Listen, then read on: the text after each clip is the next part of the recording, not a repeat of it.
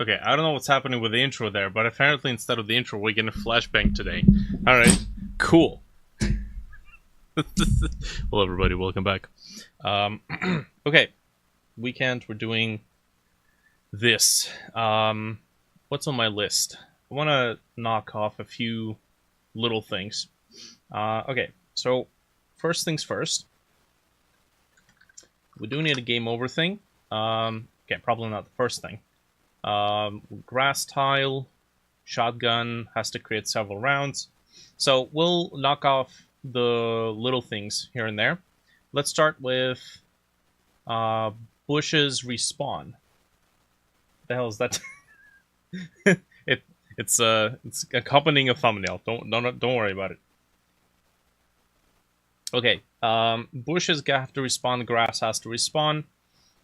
Now, what the hell is handling the spawning? We have spawn zones. Grass generator. Is the grass generator also doing the bushes? It does not. We're not doing bushes, apparently. We only have one bush. George W. Bush. Okay, let's get rid of this.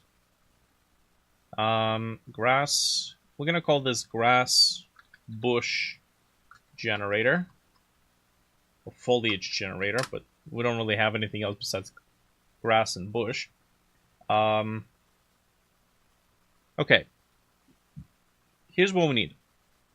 We got 512 pieces of grass scattered all across the level. That might not be enough because the level has grown, technically.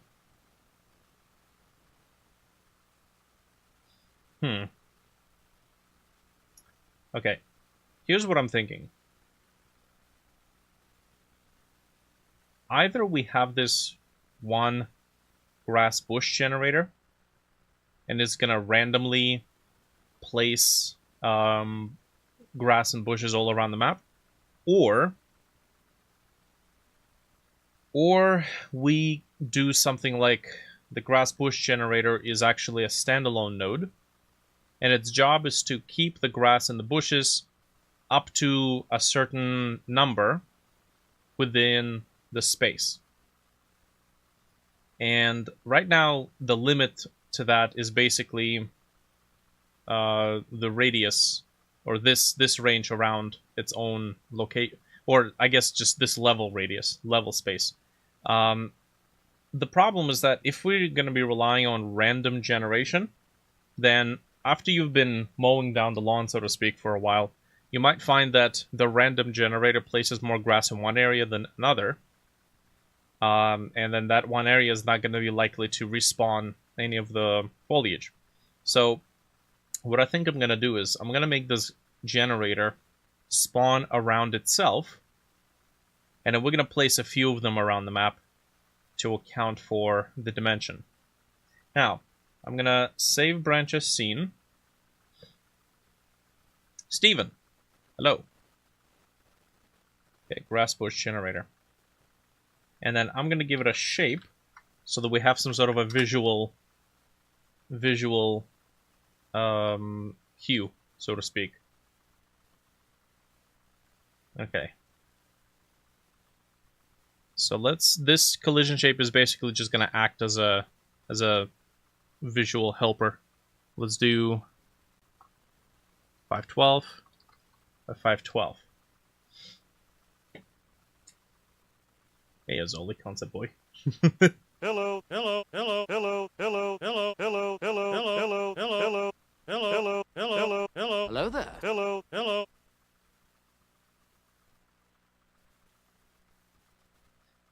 Cool. Oh wow, that is tiny. Okay, maybe we'll double that.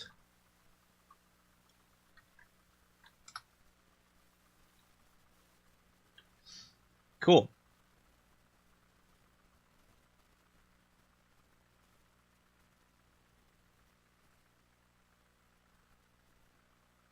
So I'm going to place this one here.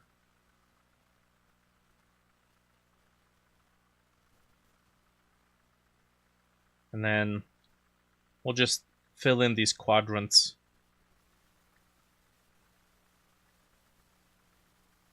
Who knows? Maybe we'll do something along the lines of having a special type of grass, a special type of plant that grows only in one corner of the map.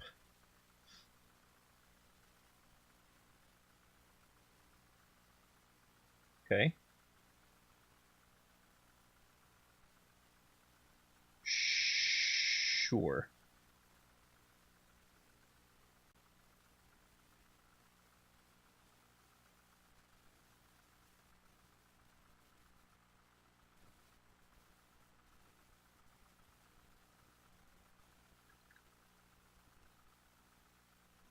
There we go.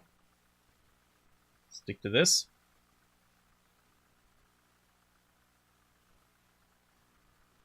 Next, we're not going to be using this boundary. No. We're going to be using the size of the collision shape.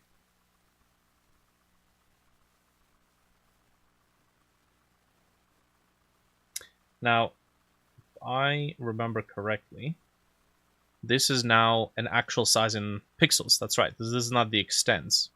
It's no longer working as extents. So for the left and the right boundary, we have to take the collision shape, request the shape, get the size, get the x component, divided by 2. Make it the negative value.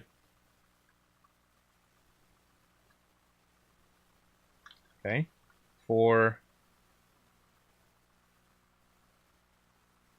And then for this would be the same but positive value.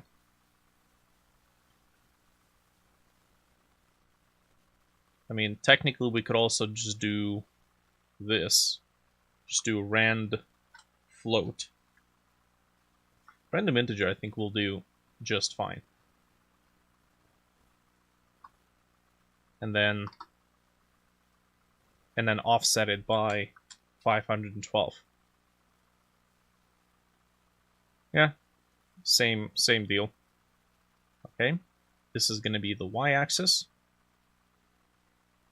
And now this has to be based off of the global position of this spawner rather than in level space.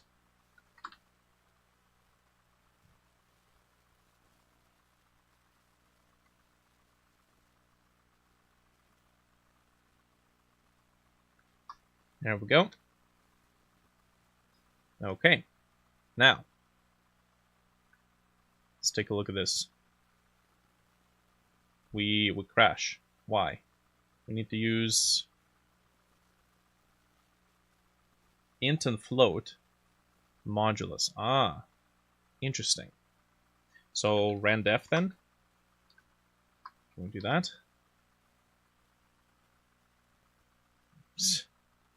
Invalid operands, float and float on modulus. Okay, so modulus can only be performed on integers. Interesting. So we need to turn this into an integer, or I guess we need to round it. No. We need to actually convert it to an integer.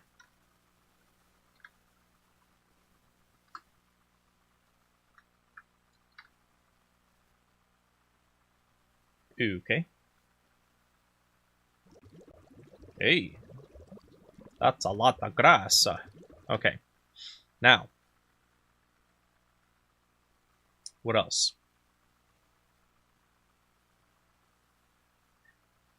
I don't want to spawn anything near the cauldron or important locations. So, let's do this. No foliage zone or object group. No foliage object group. There we go. Cauldron. We're gonna make the, I guess the wave warden would be okay as well. We're gonna do ammo dispenser. Has to be part of this group as well. And vending machine.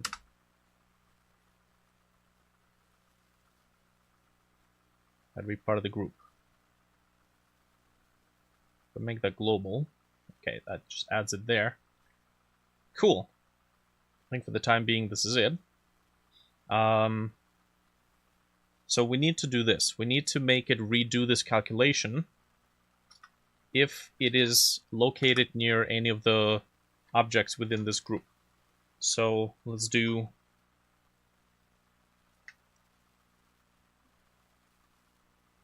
while. This might be a bit dangerous, but true.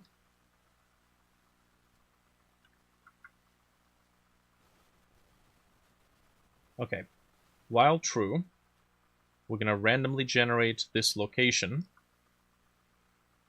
And then, see, maybe this is where it just needs to be a vector value. So new location vector 2, because we're going to need to do a calculation based on this. Right. Take the position. I nuked the code that I need. There we go. This, take the random, take the position,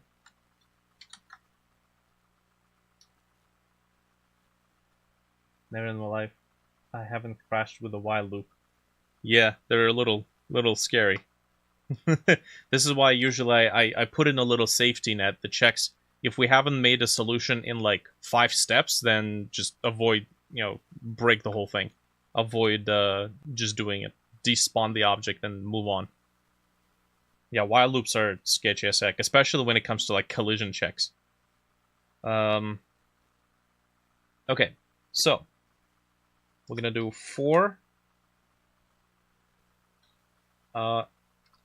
object in get nodes in, or get tree first, then get nodes in group, no foliage group. Okay, we're gonna check if the global position of the object from that object to the distance that we've just calculated happens to be within, let's do 128 pixels. Then we have to technically let this run. So I can make a variable called position OK. It's true. And then if this is executed, then false.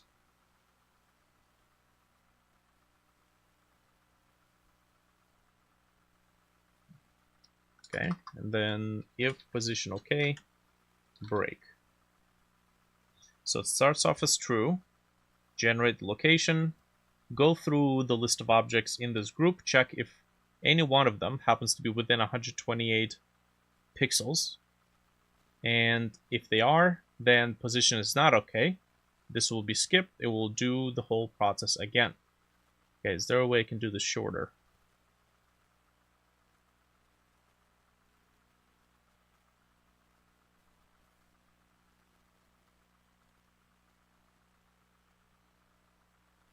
I technically could. I could do this. I can do break at the end here, and if we do spot one, we continue. Continue causes the loop to skip to the very beginning and continue from the beginning, so it never hits the break. Okay, so generate the position. Oh, that probably shouldn't be a variable here, though.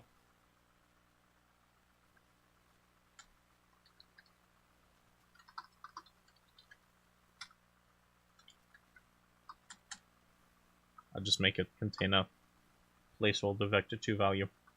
Okay, enter loop, generate location, check against all objects. If one of those objects happens to be within 128 pixels, continue, which is going to skip the rest of the while loop, go to the beginning, generate a new one, and then just keep doing that. Okay, now, we need the aforementioned safety net. Var try count. We're gonna start at 5. And then if it fails, we're gonna subtract 1. And then if has reached 0, then the new grass has to be queued free. So we destroy the new grass and then break. Actually, not even break. Return. Nah, then we won't be able to do other stuff here. So, okay.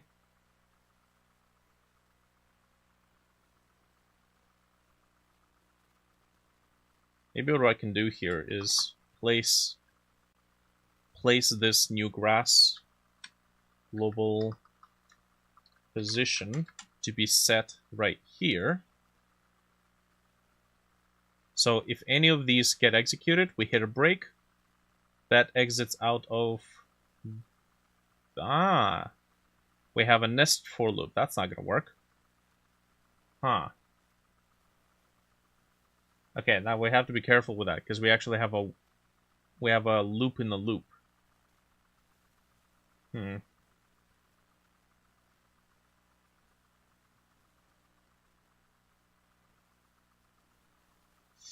Well,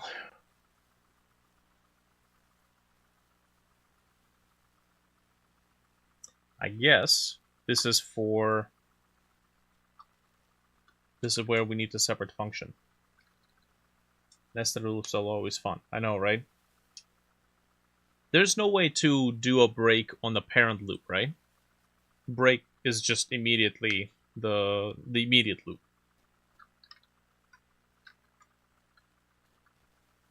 Okay, we're gonna call this start generate grass. Okay. And we're gonna place this here.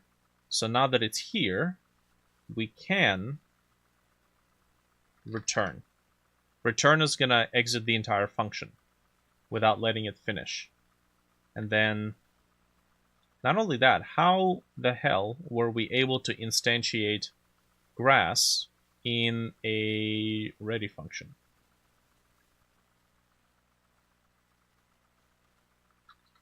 Call deferred, call the function. Okay, so I'm gonna do this 512 times. Well, no, hold on a second. If we return, that breaks the entire grass generation, even for the ones that could have been placed. Dang it.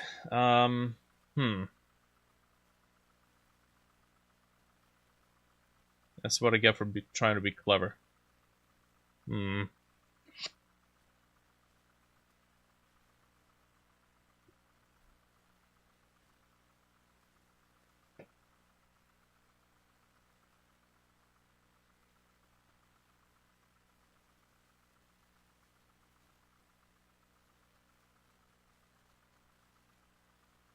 Try count as 0. We queue free the grass. And then we break out of this loop.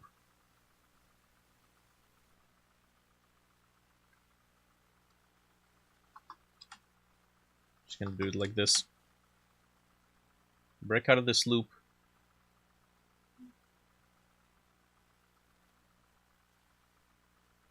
Which doesn't hit the continue. If it isn't 0, then it hits continue. But that continue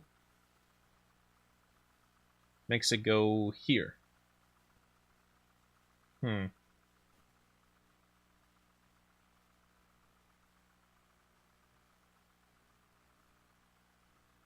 know what? Let's do this.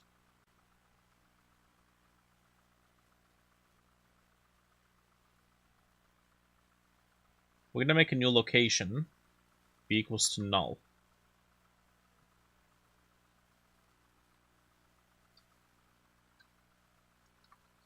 We're gonna call it chosen location. New location is generated.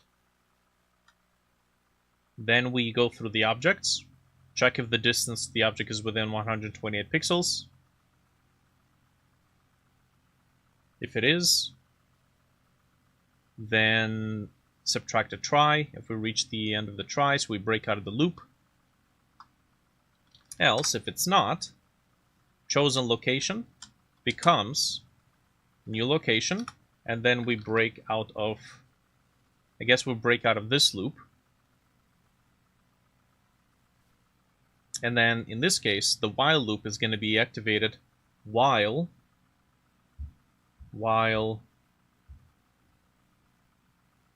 chosen location is null. Okay, now this try counter is actually not supposed to be here. It's not supposed to be based on this condition.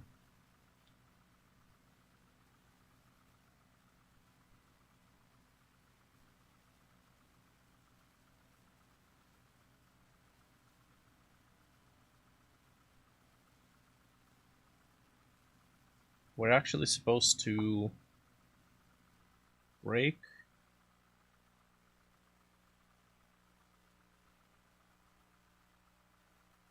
Okay. I'm going to break out of here. So if we're within the 128 pixels, we break. If not, then this location is good. We set it, and then we break. That only exits out of this. But then this is no longer null, so this is no longer true, and it's going to exit out of that. There we go. It's going to exit out of that location, and then we are good to go.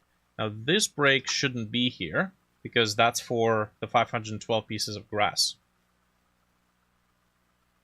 Okay, now we don't have the counter, so we're going to subtract try count.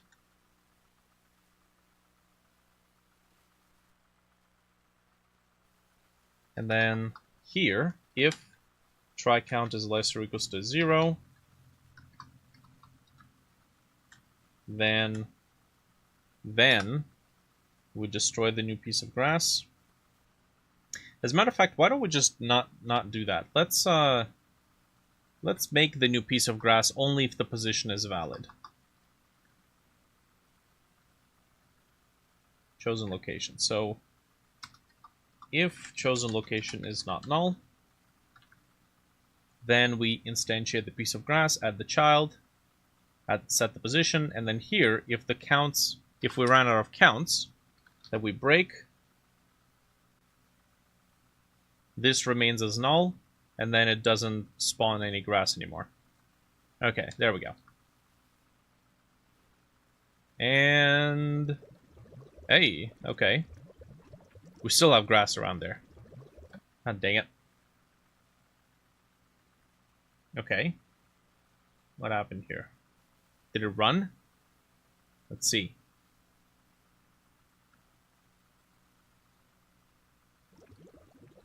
It did run. Let's see. Step into. While. Okay. Generate. Go through the items. Oh. Okay, so that grass was within the range.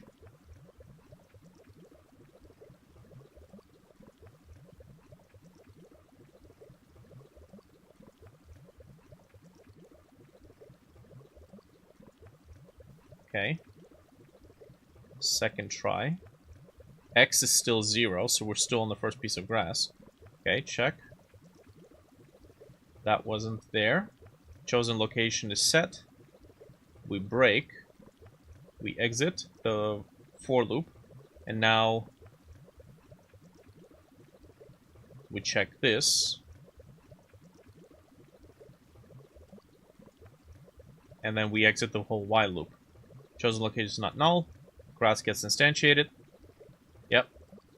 And then add child, runs the ready, and then set the global chosen position. And that's it. Should be working. Maybe 128 is too small.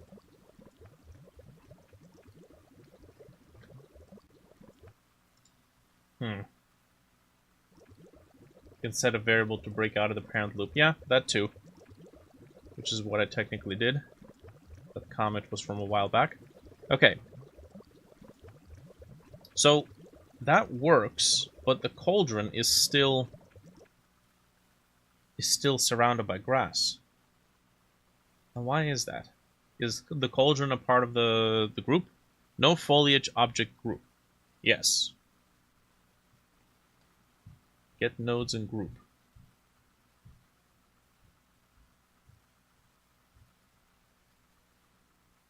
Well, hold on a second. Hold on a second. This is not correct. This is only going to work for the very first item in the element. So we need to.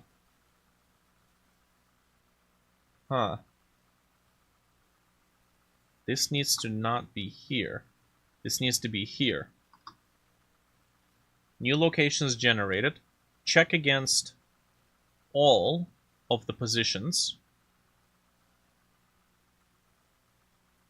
If one of them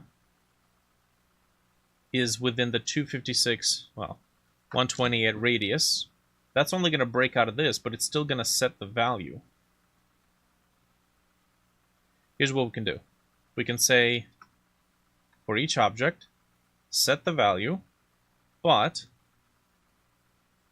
if it happens to be within, we reset it back to null. And then we break, because there's no point in continuing, because we found at least one that matches it. So this is going to exit.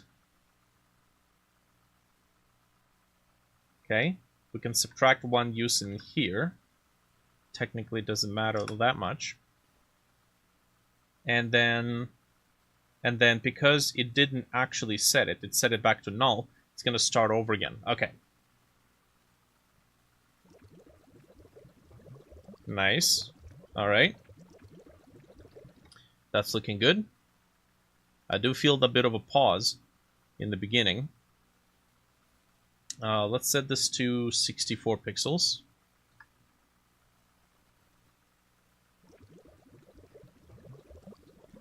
Nice.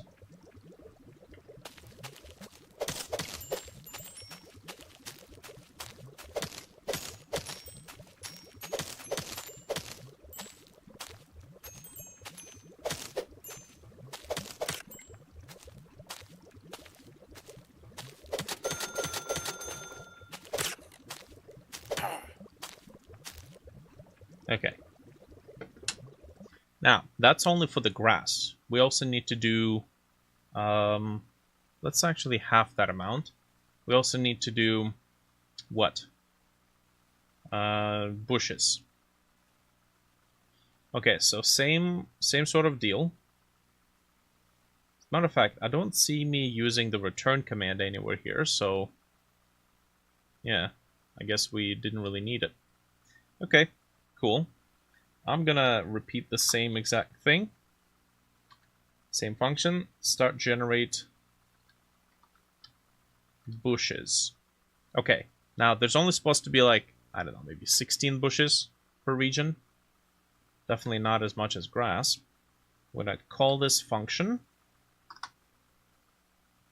and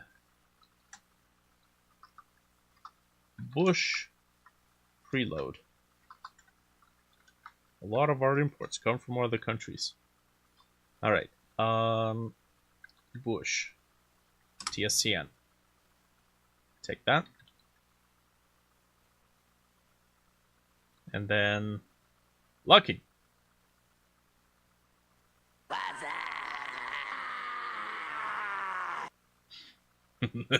I need this. And then this is not new grass. This is new bush. Hello there. Chosen location. Hey, okay. Do we not have random flipping? Interesting. Every bush is facing the same direction. So I don't think we have it. Bush. Is the soundboard new? Yeah. Took me a couple of hours to put this thing together, but it's pretty nifty. I got a pad controller that reads the media data off of it, and it's you know. Hello, hello, hello, hello, hello, hello, hello, hello, hello, hello. Hello there. Hello, hello, hello. I ought to kick my own ass. There we go. Just trying to spice things up. I might even push this thing to a Steam, because I found a distinct lack of reasonably simple soundboards that are reasonably affordable. Okay. Cool. Let's get this thing to randomly flip itself. Sprite to D. Flip H is going to be set to, I think we can do true, false, and then there was a function for making a pick random. There we go.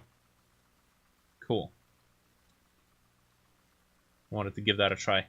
Okay, so that should make the bushes flip themselves. Some of them, nice.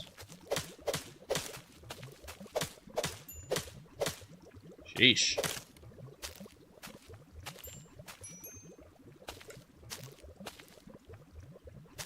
Okay.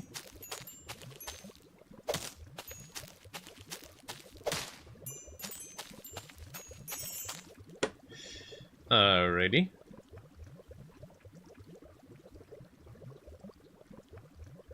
Okay, so that seems to be okay. Maybe we could make the bushes not spawn in the middle of water, but that's not really critical at the moment. Let's get some sort of a shadow. Just gonna copy the shadow from here. There we go. Place it behind. Nice.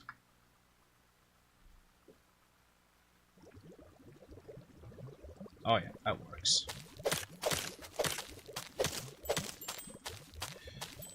Okay. Nice. Cool. So that works.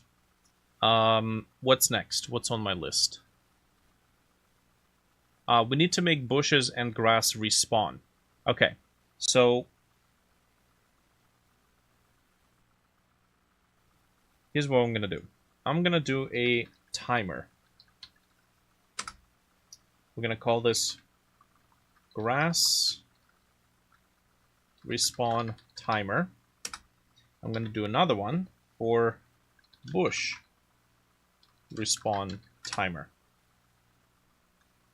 Okay, both of these are gonna be one shot. The grass respawn timer is gonna be 12 seconds. Bush respawn timer is going to be 24 seconds. Okay. Get the signal.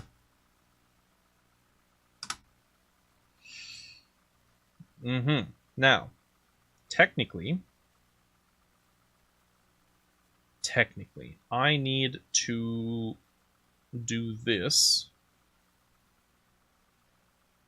I really just need to run that function. So what if I do this? Instead of doing the for loop here, I'm going to call this start generate bush, or let's just call it generate bush. And then here, man, I do need to call them deferred, so I'm actually going to do this. Func start prep foliage. I'm going to run this, and then here I'm going to call the generate bush 16 times.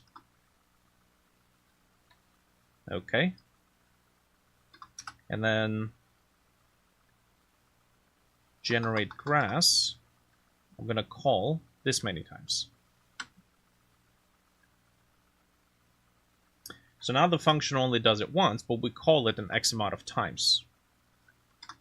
And then the call deferred is actually going to, let's just call this prep foliage. It's going to be calling the prep foliage function. Okay, so now generate bush. When the bush timeout function runs, we can run this function, and then when the grass timeout function runs, or timeout signal, we can run the grass generation function. But we don't want it to spawn more than necessary. So each grass region has to keep track of how many pieces of grass it has. So var how can we do that? The grass bush generator, we could make the grass and the bushes be nested in the generator itself. That way it just has to talk to the children and count how many children it has. Or we can assign some sort of a custom node group. Just build the name of the node group here in the code.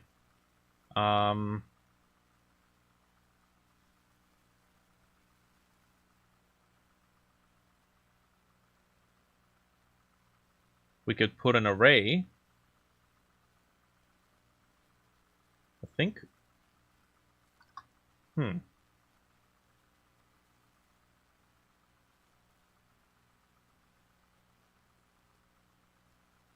think the easiest way would just to have two variables. Grass count, start at 0, and then here, anytime we spawn in a new piece of grass, we say grass count plus equals 1.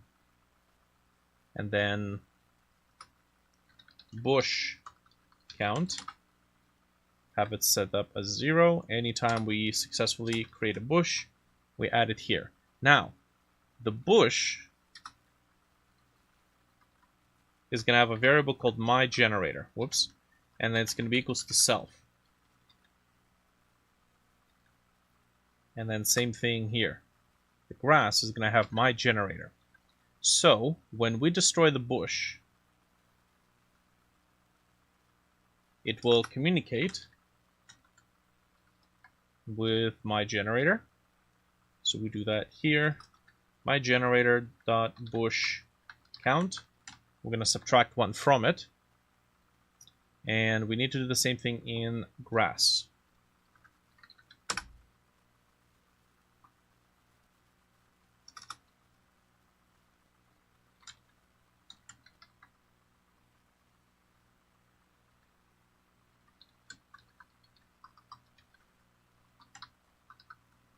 There we go. Grass count minus equals 1. So that will hopefully keep things accounted for. So now, when the, let's say right here, when the grass count timer runs out, isn't that almost same logic as having them child nodes in the generator? Yes, but I already have the code for placement, and I didn't want to switch it from global coordinates to the local coordinates, but basically yes. Either or, solution seems to work. Okay. The funny thing is, I think it would be more reliable if there were just children. I'm just too lazy to do this.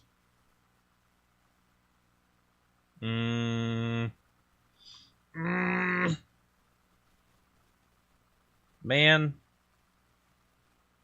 it would make more sense to make them as children, though. Fine. Alright, that's fine. Okay, we're gonna do 2 nodes here. Grass. And then bushes. Alright, cool. So we generate a new location. This one's in global space. We check to see if it's near any important interactables. And then when we add a child, this is for the bush, so it's going to be the bushes node that will be receiving the child. And the position is going to be chosen location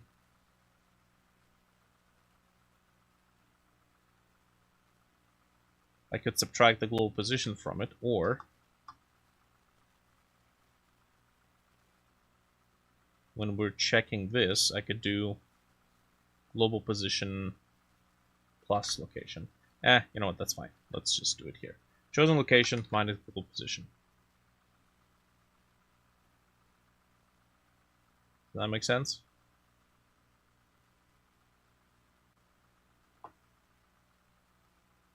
Man, I swear to God, I have like some sort of a instability, mental. I don't know. Maybe I'm on the spectrum, but I can't make a choice. They're both fine solutions, but it's like, come on.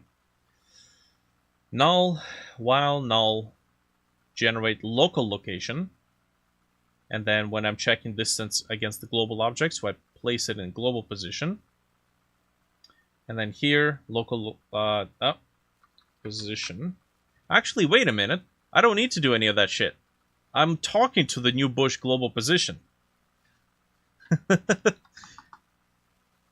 There you go. It's the best of both worlds.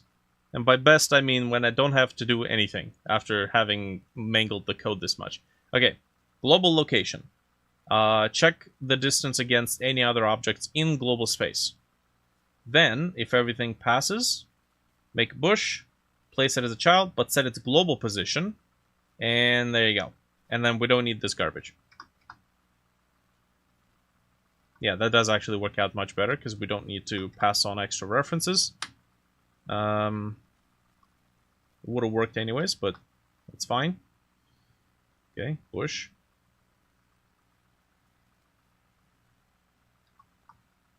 There we go. Okay, and then don't need this. Don't need that. George the bush. George of the jungle. Okay, so that's for bushes, and this is for grass. Yeah, set global position, and cool. So now here, when the timer runs out, if grass get child count is less than, what is it, 256, then it's gonna run the grass generation, and then here, same concept, except with only 16 bushes. There we go. Alright, now these timers will auto start. They're actually not going to be one-shots. They're going to run continuously. 16 bushes, 256 pieces of grass. Yes.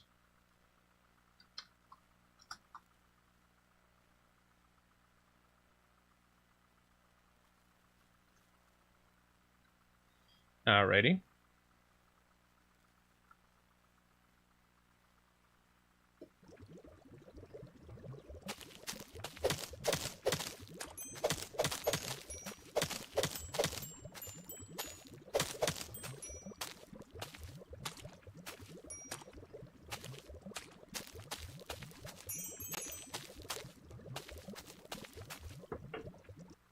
Do a lot of bushes fail to place after the try count runs out? Yeah, it's supposed to just kind of give up and be like, yeah, whatever, man.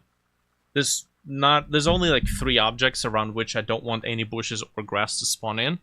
But I think the gods of randomness are on our side, and it shouldn't generate the same position within the cauldron, you know, I don't know, 1,000 times in a row. The supply chain of bushes is going to be just fine. I am going to place a print command here, just in case. Grass generated. And then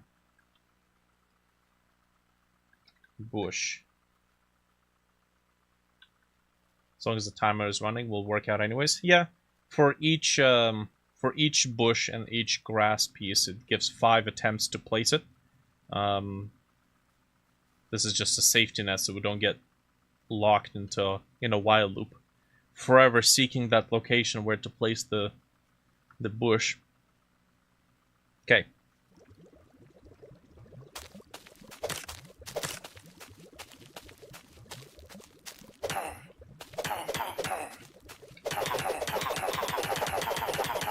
Oh god.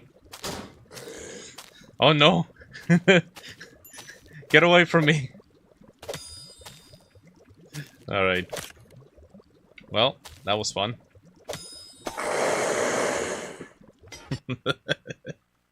Oh jeez. Okay. Now, what's next thing? Bushes respawn, grass respawn. That is done. Rain gets heavier during the wave. Rain gets heavier during the wave. Was that the 760th wave? I think it was the 7th. Okay. I don't want to see this, though. Thank you. Cool. That is fine. You know what? When the bush pops up, I want it to wiggle. So we're going to do hit wobble amount equals 1.0. Actually, we're not going to do it here.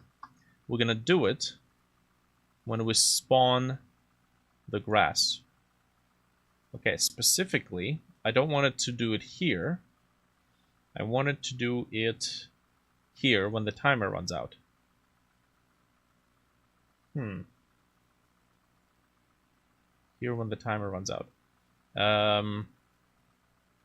Let's do this. I'm going to send a true in here. And then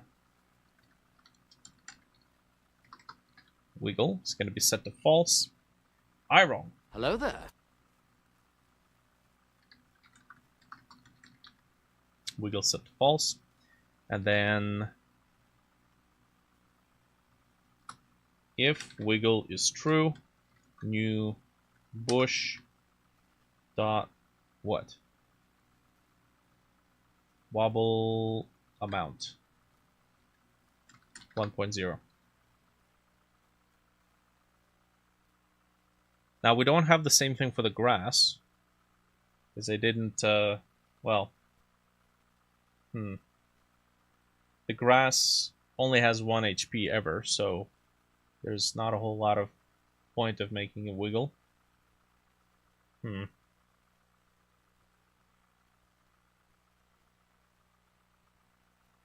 I could do something at least. I could do this. Let's see. When the grass is generated, create a tween, and then the tween will do tween property on this object. The property will be scale. It will go to vector2 of 1, 1 over the course of 1 second. And then we're going to do this, 0, 0. Now this is going to do it for all of them. Oh, yes. We don't want it to do it for all of them right away, because that causes the whole game to lag. So we are only going to do it if... Let's do timed or respawn. It's called respawn. So if the respawn was true, then we're going to make it grow using a tween. Set transition cubic. Set ease out. And then here, this is called respawn. Okay. Nice. All right, controller. Now, right now there's no Z ordering, so we need to mark both of these as Y sort, and then this guy also has to be Y sort. Oh, it's already Y sorted. Cool.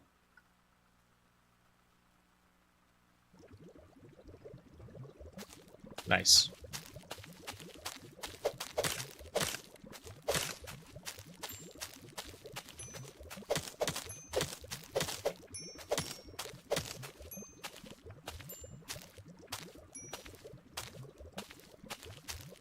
I wonder if there's a more effective way of penalizing the overuse of, well, melee attack and draining your stamina than, you know, slowing you down. I don't think taking away the ability to do a melee attack is a good idea, because then you're just leaving the player completely defenseless. They can also do this.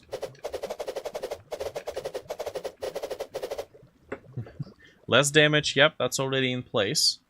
I also think I need to do a melee attack timer.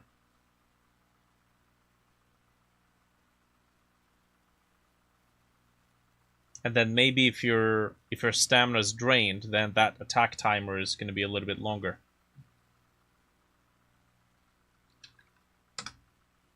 Let's see.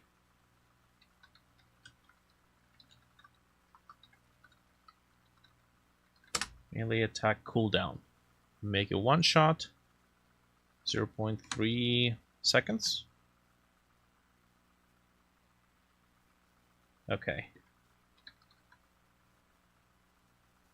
Where do we do the melee? There we go.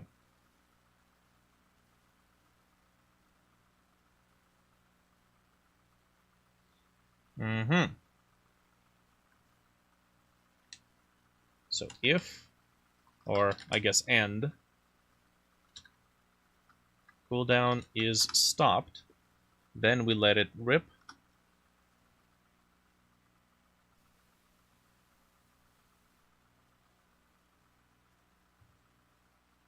Stamina use cooldown. Why does that start? Oh, right. This is, before it starts replenishing, it has to wait a little bit. Okay. So we start at 0.3. Actually, this is where we have to figure out what is going to be the timing. So it's going to be 0.3 if stamina is above 0. I believe that's it, right? Yep, stamina is above 0. Else, it's going to be 0.8.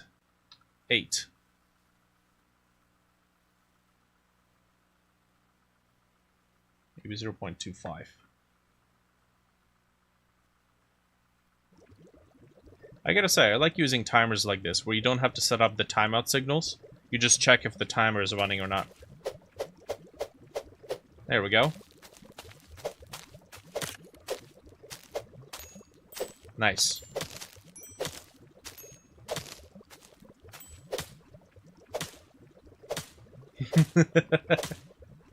Okay, now there's a penalty worth penalizing over. Cool. Nice. What's next? When the wave starts, the rain is supposed to get a little bit heavier. So, where is it?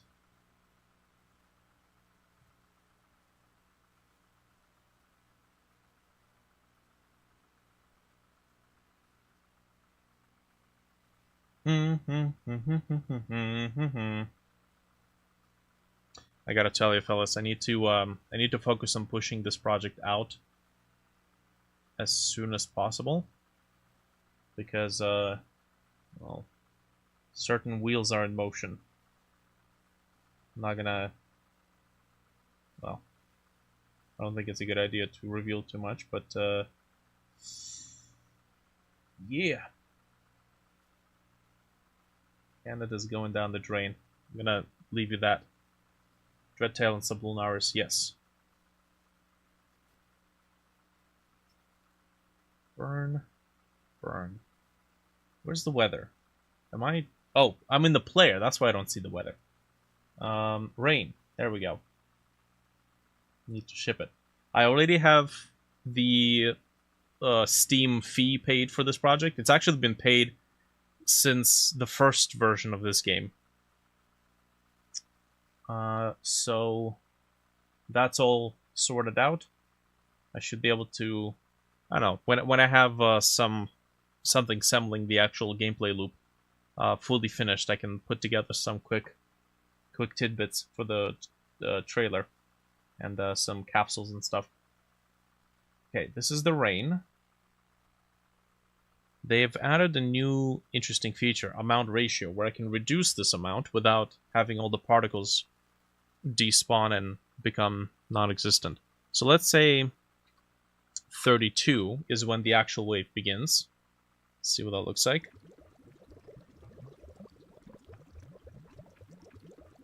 Okay. Maybe a bit more.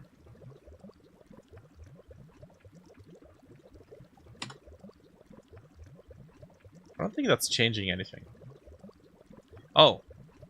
That's not the right, that's the splash. 64.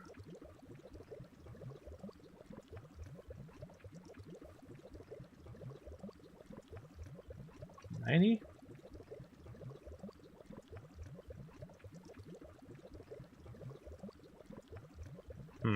Okay. 28.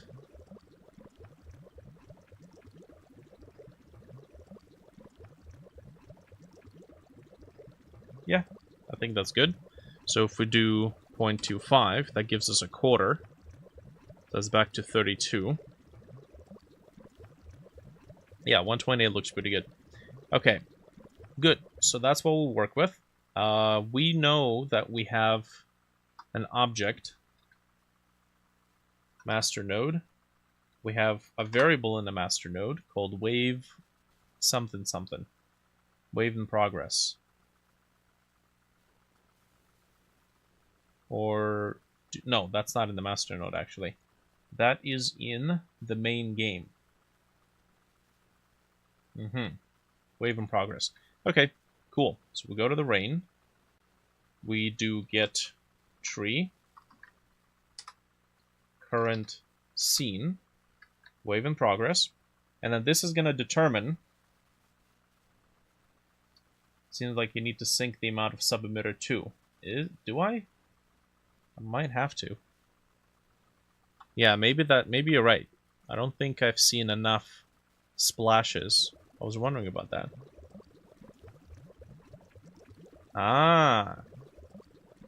That explains it. So you can set the maximum amount of splashes independently. Just because I mention it as a sub-emitter here doesn't mean it's actually going to copy the amount of splashes to be the same as the amount of raindrops itself. Okay, good to know. This guy's Haktuin over there.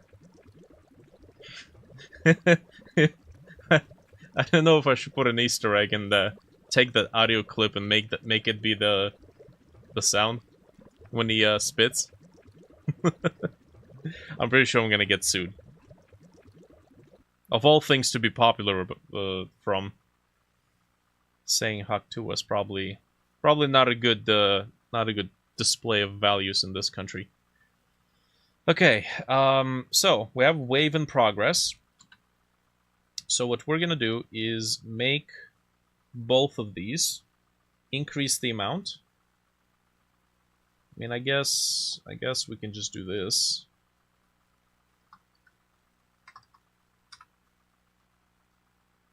Amount ratio is going to be 1.0 if the wave in progress is true, else it can be 0.25. Same thing for the splash.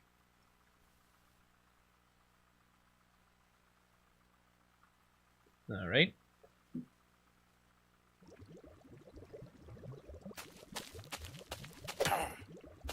Nice. Okay.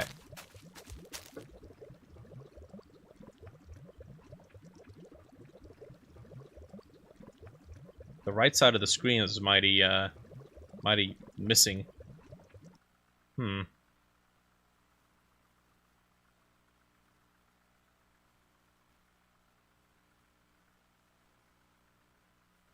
Just do this.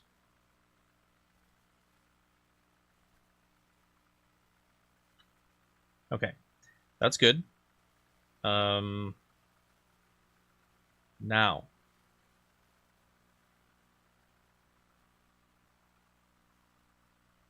when there's such a thing as a heavy rain, and the heavy rain is usually when there's more lightning and the grass and the bushes grow faster. Now, can we increase the rate?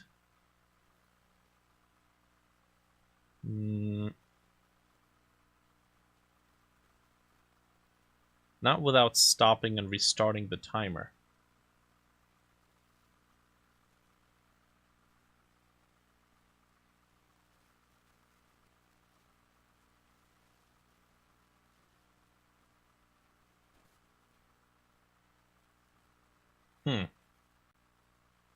Not without stopping and restarting the timer.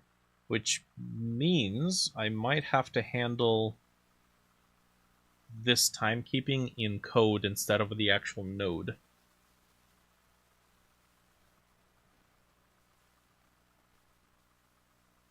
Okay. Okay, before I do this, is the increased rate a part of just being in the middle of the wave, or is it a part of being in the middle of a storm?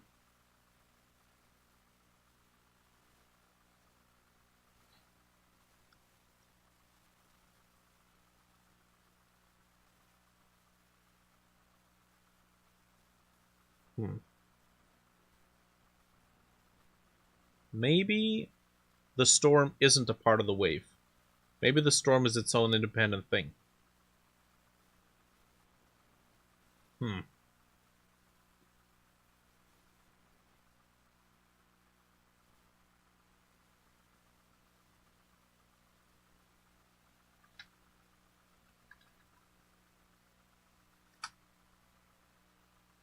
We could technically join them together. Let's say it's going to be 1.0, oh, it's going to be 0.5 ratio when we're in the middle of a wave. Otherwise, it's 0.25. And then if we're in the middle of a storm, then it's going to be 1.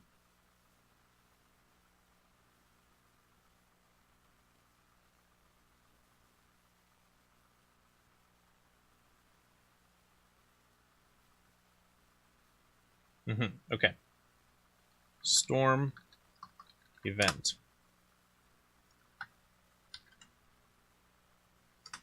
We're going to manually control the timing.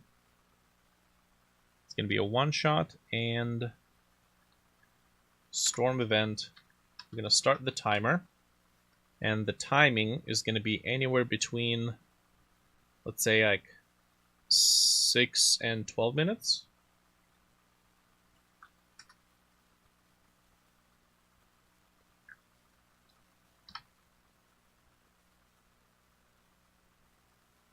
Yeah, okay. So 6 and 12 minutes.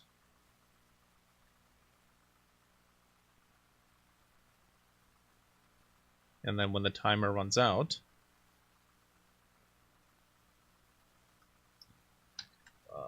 func storm event false. When the timer runs out, storm event is going to be flipped. Oh, that's a variable, excuse me, not a function. And then we start the timer again. Now here, it's going to be 1.0 if storm event is true, else it is going to be 0.5 if we're in the middle of the wave, otherwise it'll be 0.25. I think that works. Little chain link of ternary operators. Okay, now whenever there's a rain event, there's actually supposed to be lightning. So we're gonna do an overlay. So canvas layer. Okay, so lightning. We have lightning somewhere.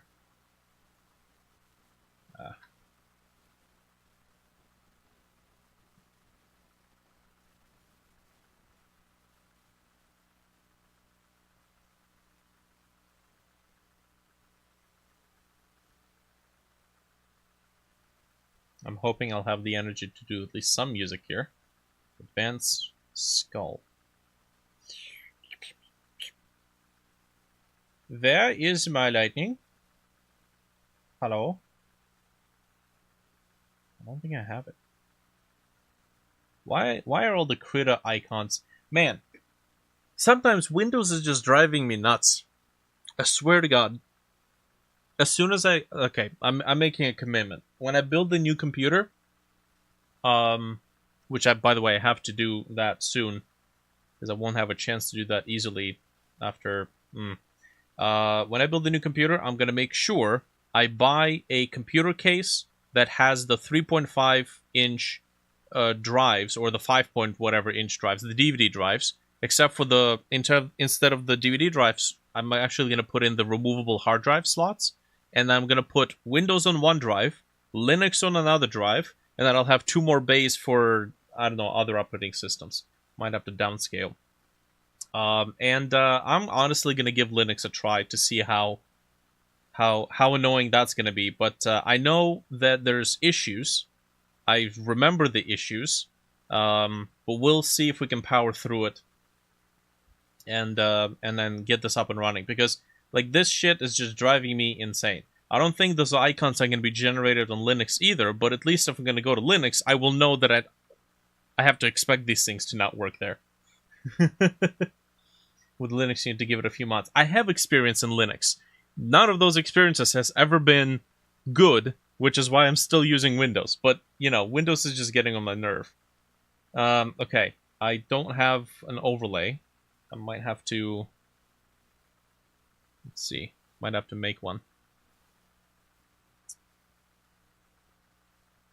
And I think I'm probably going to go with Ubuntu. Because it's the one thing that has... The one distro that has been the least annoying. I'm not entirely sure why Linux Mint is recommended more than Ubuntu. Because I've never heard of like Linux Mint before I heard of Ubuntu, but you know, that could be my own bias.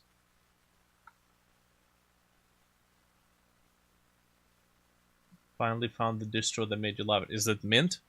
Because you've been talking about Mint. I had Ubuntu, hated it. Now I have Mint. I'm loving it. Ba-da-ba-ba-ba. Sorry. What's the what's so beneficial about Mint?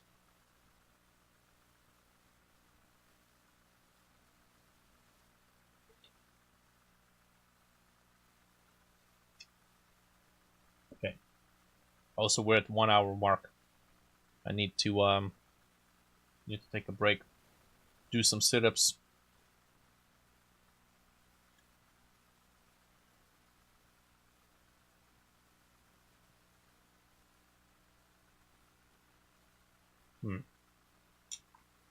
This might be kind of annoying.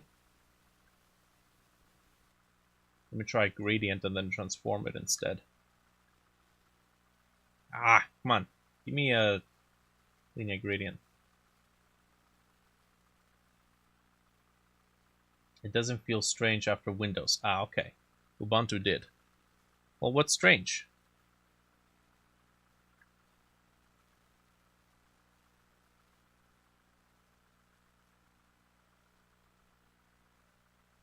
Give us some concrete... What the... Okay, interesting. Probably not what I want. Wait a minute. Why don't I just do a circle gradient? Yes. Radial.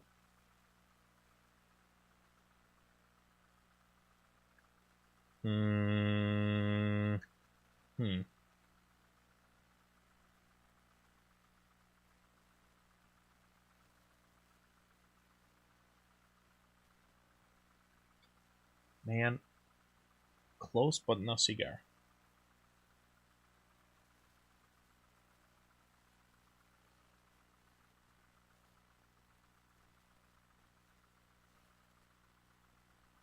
I need to like contract it like this.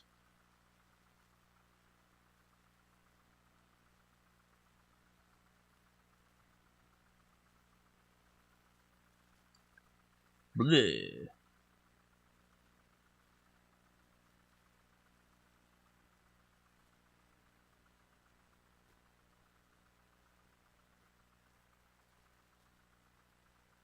Mm-hmm. Uh-huh. Okay. Yes. Ah, no. It's the background.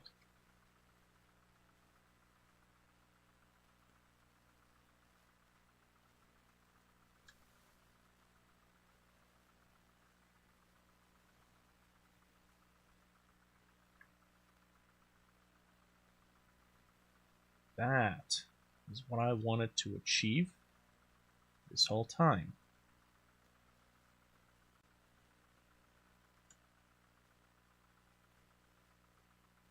May or may not work. Okay, this is going to be an additive overlay.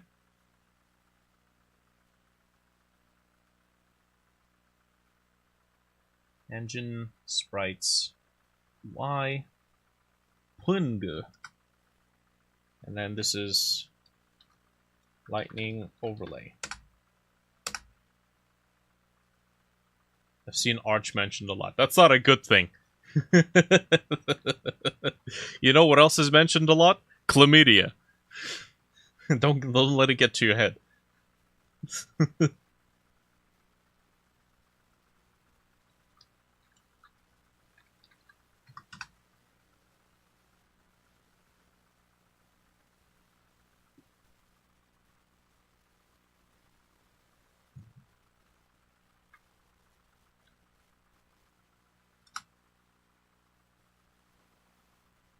Arch really looks good. I was thinking about giving it a try. Man, you're not going to be gaslighting me into giving Arch a try. I've seen the memes. What's that? You want the Wi-Fi drivers? Cool. First thing you go into the kernel, recompile it. Good luck. There's no God here. Okay. Let me do... nope. Full rect. There we go. And then this is going to be set to additive.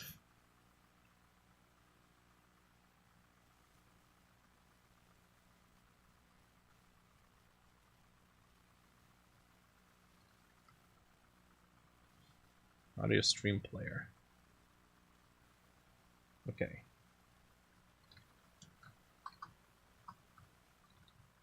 Thunder sound effect.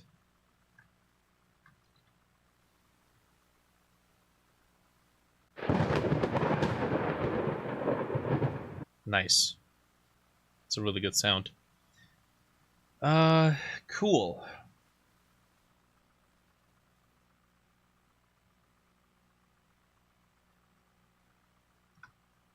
Now, we need a timer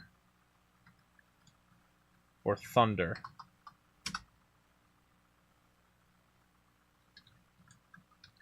I left the chat. Hank Hill. Oh.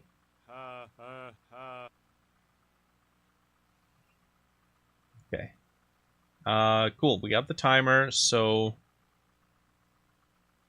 I suppose we can do one shot.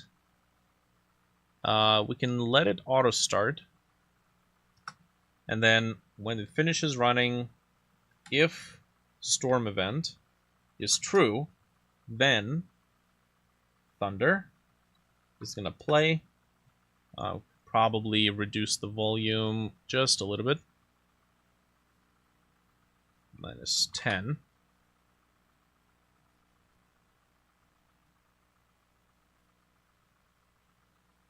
Okay, cool. And then we need to have it restart with a random time. So let's say anywhere between 45 and 128 seconds.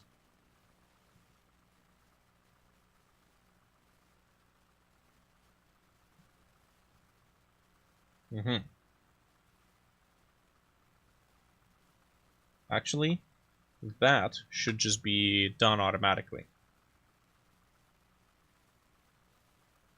And when the timer runs out, maybe we should just do it anyways. You know, the thunder indicates the beginning of the rain. Maybe we'll see. Okay. is do func thunder. I don't know why, but I have an obsession with placing underscores in front of the functions, like they're local functions. I'm gonna do this, play the sound, and storm event. Why am I launching storm event? It's supposed to be the thunder timer.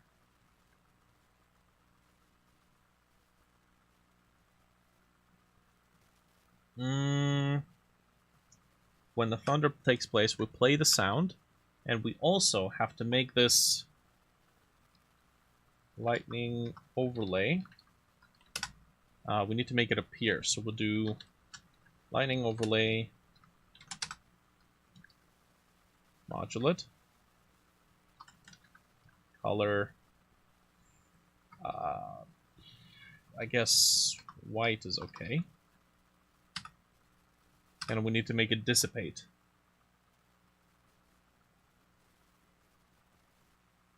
Trying to place a view model in a separate sub viewport, but can't seem to figure it out. Check the visibility layers, and then we need to create a tween.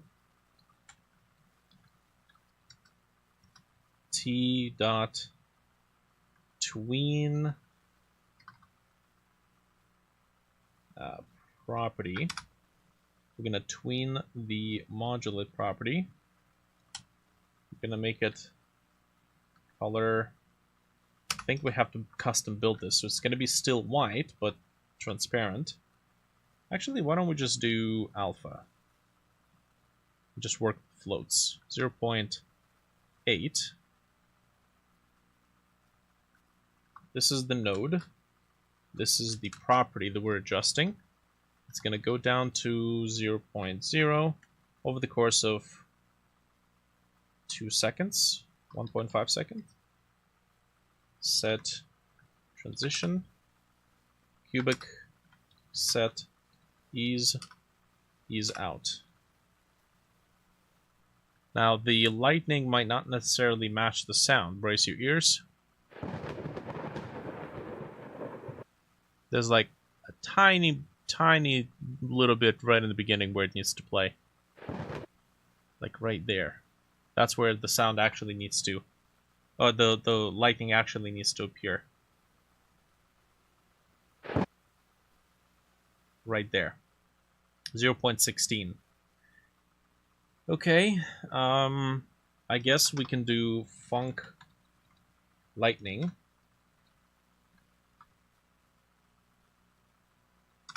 Okay, so when the lightning is supposed to be executed, it's going to do the tween. Good, and then we can do another tween.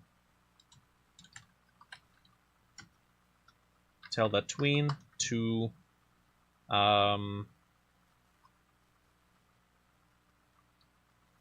we don't want a tween method because it's going to run it constantly. We need to do tween callback, run the lightning function, set delay of 0.16 seconds. So the thunder will play, it will reach 0.16 seconds, then have the lightning execute. The visibility layers from the looks of it, yes. Play the lightning first, then the sound. That's, yeah, no, that makes sense.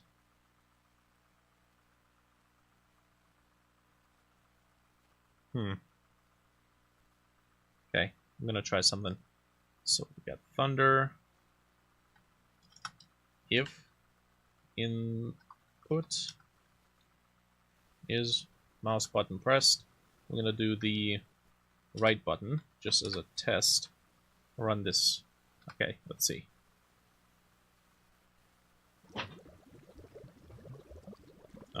Attempt to call function start on base null instance, null instance.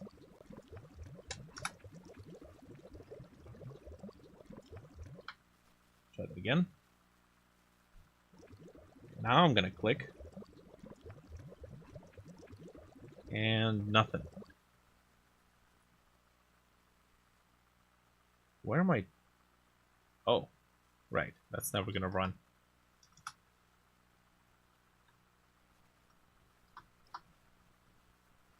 Also, this needs to be not visible.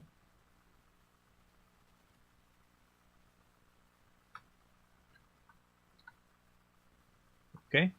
Oh man, I'm way over the 1 hour.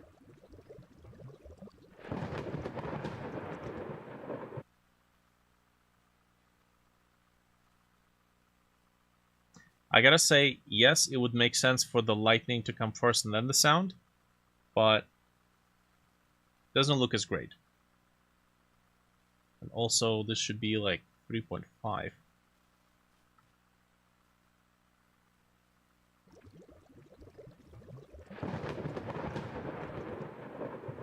Needs to be even longer. 5 seconds, 6 seconds. Also needs to be larger.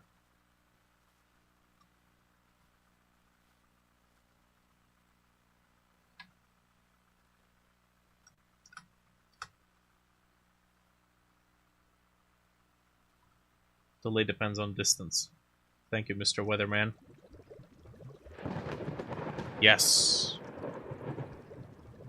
That's what I want.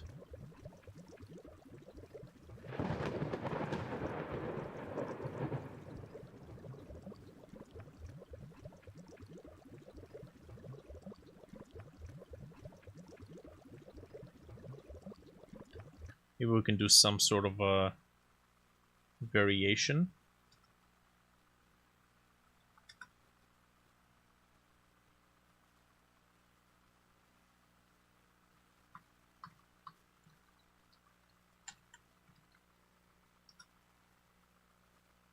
Let's do self-modulate, so we can layer it on top of 0.6, 1.0.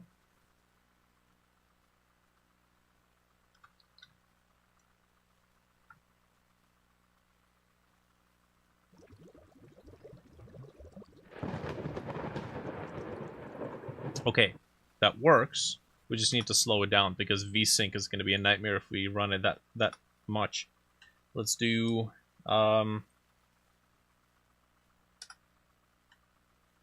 lightning time, or lightning flicker time. Lightning flicker duration.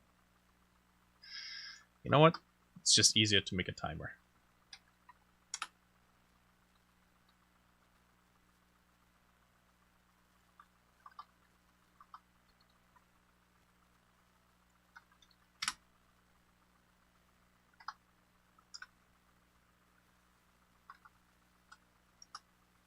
Lightning flicker timer. Okay, so we go here. If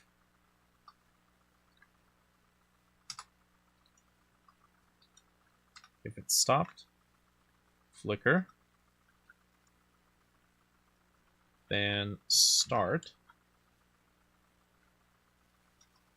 0.01, 0.03.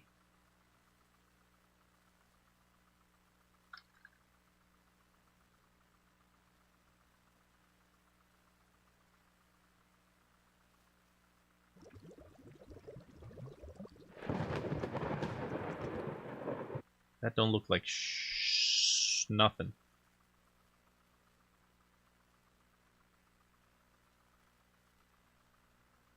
Maybe it's too low.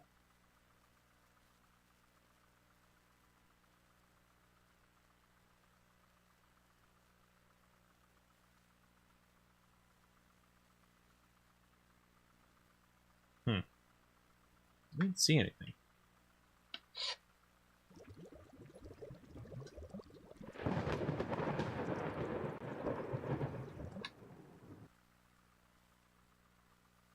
Oh, it's gotta be one shot.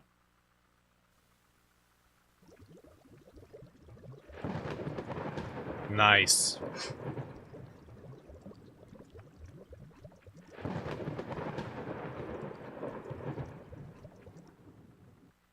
Okay, that works. Break time, yes, I know. Okay, break time, break time. Rain gets heavier with the wave, that's done. Lightning and thunder, that's done. Increase point drop. We don't need to do that. Oh man. Get rid of this.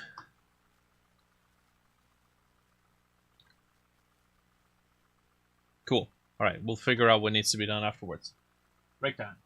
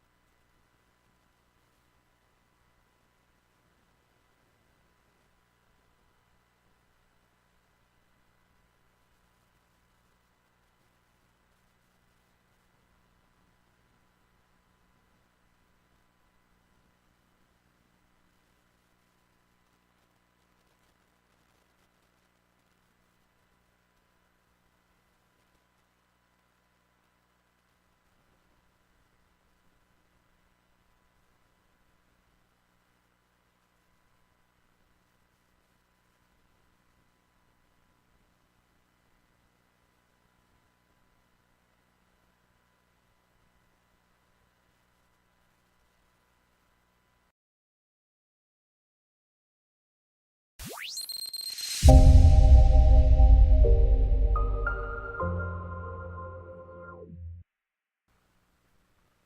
shit. Here we go again. Alright, perfect. Whew, back again. Let's take a look. So we've done lightning. We haven't really tested it. I am going to hope that it works okay. I guess we'll find out if anything's wrong with it in the process. Okay. Cool. Let's keep going through the list. So we need gun condition. Okay.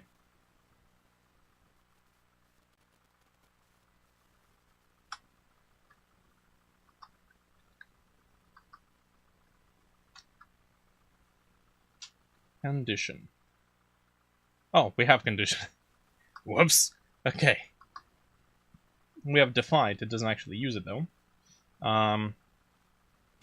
Cool. Let's get into the inventory slot, and we're gonna make it have condition in it.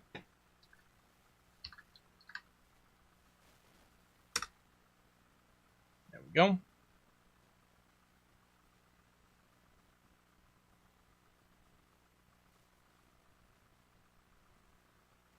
Okay. Yes. I think we can hide the amount. Although usually we just erase the contents of it. Okay. We're going to use a progress. Actually, I'm just going to borrow the progress bar from the player's inventory. Or this one. I think they're both the same.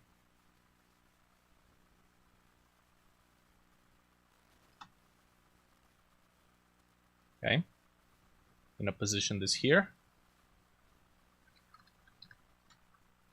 Condition bar.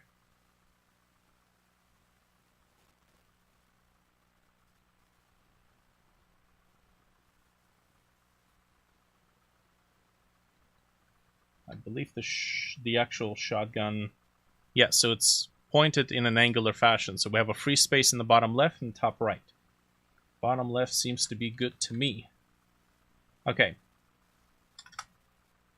If my player inventory item under my num has... So if this item has the key of condition,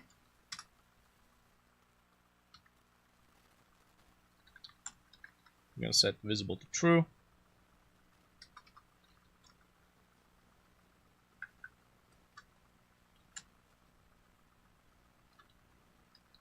Else visible false. And then if it's true, the value of condition is going to be whatever this number represents. Okay. Now,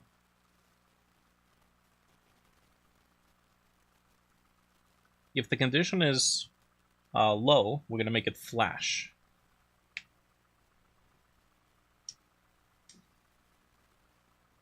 Okay. And we can do that maybe fairly easily. So if the condition is under 25%, condition bar, modulate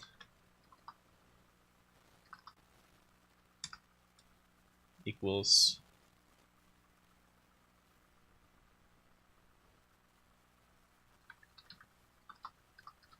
do we have crimson?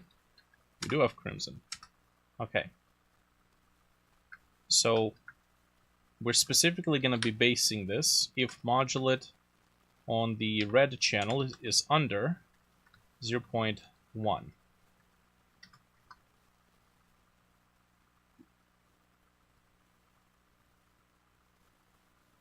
Or, you know what? It's even easier if we do this. Timer, low condition flash timer. We're going to make it auto start. We're going to do 0.25 seconds. And then the modulate of this node is going to be going anywhere between, let's see, we can interpolate between color crimson and then color white based on, if we take the timer, how much time is left divided by wait time, and that is going to give us the flash. Otherwise, it is going to be white all the way.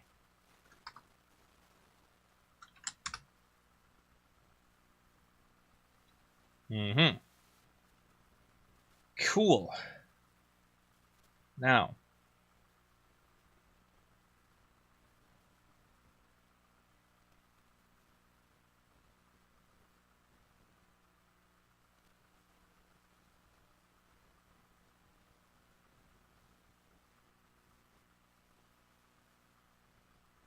this means that if we are shooting, the condition has to be reduced right here. Yeah, so if we initiate the bullet,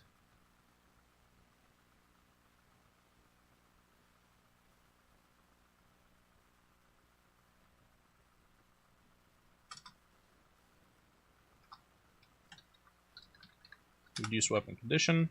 So inventory selected slot condition minus equals, I'd like to make it random.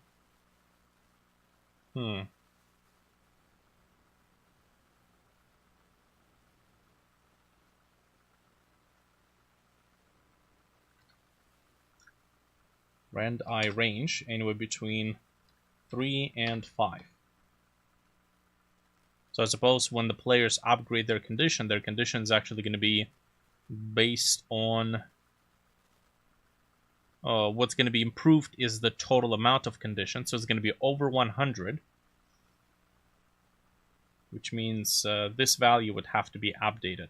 And because it's not the weapon that stores the maximum condition, but the player...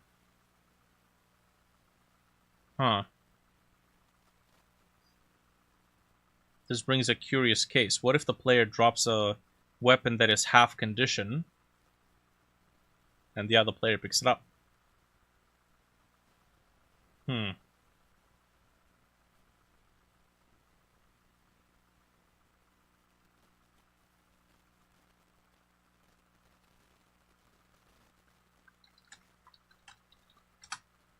Okay.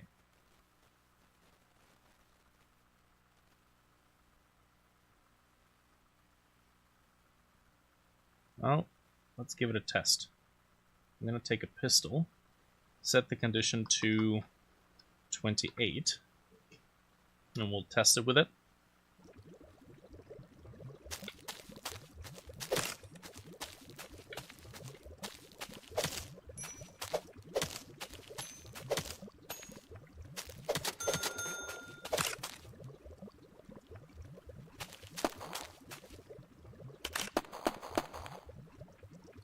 Aha! It's right there, except it's going in the opposite direction. Should be 1 minus.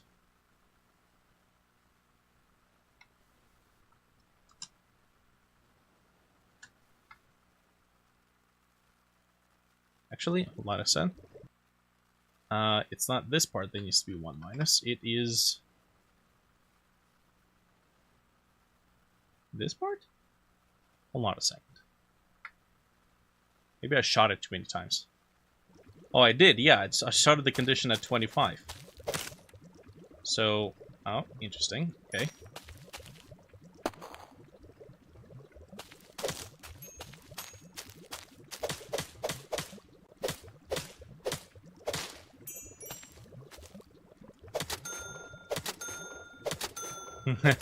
Your buying ability is also nerfed. Okay. Right.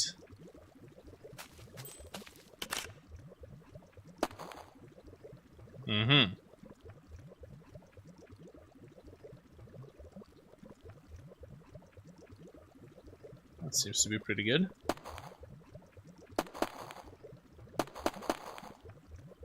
Okay.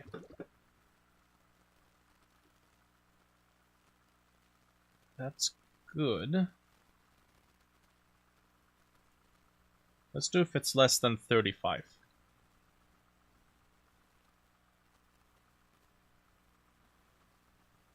Maybe less than 40. There's not a whole lot of left to that that progress bar. Also, maybe we can make it rotate in the opposite direction, counterclockwise. Yes. Okay, we need to make sure this thing does not show up if there is no condition, and if there's no item either.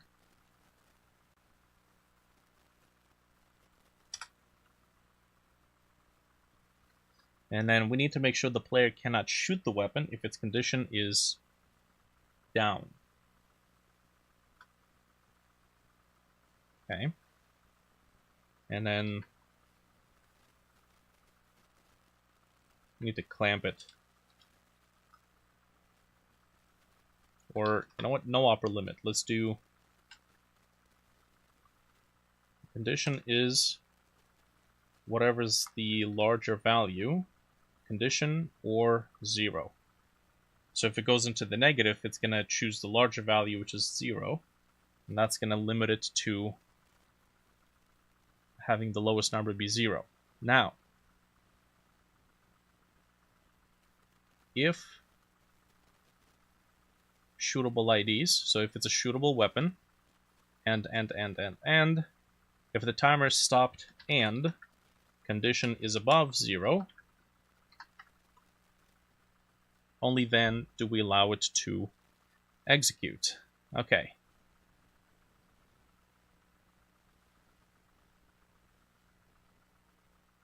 Matter of fact, I think we might have to make this a separate condition. If the condition is above 0, we do this. Otherwise,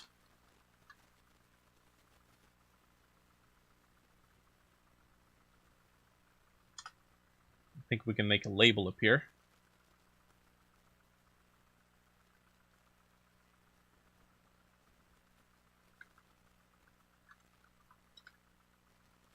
Broken.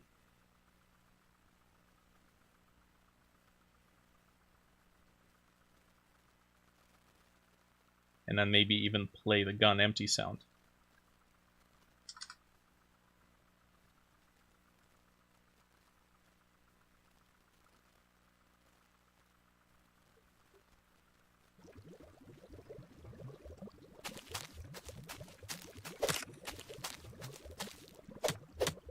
Broke ass.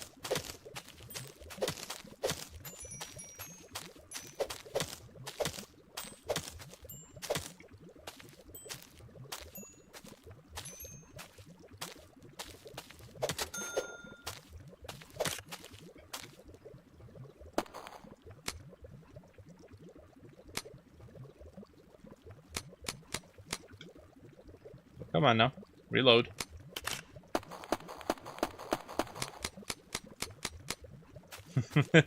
Nice.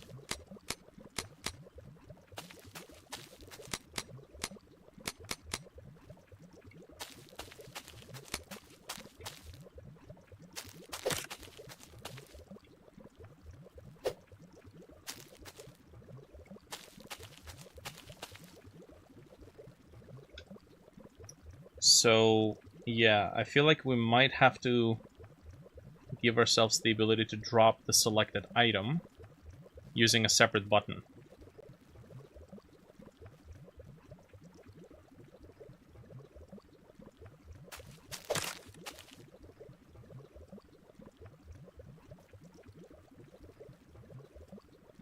So we can throw away the broken weapon.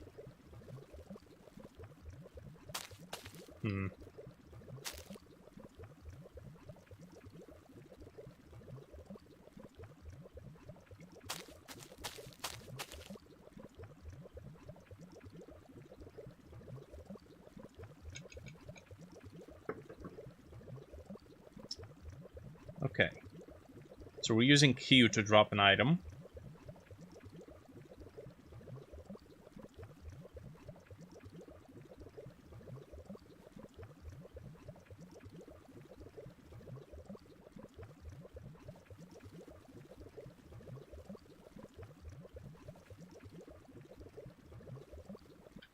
We could do B.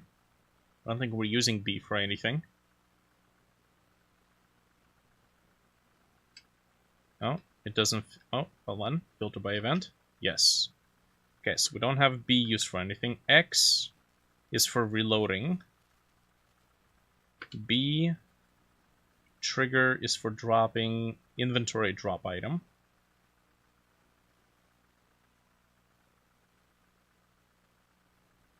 Okay. So we could do quick ammo drop. Let's say the trigger or the bumper is going to be for quick ammo drop. And then the B button would be to drop weapon.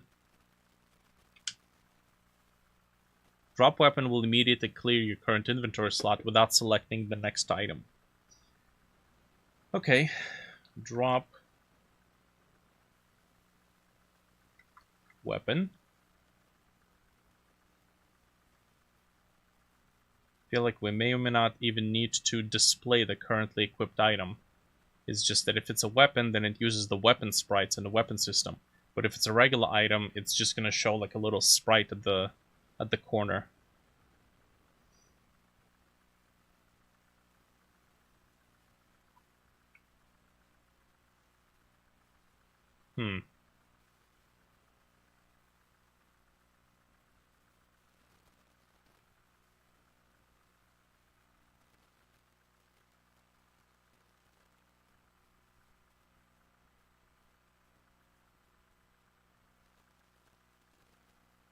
We could also try to maybe do a hold action.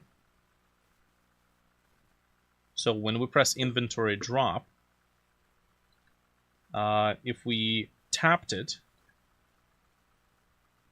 then it's gonna drop the item or drop the ammo. If we hold it, then it's gonna drop the weapon.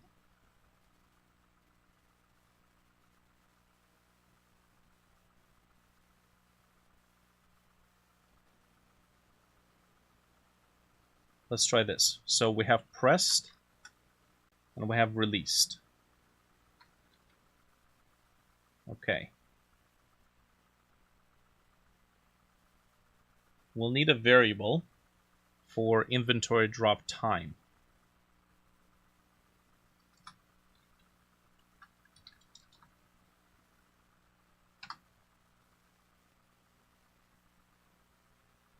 When we press the button, this variable will record time get ticks milliseconds.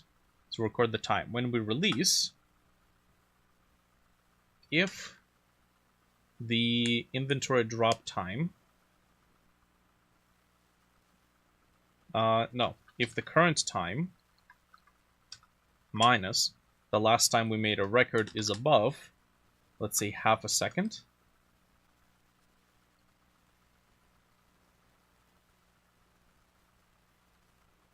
then we're going to throw an item.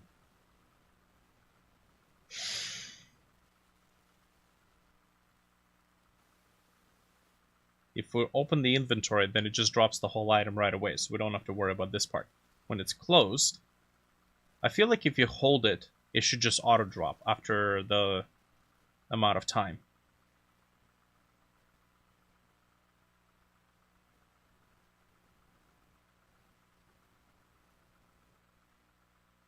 Let's see here.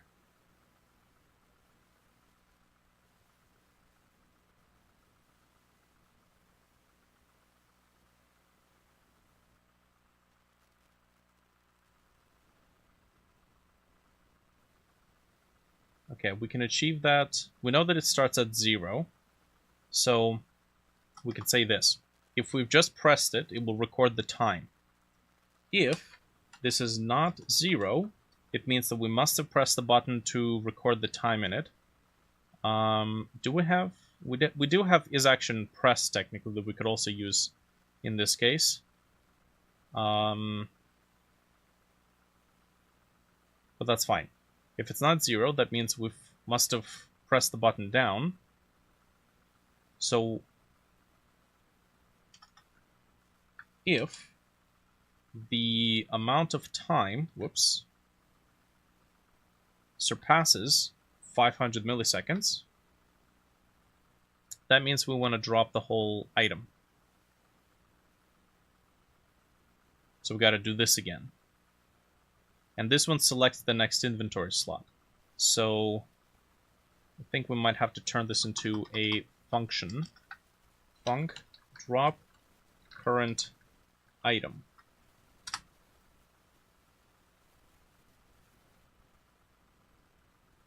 We're going to do this. Move only those bits. We're going to run the function here. And then the separate function that selects the next inventory slot will stay there. Okay. Now, here, time is recorded if it's not 0 and it has surpassed 500 milliseconds. Drop the item. elif. And then after we drop the item, we need to do inventory drop time, set it back to 0. So this doesn't keep running. I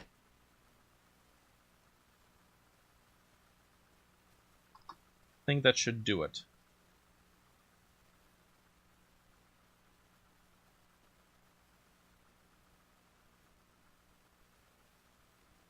No extra buttons necessary. I don't know if we'll need an indicator. Okay. There we go. So I'm just holding the button down and drops the item. I do see it appearing in the top left corner for a second. I don't know what that number is. I think that's the amount number. And then if I get a bunch of ammo... There we go. You can just drop the items themselves. Oh! Where'd my gun go? What the... Oh, right. No, I had the inventory open. What? Hello? Why are you dropping stuff? Hold on. Right. When this runs out...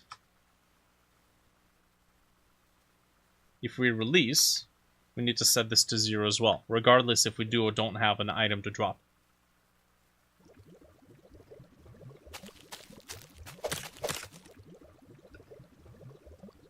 Nice. Okay. I should do something about those items appearing in the top left corner. What causes that?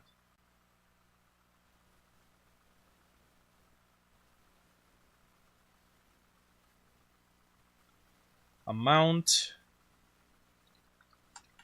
visible is false.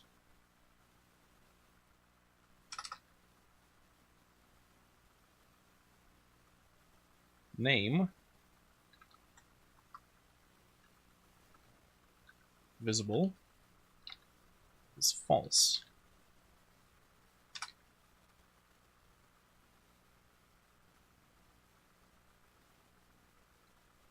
Condition bar visible false. Now, when there is a name to display, this is done when the item is selected.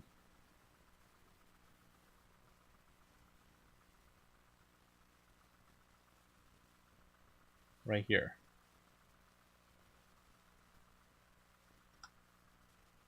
Okay, so we're gonna make name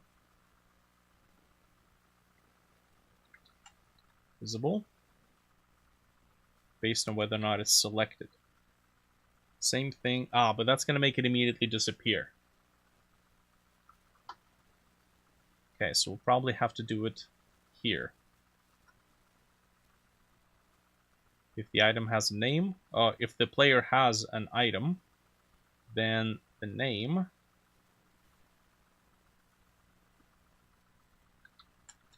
visible true amount.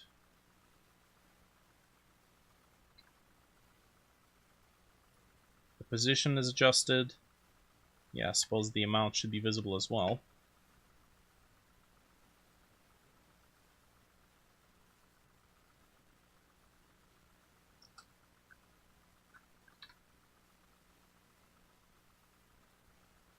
And then it's not going to contain any amount.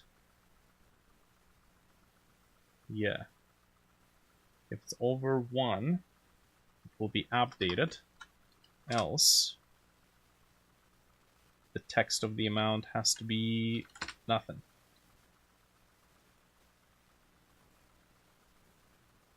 I have not kept track of what I have mangled, so we'll see.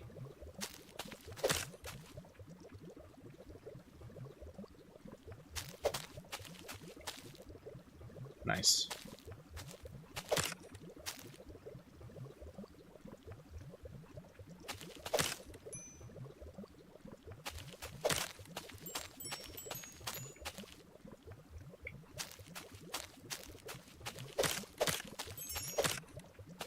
You know, I feel like if we want to drop a small amount of the item, it should also work for these, like, machete parts. Because right now we can only drop an entire stack.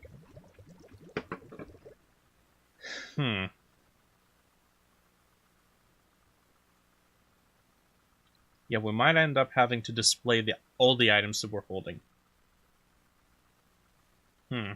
Okay, well. It is what it is.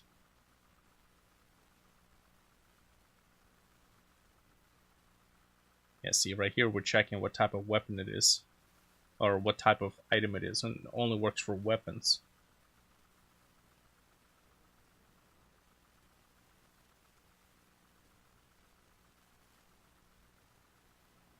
And this is only for magazines too. Which actually makes sense. Because you don't want to drop 2 or a half of the pistol you're carrying. You want to drop some magazines. Okay. So this drops the whole item.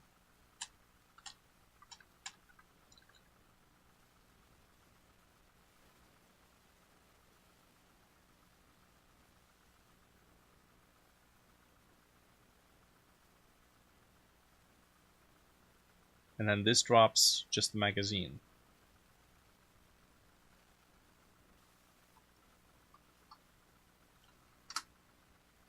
Okay.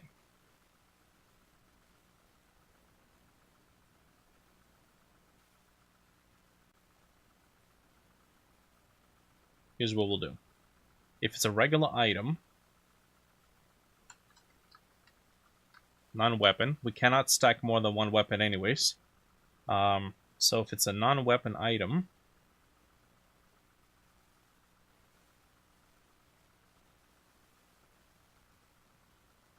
take the item ID,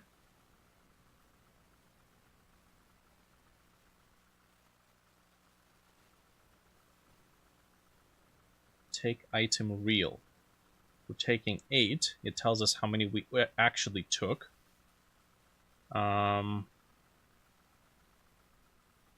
Okay.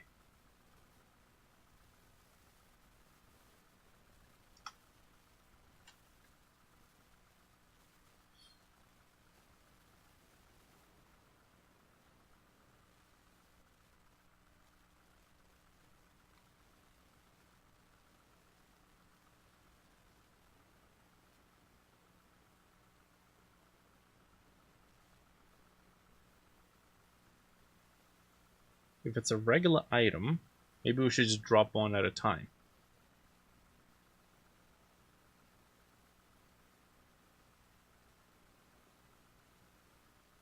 Although, okay, this right here might not actually be such a good idea because this just searches your whole inventory for an item, but we're really talking about the item that we've currently selected. Okay.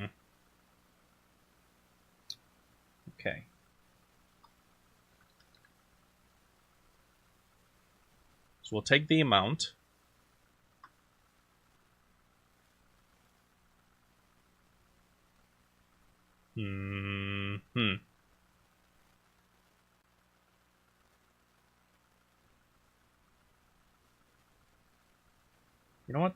let's not bother with it. Not now, at least. We'll leave it the way it is. I'll sleep on it. Cool. Okay, weapon conditions. Gun condition. That technically is off the list. Gun condition done. Okay. Cauldron health is capable of getting below. That's not good. We can get below 0. We don't want to do that. So health.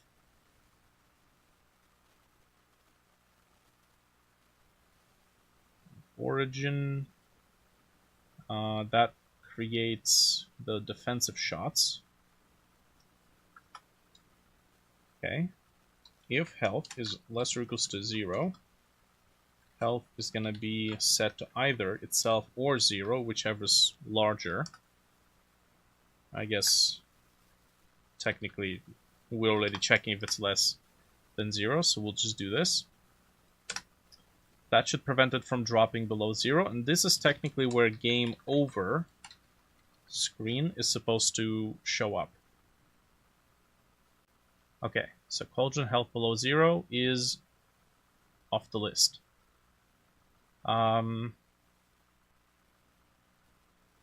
Player can lose points from dash even if dash was not used due to low stamina. Right, so we need to check that as well.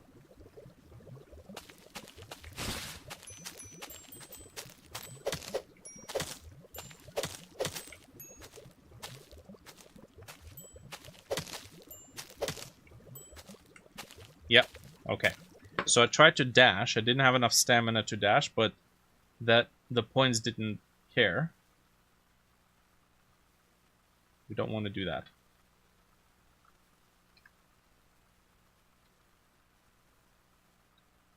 Dash. Okay, if the dash was pressed and stamina was more than 0, then we allow it to be dropped.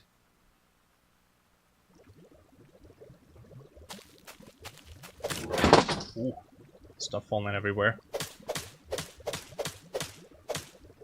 Come on, there we go. Hello. Hello there. There we go. Oh. Interesting.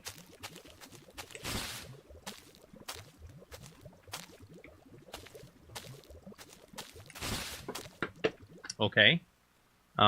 Seems like it can't detect this because by the time we check, it is already at 0.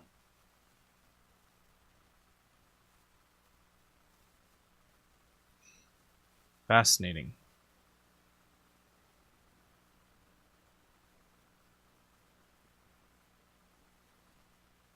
We could do something else. Let's see.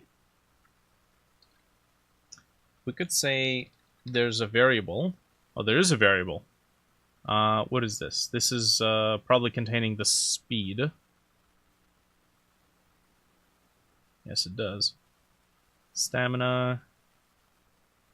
Stamina use cooldown. We could ask if this node has been started instead.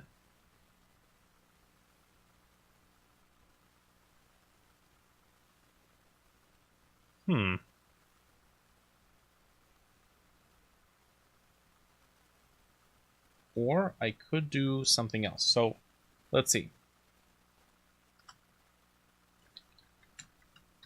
Dash is true.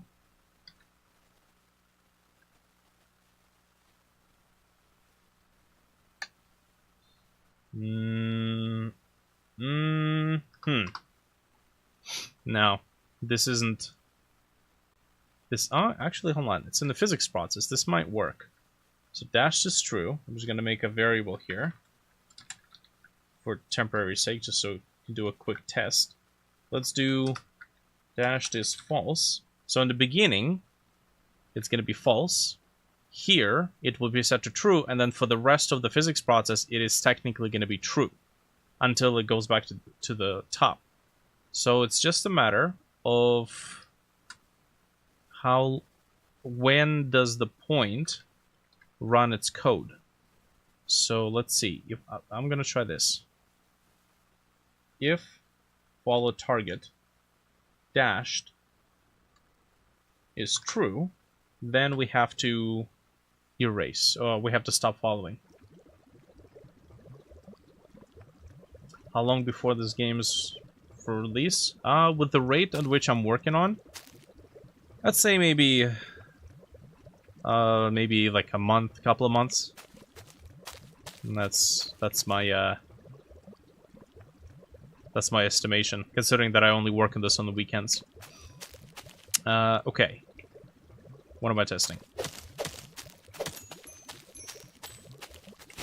Okay, yes. Okay. Yes. Nice. Okay, good. So this works. I'm just basically relying on the fact that the points are going to run their physics process after the player. I think that works out pretty well. So, player can lose points without having stamina. That's fine. Although, hold on a second. Whoa. Wait a minute. Follow target my points erase self. Ah, man. Hold on a sec. We have the player. The player has a variable called my points.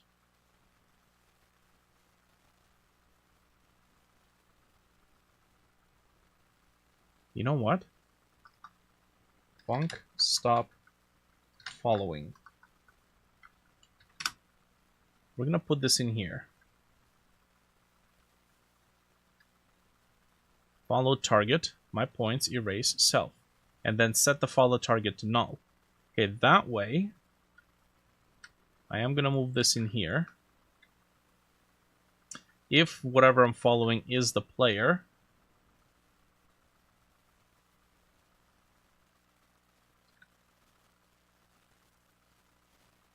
I think we should be okay. So I'm gonna do this. When we dash, the hell with this. The hell with this. No need for that. And then I've been waiting to use this function ever since I discovered it. Didn't have a reason to. Let's see if it works. So we know that the player has an array called my points. We're gonna tell this array, what is it, call method, I think? All. Calls the given callable on each element in the array and returns true. If callable returns true for all elements in the array. Yes. So what I can do is do all and then run the method of... Oh, but I don't know if it wants the method that's in here or... Oh yeah, I think it wants the method that's in here. That's a bummer.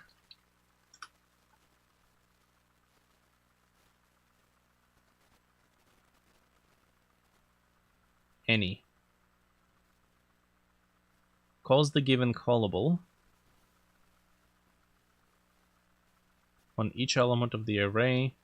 Callable returns true. The method should take the variant parameter, the current array element, return a boolean. Stop following not declared in the current scope.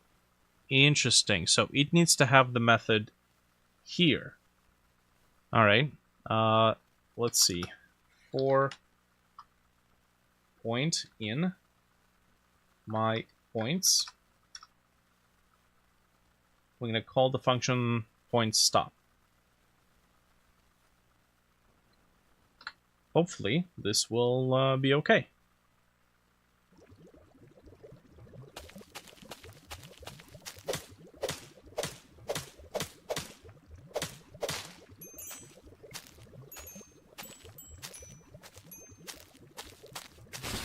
Okay, not all of them stopped. That's concerning. Huh.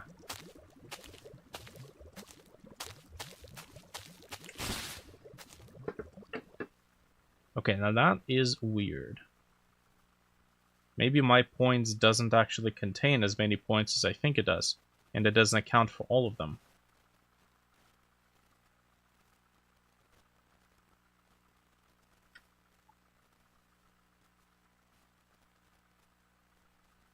Here's the array, and then I suppose it's the point that forces itself to be inside of the player. Tell all target to lose the points. Is there a way to put the timer before it can be picked up again?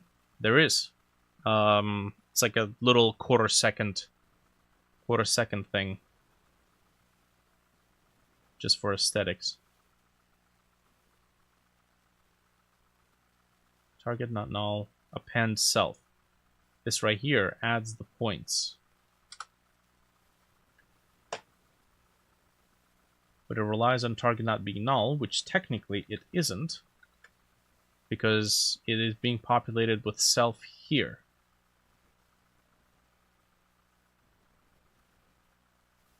That is weird. Only half the points, or a portion of the points, ends up being told to not follow us. So I might actually have to just stick to using the dashed variable, since seeing how that actually is what worked. Physics process. Dash. My points.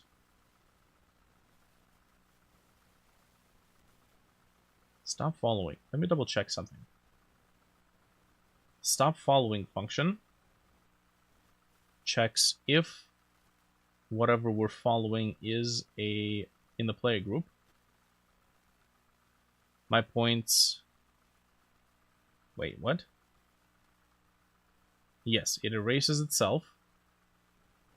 Debug string to see if all the points were the iterator over. That might be a good idea. Let's see. For the player, I'm actually going to make it display how many points we have, and I'm going to display or print size of point array. Okay, and I want to get rid of whatever this is. Bush. Oh, man.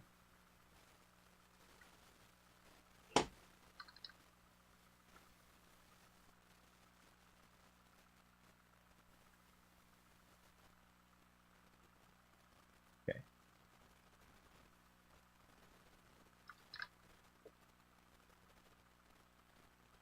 Something down here is printing to the output. Don't remember what it is. Okay.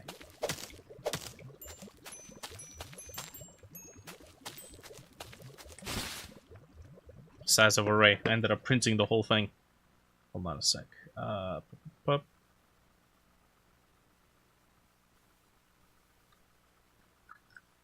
Which, I mean, that looks like there's enough items in there.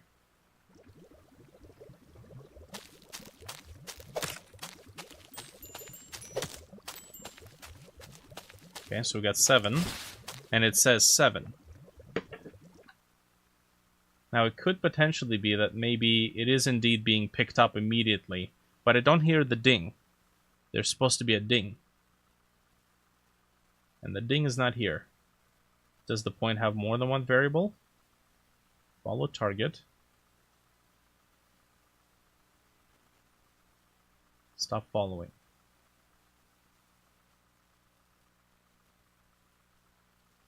Maybe this doesn't pass.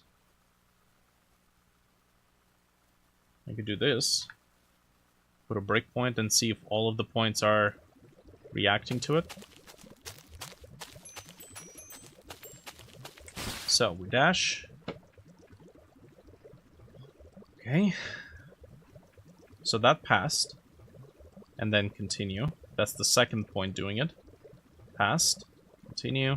Third point. Passed. Continue. Oh. And then it just stops. Oh, I know why. I'm a flippin' idiot. I'm modifying the array while iterating through that array. Shit. Okay, hold on a second. That classic array issue. I'm removing the points while modifying them at the same time. Okay, so let's make a copy. Var, or I guess, yeah, var bts2 remove. It is going to be this duplicate. We're going to duplicate that array, and then we're going to loop through that array instead of the one that ends up getting its points removed.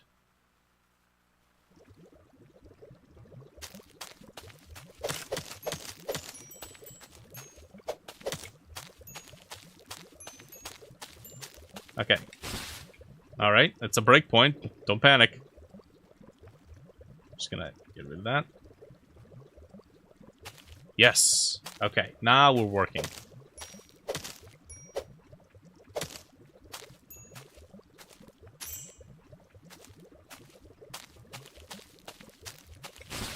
Beautiful. Alright. That works okay. So, yes, player lose points, so that's done. Make ammo dispenser throw items into different directions to not mix them. Right. So this is another little addition. Ammo dispenser. So right now the ammo dispenser just lodges everything all in one direction. What the shit? Prop hunt? What happened? I think I... Huh? Hank Hill. Oh, jeez. I need to color label the button so I know which sound is which.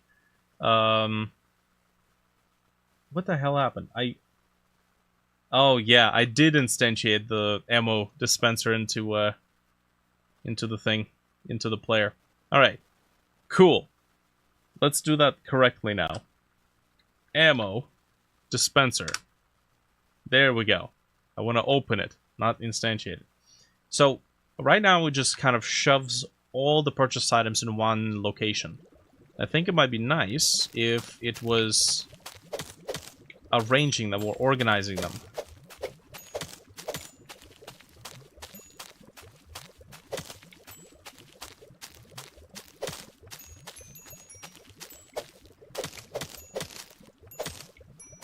Okay. I might also want to have some sort of a overlay that shows how much time the penalty cooldown has left. So, right, you see how it drops the ammo in the same location everywhere. So I want it to be more like a half circle, a little crescent. So Uzis go here, shotgun goes here, pistol goes here. So we can pick up just the ammo that we need. Okay.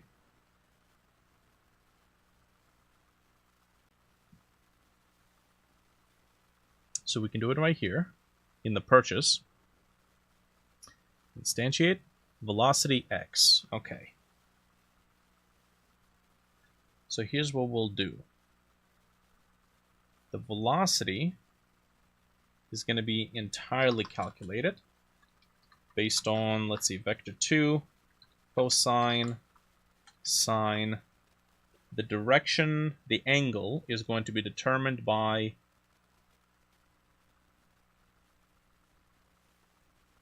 the index of the item we're purchasing. So we'll take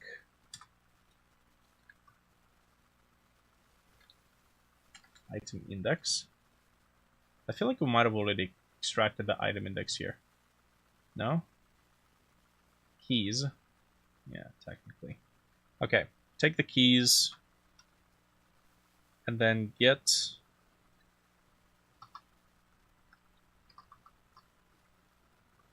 find the index of the item, whoops, of the item that we're purchasing. So selected item. Wait a minute, selected item.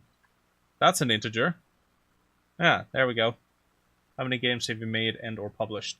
I think I published a couple, worked on, you know the drill. Okay, so selected items is okay. I have one game, which is Song of a Spirit, which is another mini game that I did publish. I have Artag Rise, which is published in a very old, early stage, as an early access thing that I've completely reworked at this point. So, yeah, little bits and pieces.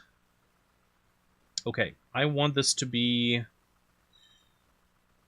divided in 45-degree angles, which I think is pi divided by 2.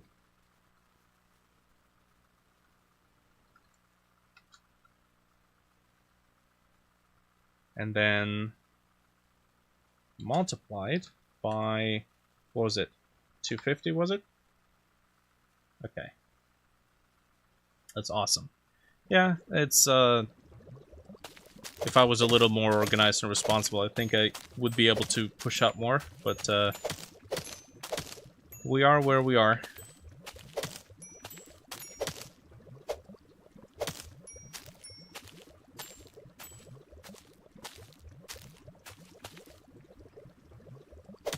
Okay.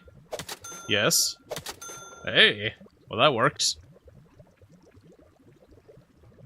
Well, that works pretty well. The angle is a little bit too big, though. Let's do 4.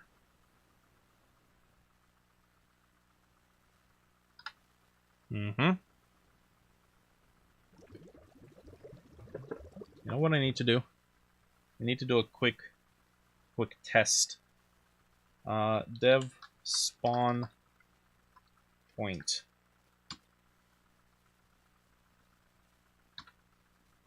Okay, I'm gonna add a quick little cheat. Dev spawn point. I'm gonna do F3. Okay, I need to make sure I remember to remove that. And then I think in the main game I can do this. Let's go if input is action pressed, dev spawn point. Then I need to actually preload the point here, and then var new point, instantiate, get tree, current scene, get node. Is it content? It is content. There we go. Content, add child, new point, and then new point, global position, get global mouse position. Yes. Okay. Now, just in case,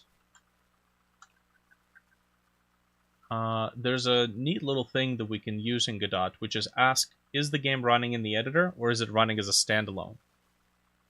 So that's like a little safety net if I forget to disable it.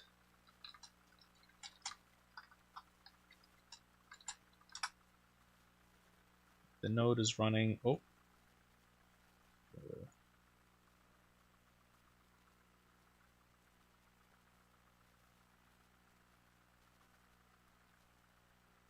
Game running in editor or not as a compiled. What's the selling point of choosing Godot? No fees, no subscription services, do whatever the hell you want. I mean, that's honestly a big plus. And other than that, the visual aspect of it, where, you know, you don't need 50 lines of code to set up like 5 sprites and set their rotation, set their position, which is something that you usually have to do in like App Game Kit or Game Maker Studio or any one of these more code-oriented engines. This just, I like the visual aspect that allows me to prototype and set things up quite a lot quicker. And then everything else I can just do in code. Is editor hint? That's not it. Check if the game stopped. Check if the game is exported. Has feature standalone. I think that's it. So if OS has feature, if the feature, if given feature tag is supported, Web Android Web windows. Okay. Tag name. Feature tags. Oh, okay. Well, that opens up the developer, the online thing. Let's see here.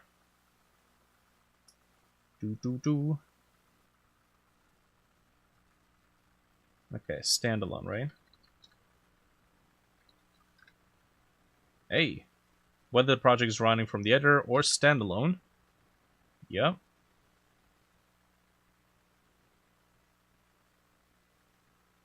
I think that's it, isn't it? There's only one mention of it. Default features. Oh, this is really cool. You can have it tell which operating system the game is running on. Linux BSD. You can get like the processor type. Man. Talk about low level stuff. Cool. All right. So let me just quickly pop back into the game. As feature, standalone. Technically, we want to make sure it's not there. So only allow me to spawn points while the game is running in the editor. It's convenient, I know, right? There we go. Nice. I can give myself a bunch of points to test things with. Okay. That works pretty well, but I feel like the separation could be a little bit more diverse. 6.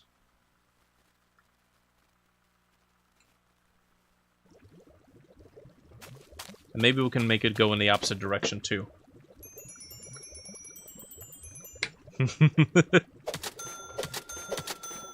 That actually works pretty well. Let's make it slightly rotated. Minus. Let's call it ang.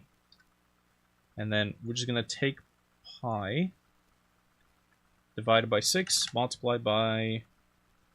We have 3 items, so 1.5. And it will just do plus this angle. Might have to do minus. You know what? Hold on a sec.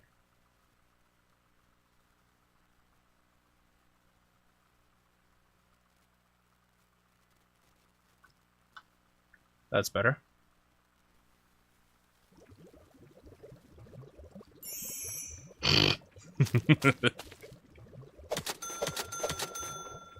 That works. Except I want it to be on the side. So...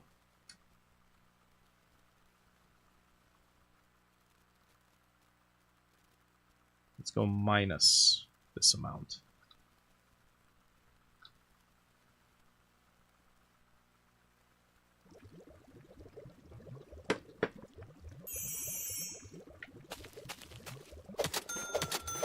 Yes! That is exactly what I wanted to do.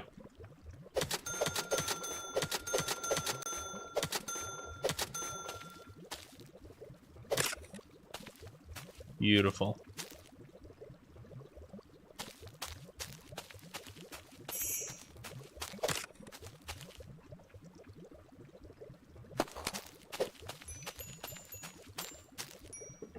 Maybe I can make the labels appear slightly higher in the player, because it's overlapping the stamina bar. Label, general label. General label. Hello there. Okay, let's get position.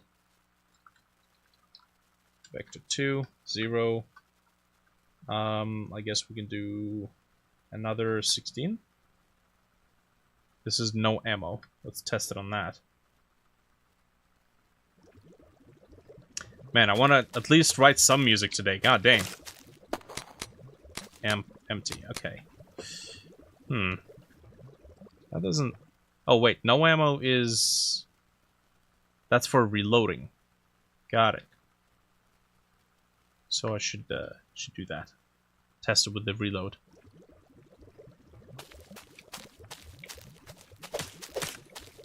No ammo. Oh yeah, that's way better. Otherwise it's just a little too cluttered. Maybe 8 or 10 pixels?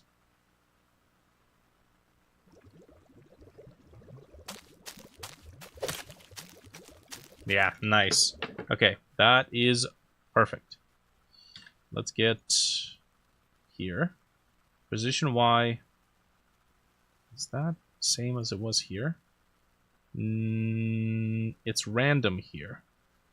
But it is the same here. Empty.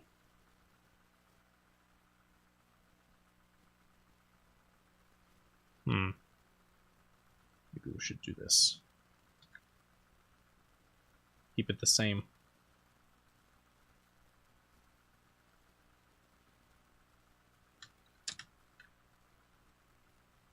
Broken.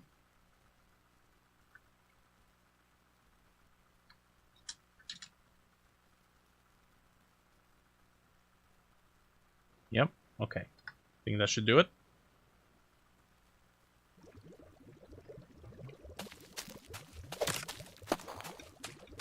No ammo. Empty.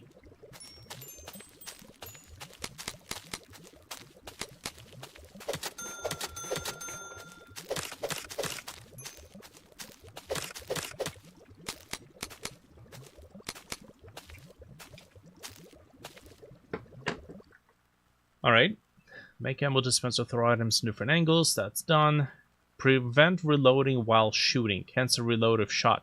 Okay, so this is a weird, really weird thing. I don't know if I should keep it and commend the players for figuring out a strat, or if I should patch it out. But essentially, you can queue up a reload while you are still shooting the current ammo. So if I do something like this, and then... So I can do this. Start reloading. Okay, so start shooting, or start reloading again, and then shoot while it's reloading. And then there we go. I mean, it's cool that you can do that. I don't know if I want to be able to do that. And as a matter of fact, right now it's like, it's starting a reload without even having any ammo. That's another bug. Let's see. Found a mount. Well, okay. It shouldn't allow us to do it, technically.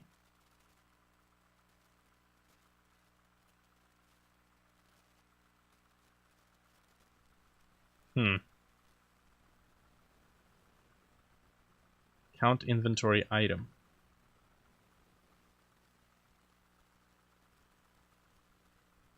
Player node inventory. Go through each slot.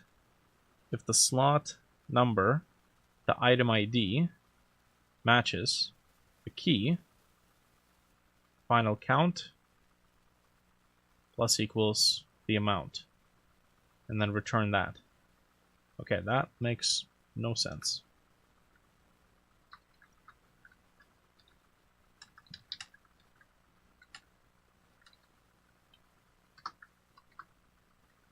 Print S. Doesn't seem terribly game-breaking or a huge advantage. Yeah. Okay, let's see.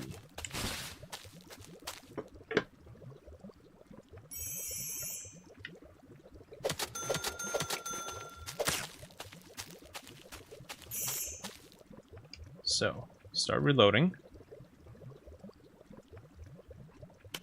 Oh, okay. I know what's up.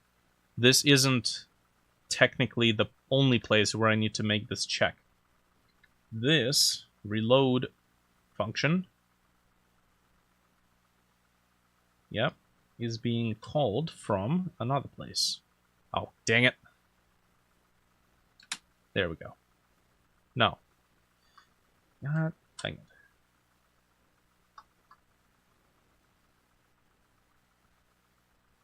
Okay. Weapon process. Called from here. Reload.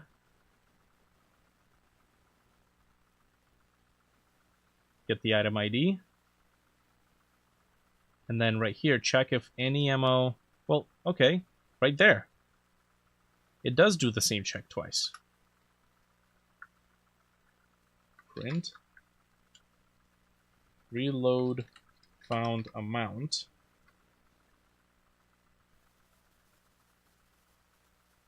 Interesting.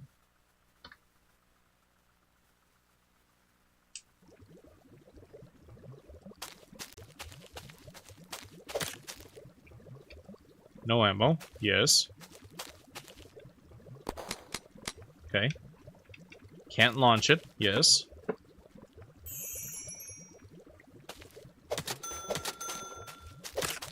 Take 2.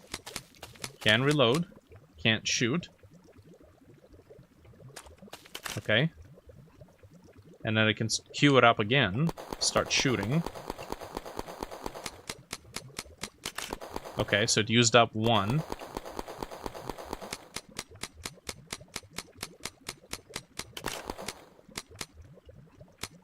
Ah. Broken. Oh, that's why. Ugh. Interesting. The condition runs out awfully quick. Huh. Broken. Okay. And now I can't reload, which makes sense. Maybe I just had a lot more ammo than I thought I did. Okay, this seems to work exactly as intended.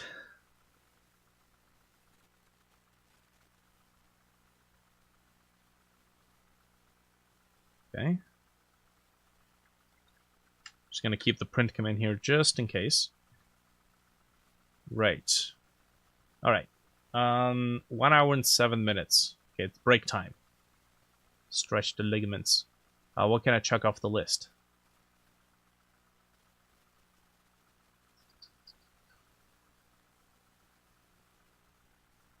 For the break, thank you.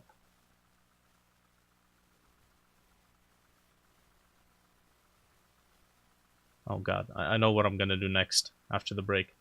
Hold on a sec.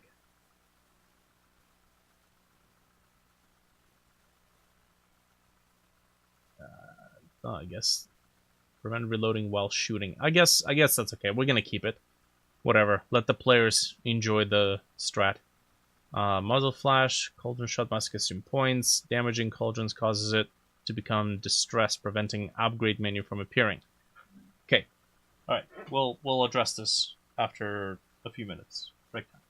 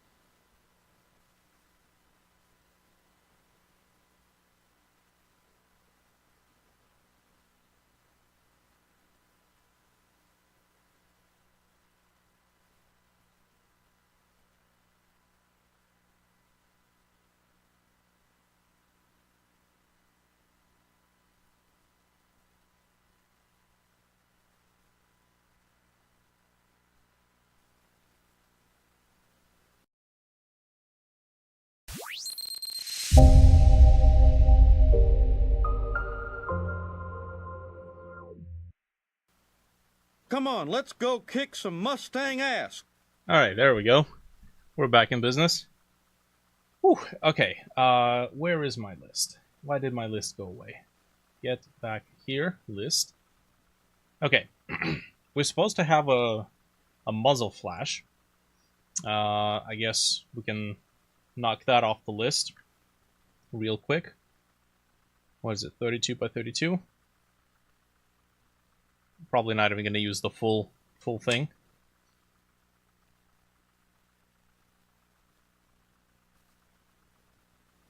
Okay, get something together. Pixel art. Give me the brush.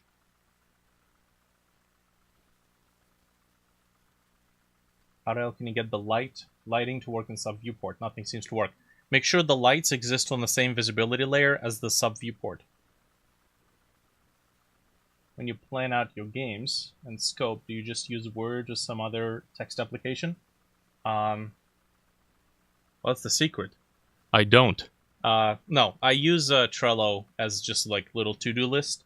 When it comes to doing other stuff, like locations, props I need to communicate to someone else, I might sketch out some ideas and then send them as little pieces of concept art. But for the most part, if it's myself, I just kind of keep it in my head, since I don't need to communicate to myself what it is that I'm making. So yeah, that's what it is.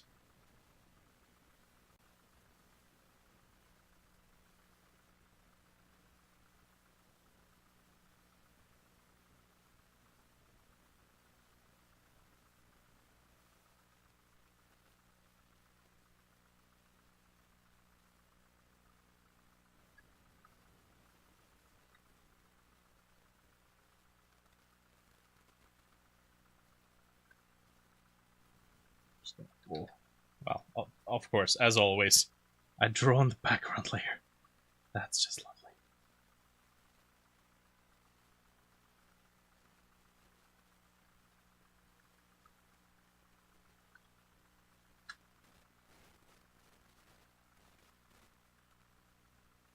Sometimes I'll be in the drawing mood, where I just don't really do much besides draw. That's when there might be some sort of semblance of visual drawn concept art. This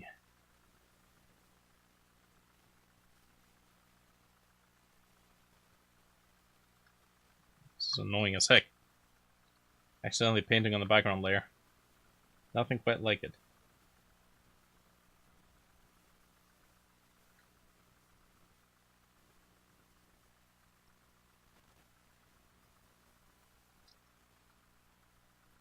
Seems like a shotgun shot.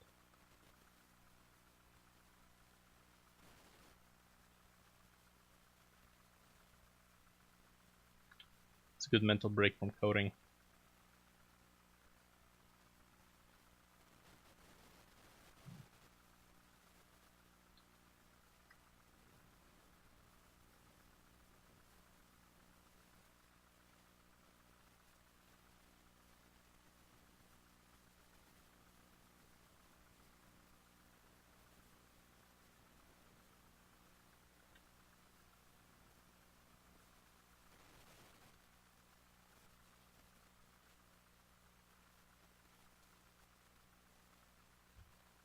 Okay, you know what? Might actually have to make it be slightly larger if we're gonna be using things that glow.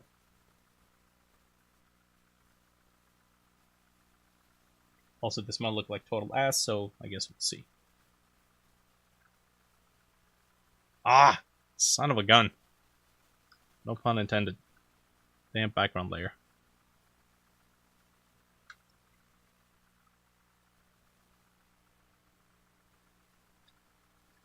Particle art is, yeah, it's definitely under-practiced.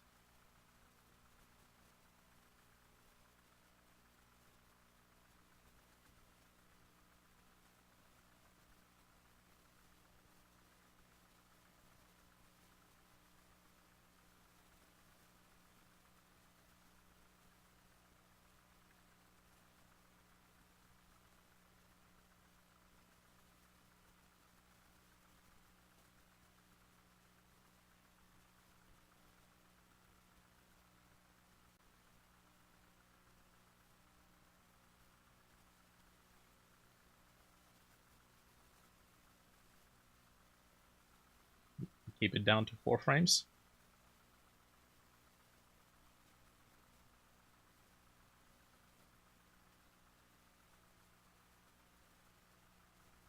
And there's the thing that's gonna bite me in the ass, isn't it?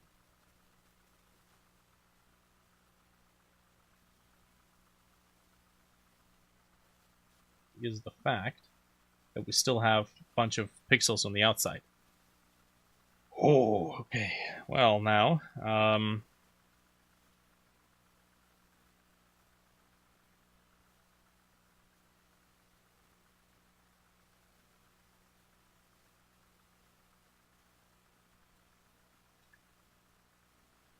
okay, I'll just do this. Get rid of this one. And then somehow we don't have any of them.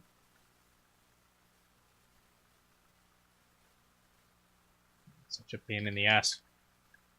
That's because I had the wrong layer selected.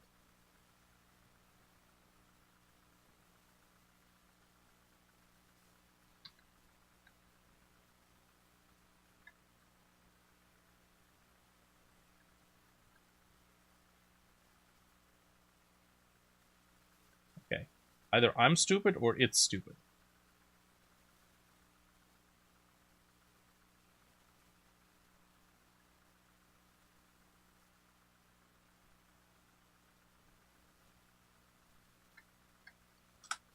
So I gotta pay attention to the layer layout. Okay. So we're here in the original. Cut it. There we go. Then go back here. Yes. Go back here. There we go. That's selected to a new layer. Cool. I'm just too lazy to redo this. We can get rid of this. No. To remove. There we go. And then we can do the following. Group, layer, convert, animation layer. Why is the background back? Hello? Don't you be doing this to me now. Take the group, layer, convert. Convert group to animation layer. Man.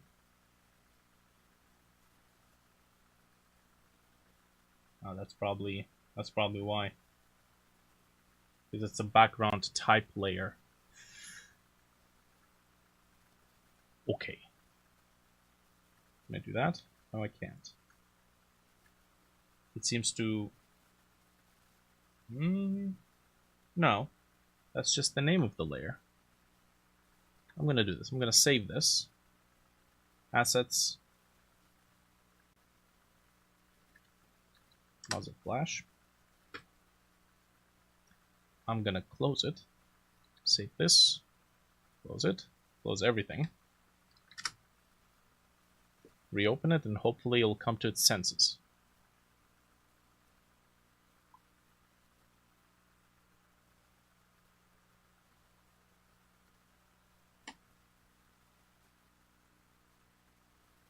Yes. Take the group. Oops. Oh. My finger keeps slipping. Convert group to animation layer. Okay. It does something, but it does exactly what I don't want it to do.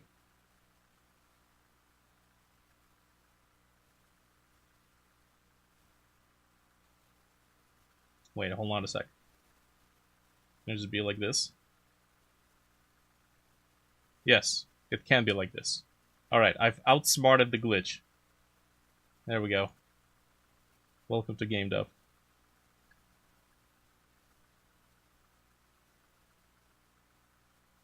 Just need to reverse these. Can I do it here? Mirror frames.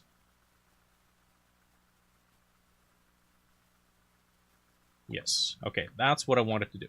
Now that that's done, I can do layer style, auto glow, think should already technically be there. Very faint. Yeah, it's already there. Good. Okay. Gonna make this a new one. And then we can do, while we're here, maybe do another muzzle flash. Specifically for the pistol.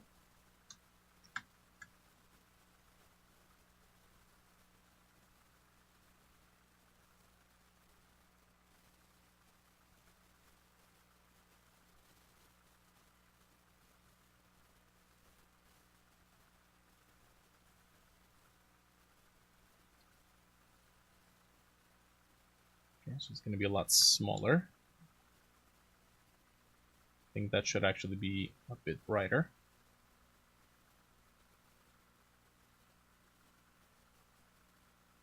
It's already 8:30. Jeez.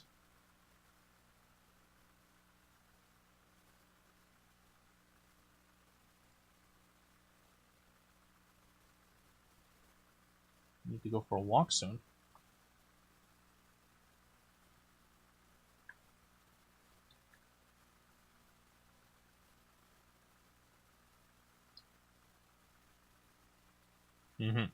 Okay, is there or is there not a glow? There is a glow, okay. It's just very faint.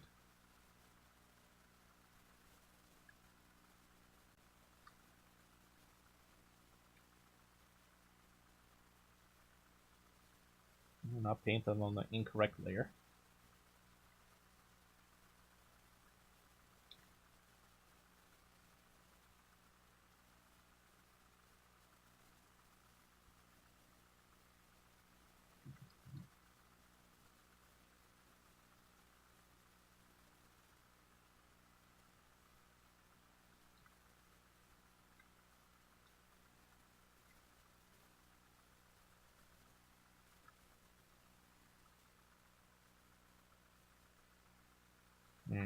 Okay, that will be the pistol. Let's get the Uzi.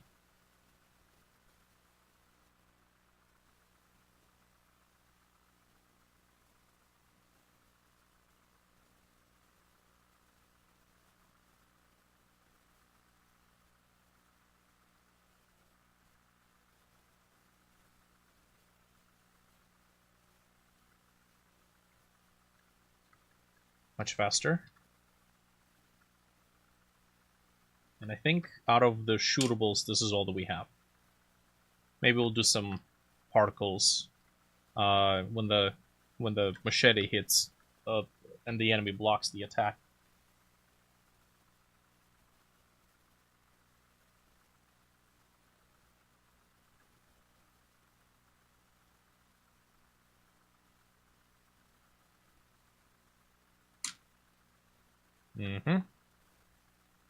Alright, we're going to render this out until this frame.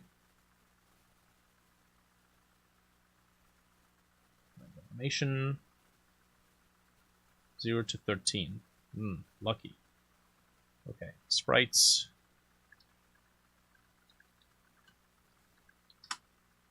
Muzzle flashes.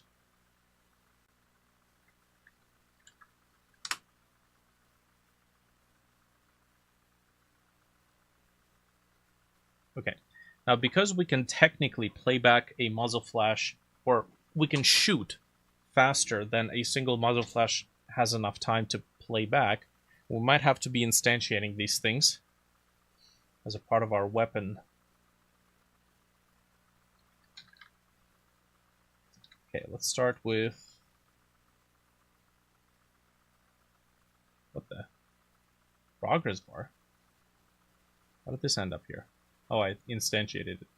Whoops. We want animated sprite. We could technically do a regular sprite.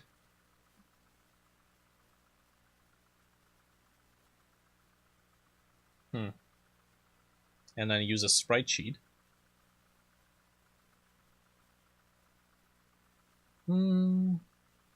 Yeah, we'll already render it out. Although,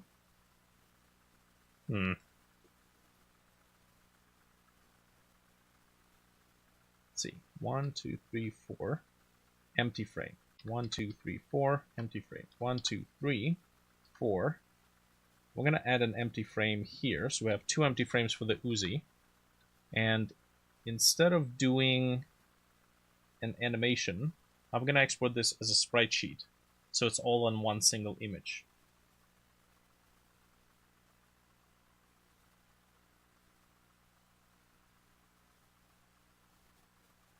Okay, I'm just going to delete this.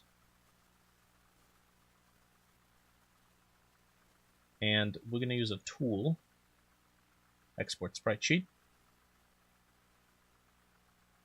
and columns. Columns is going to be 1, 2, 3, 4, empty. So 5 in total.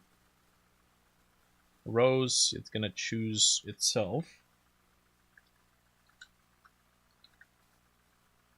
Muzzle flash. And this is going to go to engine.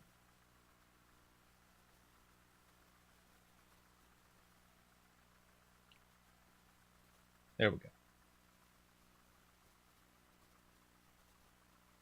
Beautiful. That looks good. So that means we can start with a sprite.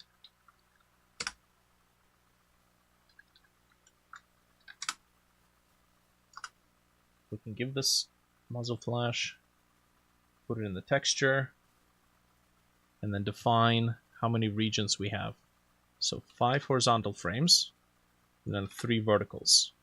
And then we can just scroll through the frames this way.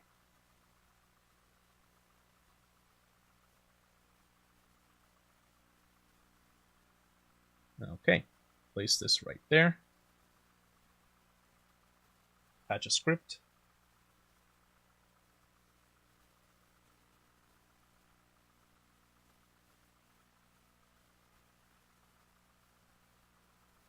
Nice. Now, when the script, when we shoot, we need to make it play back the animation, but we need to make it be done. We need to make it be done on a certain frame. So let's do this. Let's make a function, weapon type, or set weapon type. We're going to pass along a weapon key, and then match statement. If the weapon key is Uzi, if it is pistol, if it is shotgun. You can technically do an enumerator.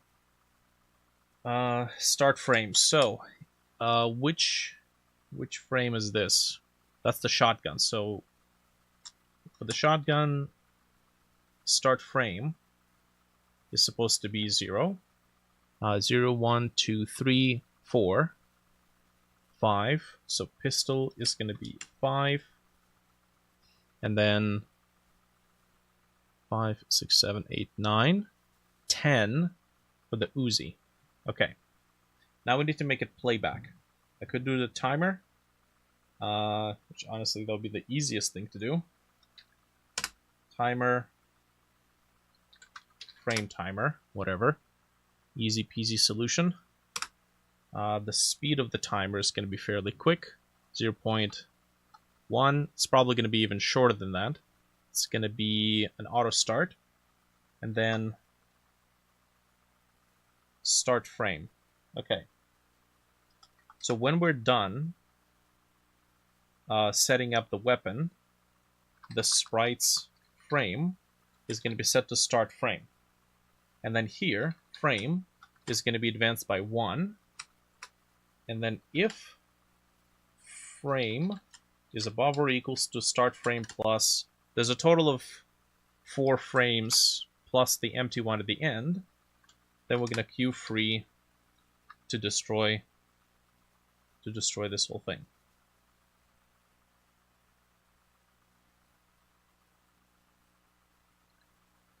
Cool. Get object, muzzle flash, nice. Go to the player.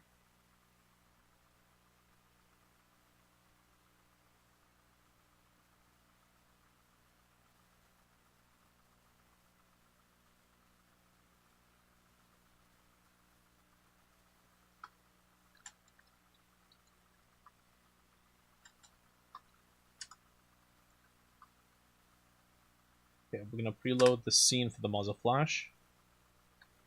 And then anytime we shoot a weapon, we're gonna have to perform the instantiation of this thing. Where's the shot? Here's the shot. So new flash variable muzzle flash preload instantiate. I think we are gonna have to add it as a child of the weapon sprite.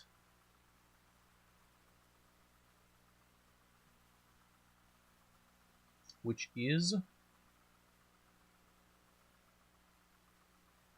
held weapon? Sub viewport, pain in the ass. You have to go through the pain a little while. If you're talking about the world lighting, like global illumination, you actually have to set the world. Okay, there's an environment. So you know how you can set an environment of a camera. So you have to set the environment. You have to copy the environment from the main game to the sub viewport in order for the global illumination, global lighting, and all the like reflections to be passed along into your sub viewport. Also, while you're here, don't bother trying to get refraction or any sort of like distortions like glass to be happening in the sub viewport. Got that? Thank you. That's just the shadows. The sub viewport has a texture resolution set to 0 by default. You have to go into the sub viewport, go all the way down to the shadow mapping, and then actually give it a size. Okay, held weapon. Okay, I'm gonna add this to the held weapon. We'll see how that plays out. Add child, new, flash. Okay, it's probably gonna be backwards, but we'll see. Actually, hold on a sec. A location. Okay, let's just see what it looks like. Actually, before we do that, we still need to tell the weapon new flash set something. It was set up properly by default. Huh. Okay. Frame set type. There we go. I need to run that.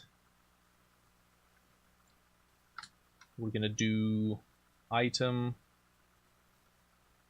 shootable weapon IDs. We're gonna get the ID of the item and then pass that along into this function.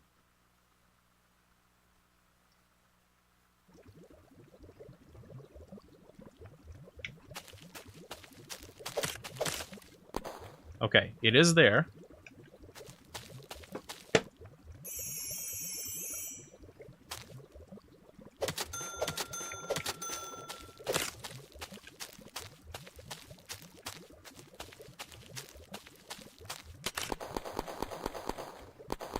Okay, so yeah, we just animated it in the wrong direction, but that's okay. We'll just take the flash. Rotation equals pi. Pi is 180. Okay, and then the location. New flash position, and the x-axis equals, I think it's negative 15. Let's try that. And the speed of the animation would have to be increased as well. Oh, okay. Negative might not correct.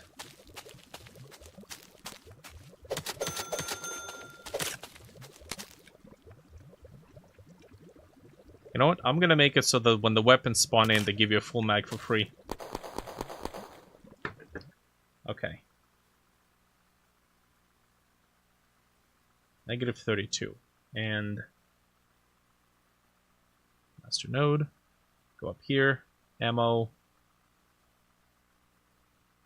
What is it? 16.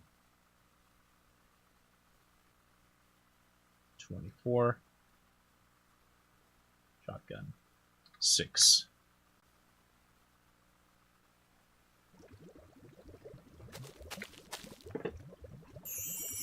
Oh yeah, we don't need that anymore. Aye, nice. Maybe it's a little too close.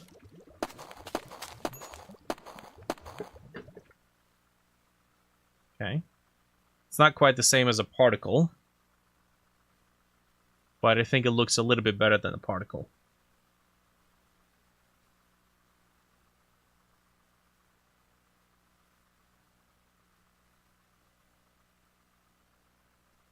You know what? I think we might be able to fake it. See it again, I missed it. Got it. 1 sec. 0.5. Oh, 0.05. There we go. It's very small too.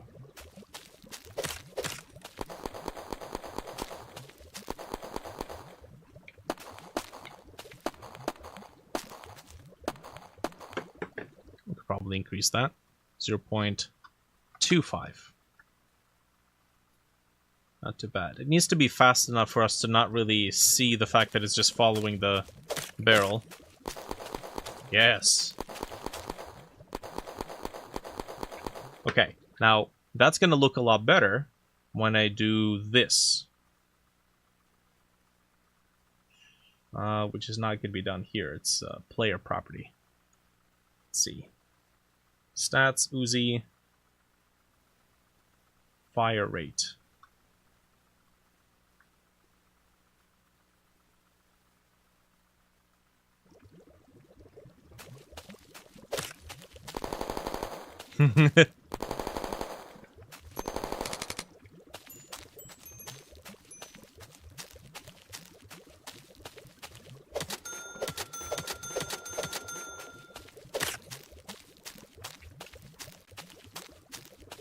Keep it like that. Well, it's not supposed to be given for free. You're supposed to be able to upgrade your weapon to that point. Otherwise, you know, giving players stuff for free isn't really earning it. Oh, nice. Oh, we broke it. Great.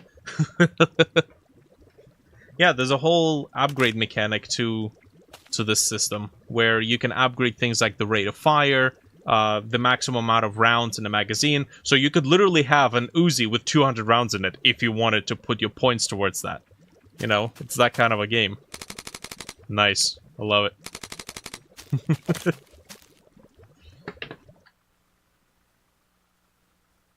Okay, bring that back. What major feature systems do you still have to create? Oh, I know exactly what I'm going to create now.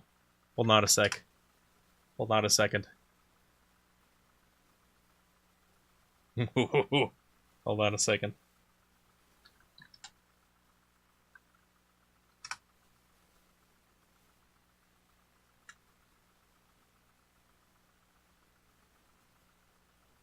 Hold it. Hold it.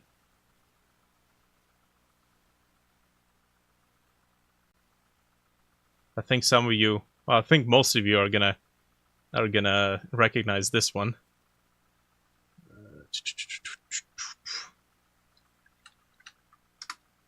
I need to rip the sound though.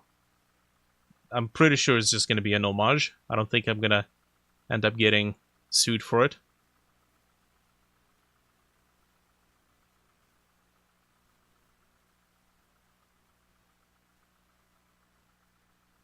Okay.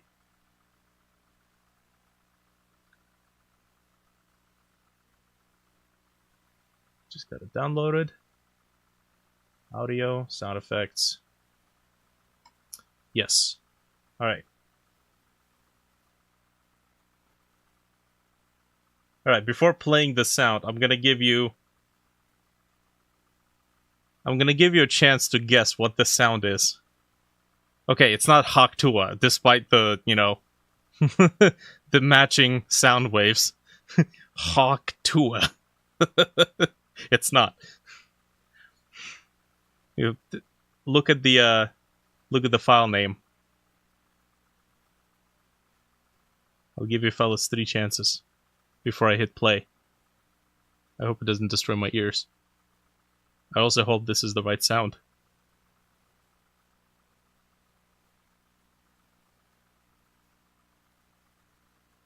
In case the video is blurry, the name of the file is hhg.mp3.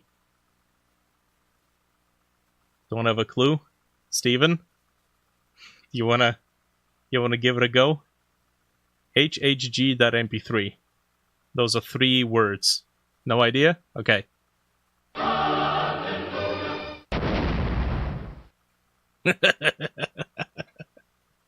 The holy hand grenade from the worms.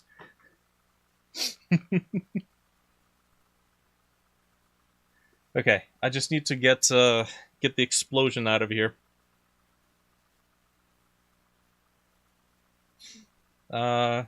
Okay.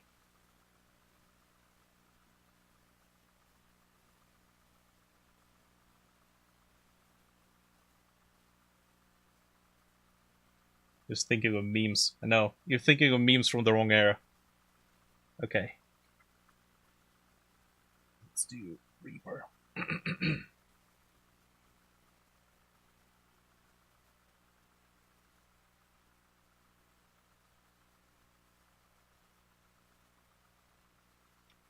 Maybe I should add this to the soundboard.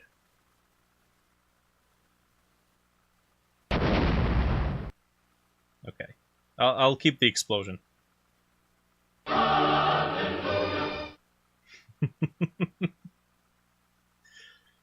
Okay.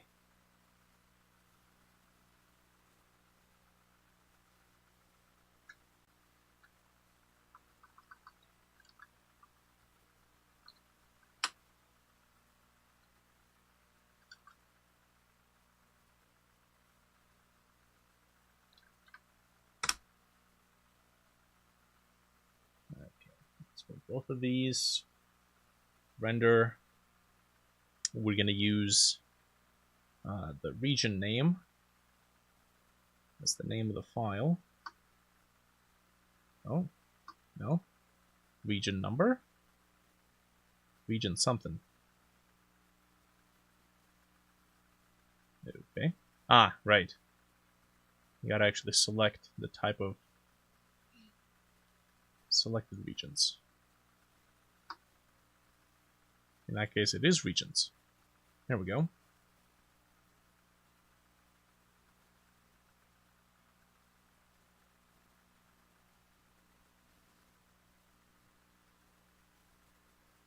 Sound effects.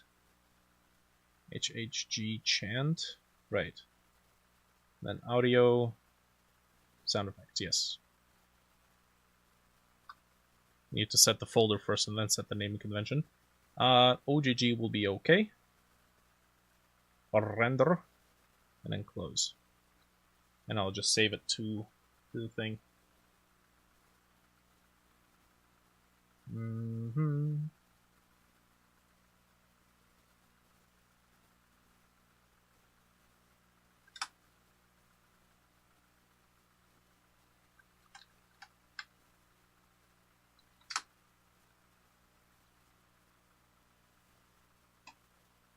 Nice.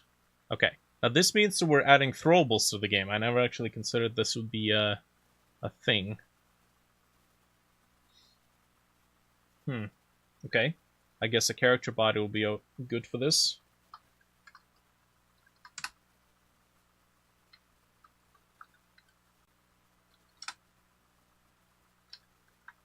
Audio stream player 2D.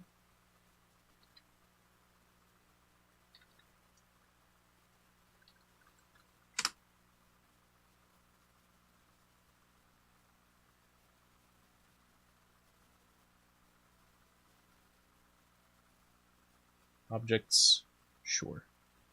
And we need an actual sprite for this thing. This is a bit of a tangent. I wasn't actually planning on immediately adding it.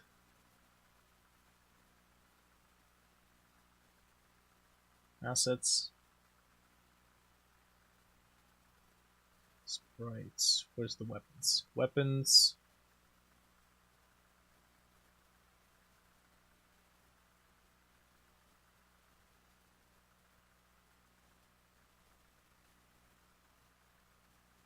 Weapons held, and we have weapon icons, item icons. There we go.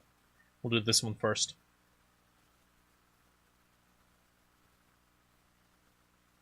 Okay, what What does the holy hand grenade look like?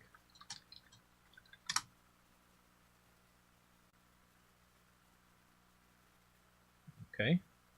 Alright. Golden ball. Cross on top. Got it.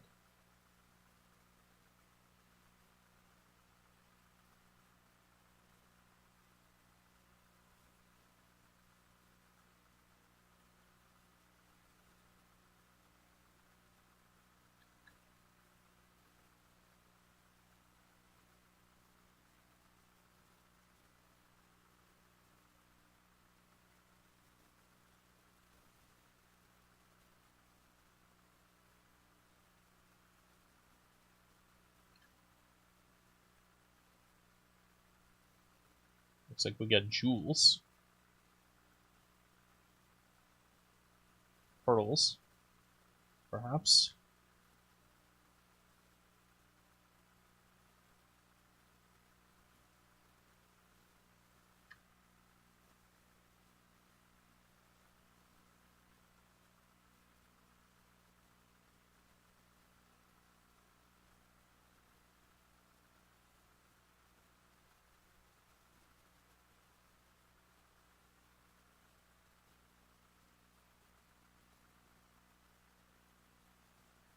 Some of them are green. Looks good.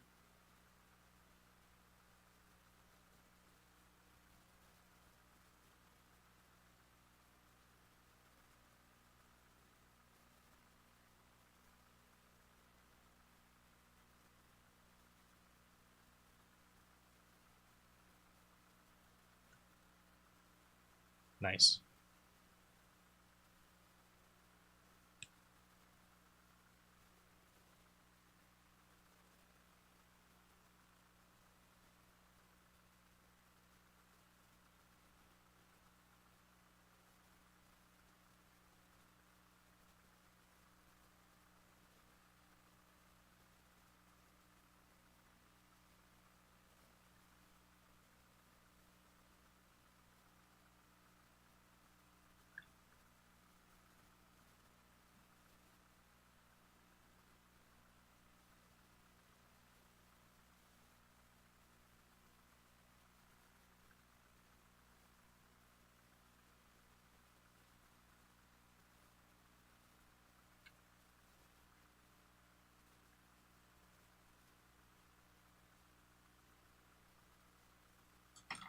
Beautiful.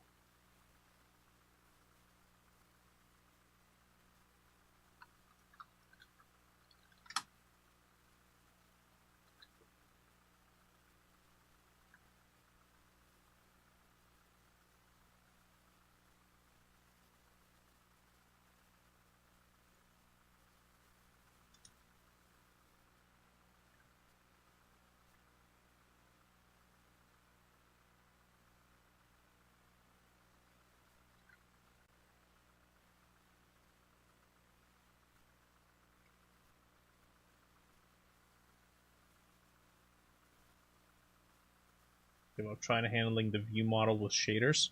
Is it still the no shadow thing?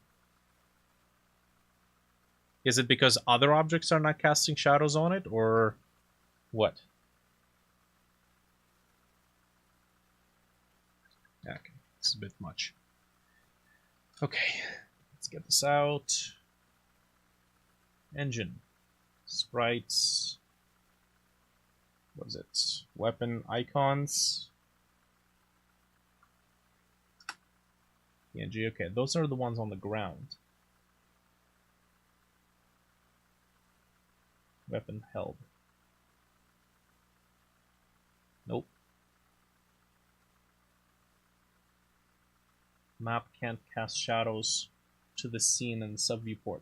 The map, so terrain, trees, objects in the level, right? I think the light sources have to be on the visibility layers as well, because the light source is the one that gets blocked by an object and casts a shadow. So if the light source is not on the same visibility layer, then it can't cast a shadow in that visibility layer. Inventory icons, that's the one.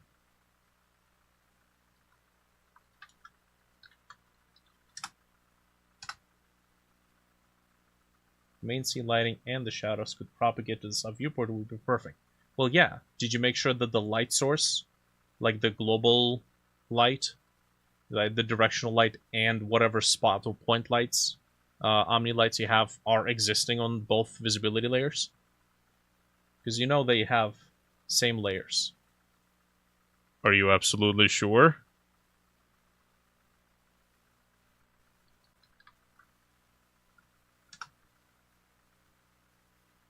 Because they have visual instance layers and then call mask. 110%. I don't know, man. Okay. So, let's get the sprite.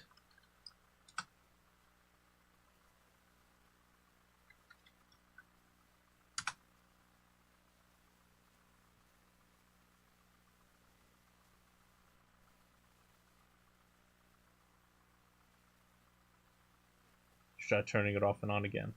Yeah. Usually works.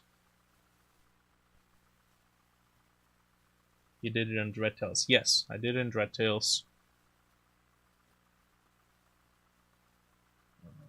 Okay. Master node. We need to define this item.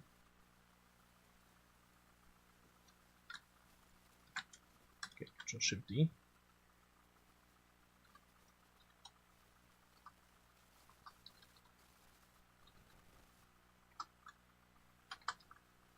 Maybe we'll do HHG for the key.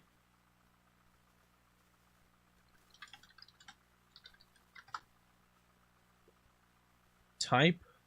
Okay, now this is curious. It's not a weapon, but it's also not a resource. It's a throwable. Inventory icon.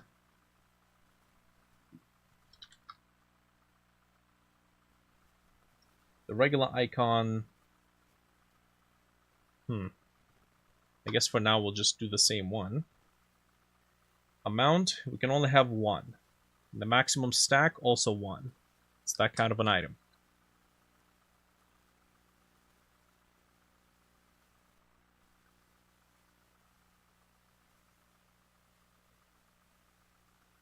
Your best attempt at Clippy. Yeah, looks like Clappy. As in, he's gonna be clapping your cheeks soon.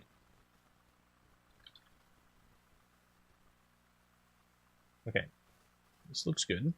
I'm gonna move this up.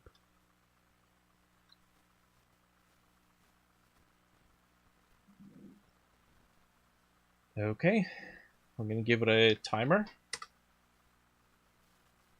Chant, or I guess boom timer. It's auto start, one shot. It doesn't have a script.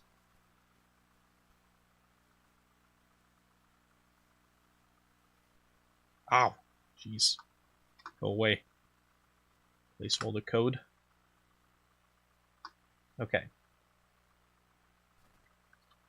Play. I feel like if we want to be authentic with this homage, it needs to do this when it stops going. So instead of a timer, we're gonna make a physics process, and then the velocity is going to be multiplied by 0.96. Okay.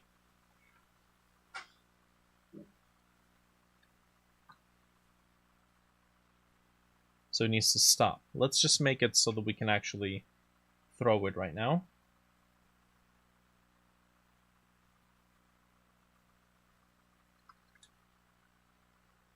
Alright, inventory drop, weapon.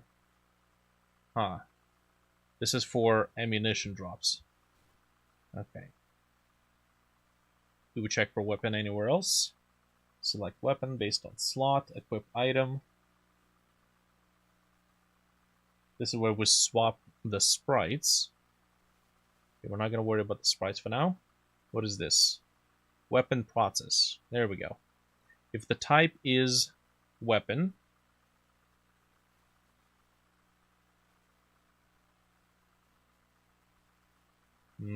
There's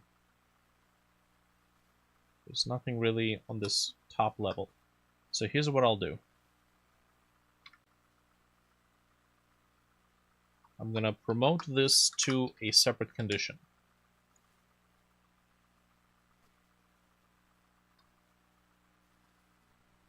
I'm gonna go down here.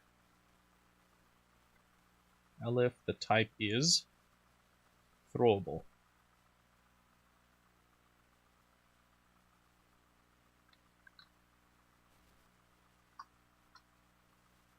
Nice. Cool. Technically, we need to mention the throwable scene.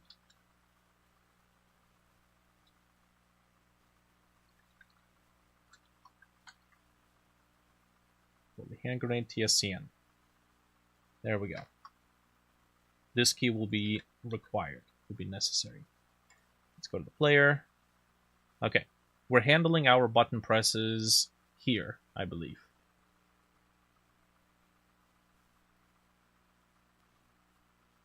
Is it possible that I only have to have the camera itself in a separate viewport, and then the gun main viewport just play with the layers? I don't think... I think you don't have to have the object be in the viewport. It just needs to have the layers set correctly.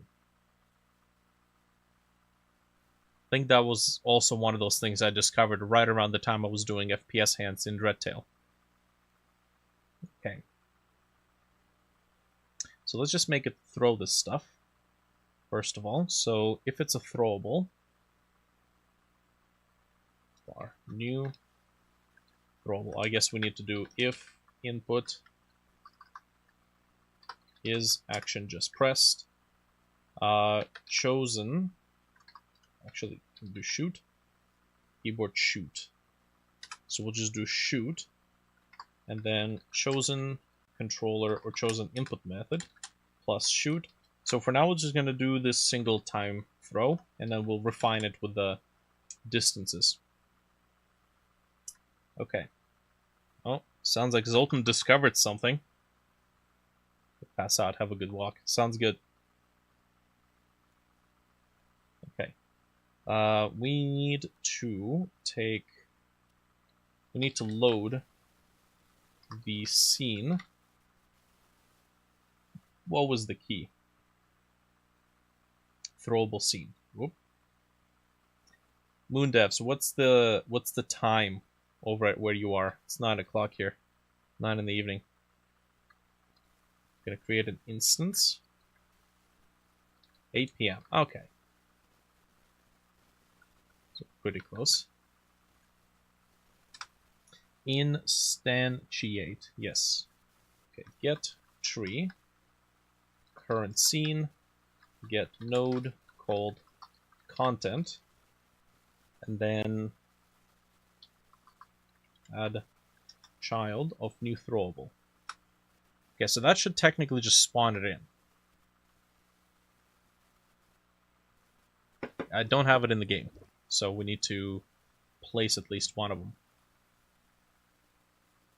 Okay, I need to make this overlay not be here right away.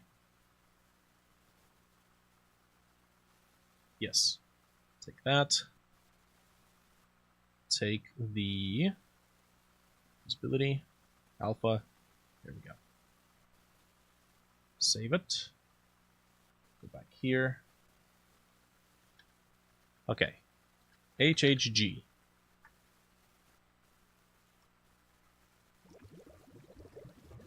Oh. Oh. That's a bit big. That's quite a bit big. You pick it up though. Holy hand grenade. Okay. So, I mean, that right there should technically have thrown it. Now, why did that not work? Throwable. Is that the correct key value pair? Type throwable. Yes. That is correct.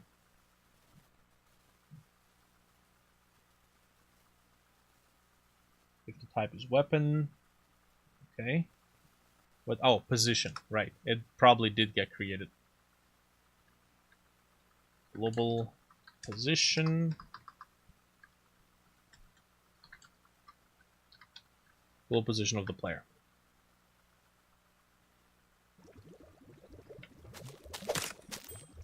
Nice. Okay. So that does work. Global position.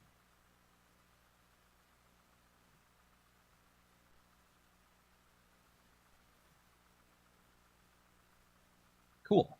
Well, what I need to do is draw some sort of a path. Are we gonna do projectile vomiting? Are we really gonna be doing projectile prediction? Doesn't really have to be a projectile prediction. We could do a sine function that calculates the arc and then just have it go through that arc.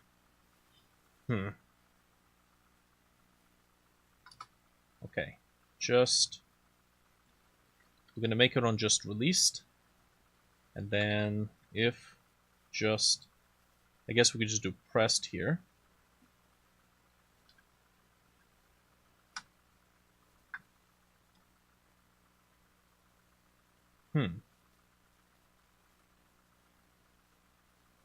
Okay, I think I have a relatively reasonable idea of how I can pull this off. If we add a lot of components, like really have a fixed velocity, have user hold for power.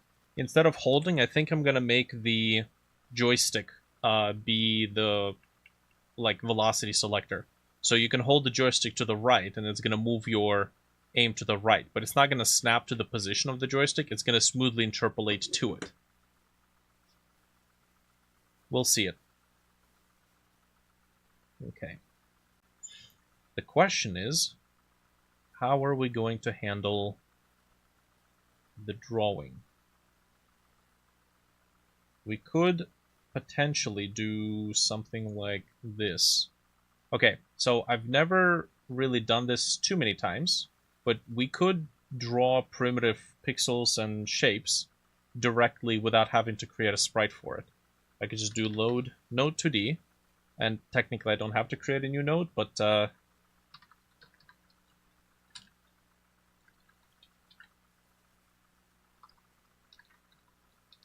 going to call it projectile aim markers.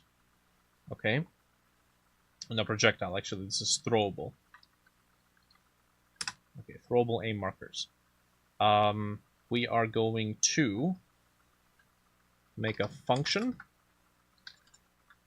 draw. Okay. And here, we're going to tell this node Q redraw. So this is going to force it to redraw its data. But that means it has to be done there.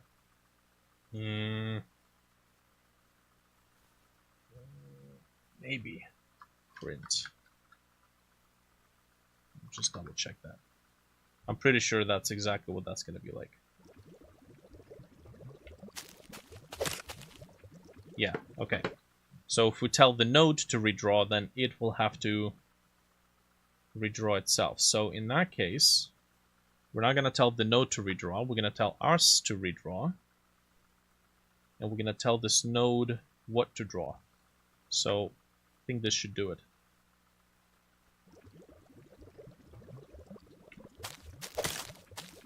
There we go. Okay.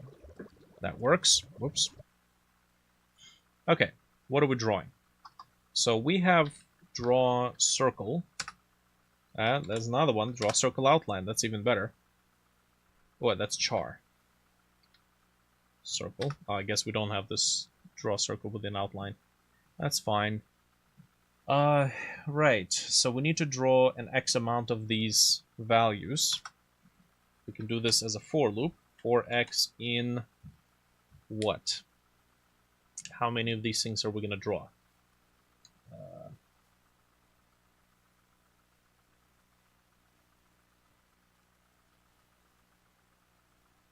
Let's do 16 segments for the time being. So when we position...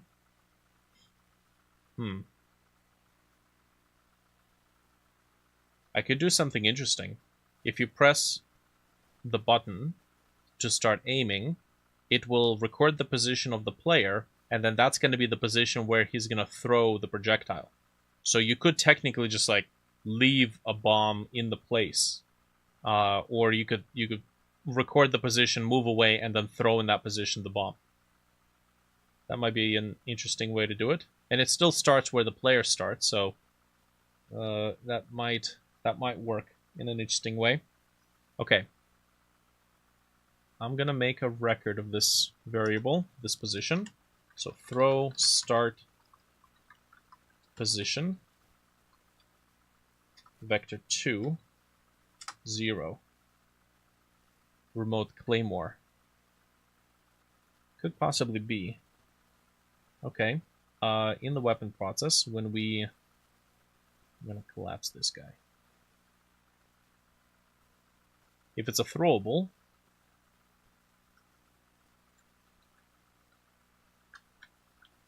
if action was just pressed, then the throw start position is going to be global position plus we need to offset it,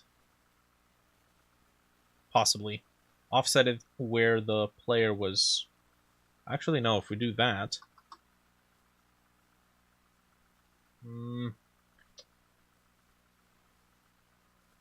maybe. Okay, let me do a test right now with a bit of an offset from the joystick. You know what? This might actually require two different applications.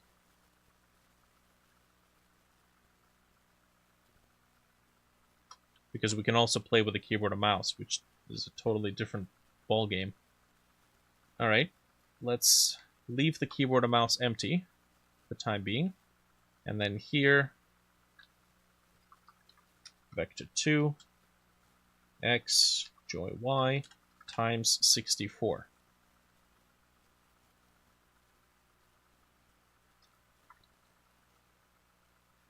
Okay, that's the starting position. Maybe we should call this just throw position.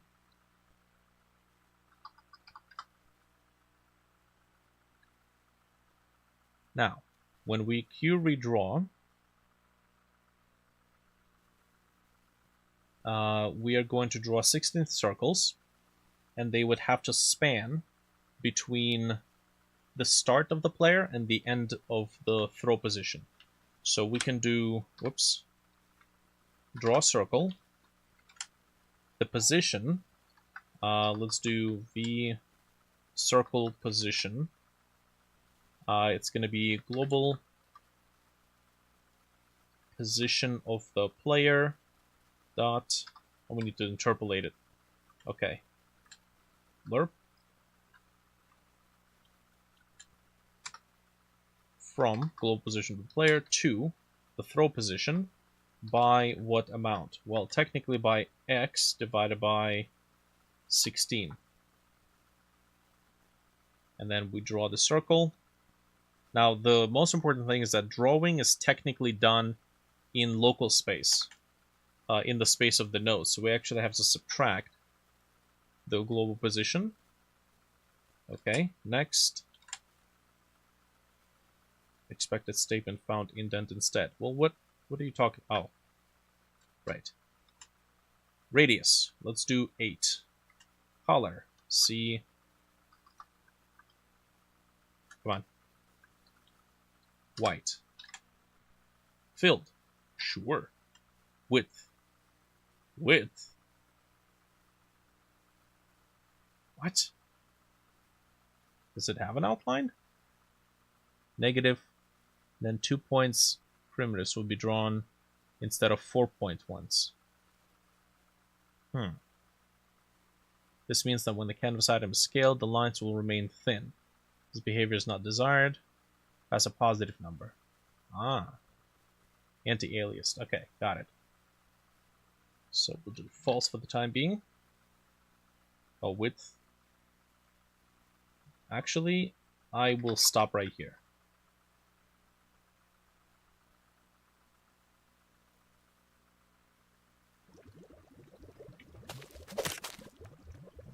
Okay. It's drawing. It's drawing something.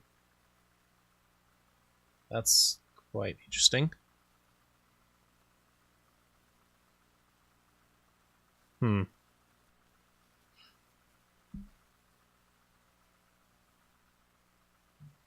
We are queuing it to redraw. Throw position. So throw position shouldn't be updated constantly. I don't think it is.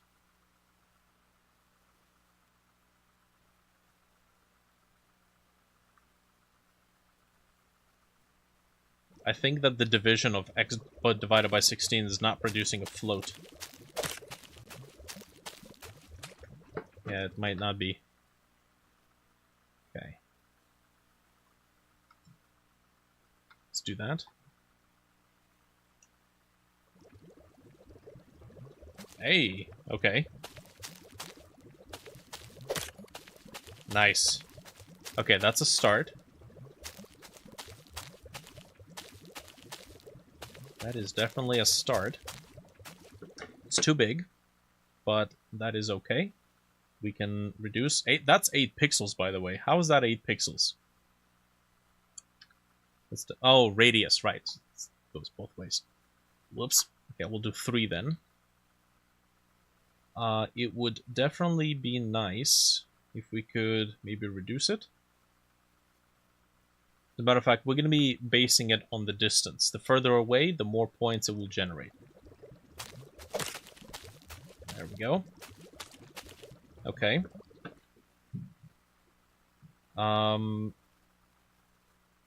Cool. I do want to be able to add to move this point. So when we are holding,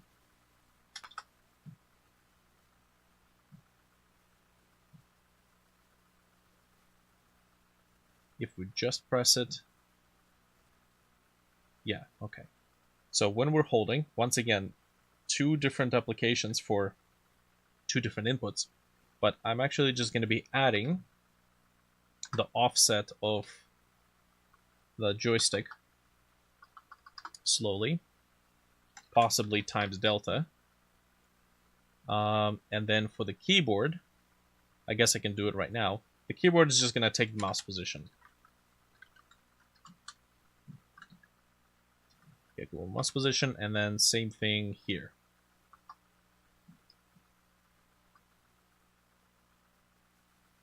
Nice. We could also save ourselves on a few cycles if I just do this here.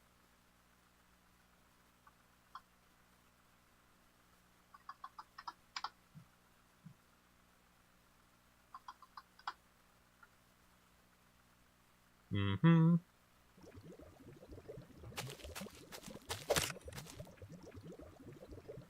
Okay, it is moving, but I did multiply it by delta, so it's going to be very slow. Let's multiply that by 128.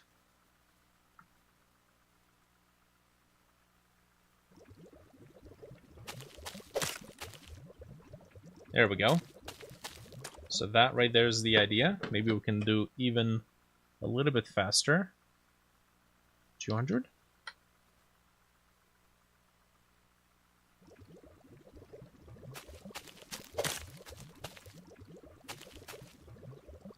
Mm-hmm.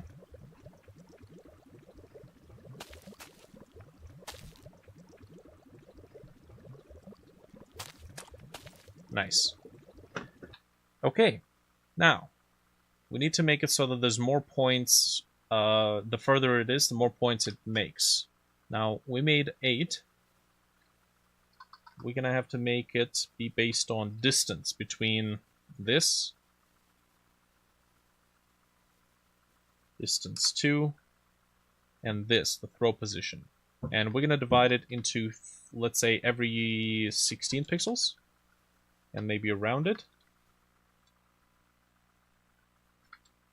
Okay. It's pretty sweet. Yeah. This is a lot more resembling of what I had to do in Game Maker Studio. If you want to draw like simple shapes, you have to basically do the whole thing entirely through code. Right. But we still need the arch. Okay. This should probably be calculated. So var point, or I guess dot count, because we have to use it here, and round. It does have to be an integer though, so I'm just going to do that because it could be a rounded float. And we also need to do this here. Yes. Alright, so this should divide the entire distance by 16 pixels. Okay, that did exactly diddly squat. What happened?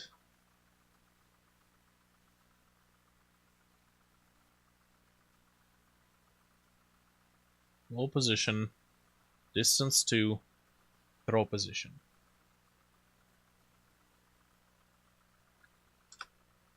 Print. Let's see what it's actually working with.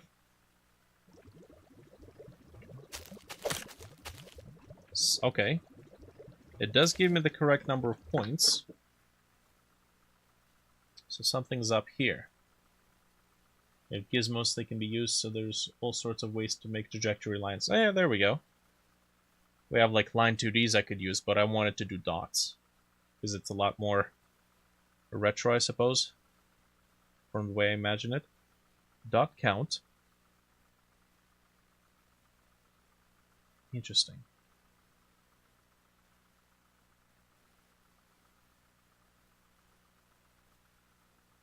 Oh, right. We've seen this before. We need to make sure that we get a fractional value.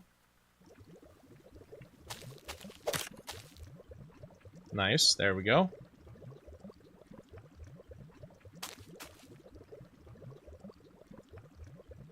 Okay, so that causes the whole thing to grow. And now we need a curve, an arch. Okay.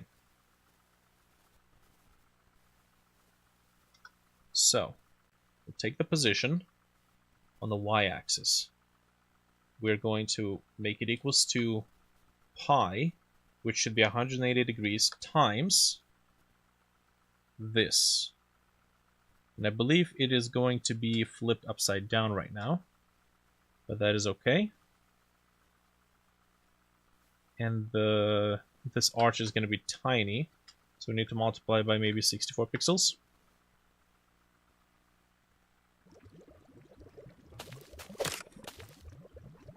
Okay. What happened? Ah, right.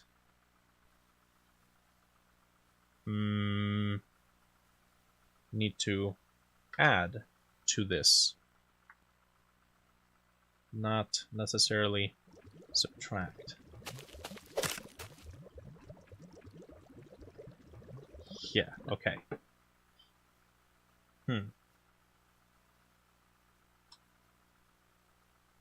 Oh, hold on a sec. No. No. We're supposed to produce an up and down motion, which is done by sine, which is going to use the pi times this. Okay. Pi is 180 degrees, so that should still give me half an arch. Oh, okay, well, there you go. Nice. And it's got to go in the opposite direction, so we'll do subtract. And this, we can base it on the distance. So I'll take the distance. Maybe, let's see what happens if we don't divide it. Just keep it like this. Yes.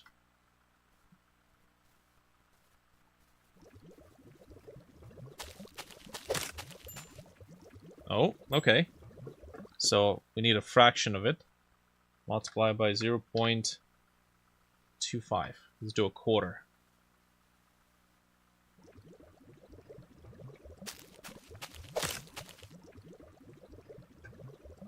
There we go.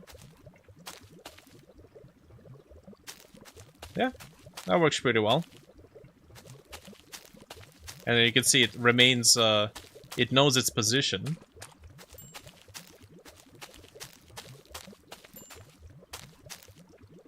We'll have some sort of a distance limiter. Okay. Cool. I'd say that works pretty well. Maybe some sort of a landing marker would be nice. Let's do 32 by 32. Okay, don't paint on the background layer. Okay. Kind of feeling like doing something fancy.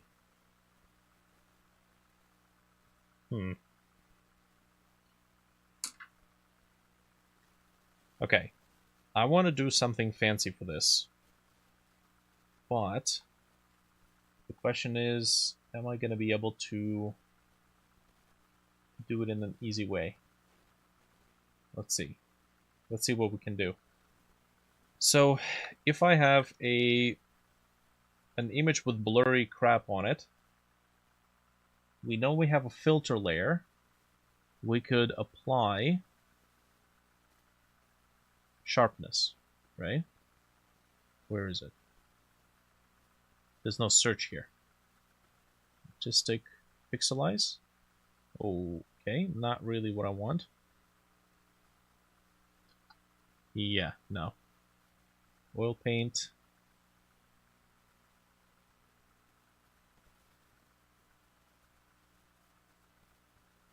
Sharpen. Yes. But there's nothing for us to adjust.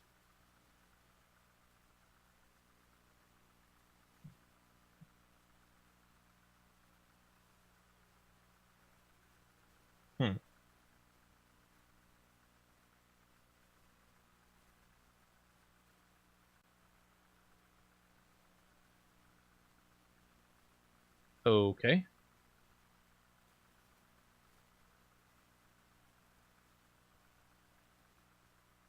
Ability to work without needing constantly look up documentation is impressive.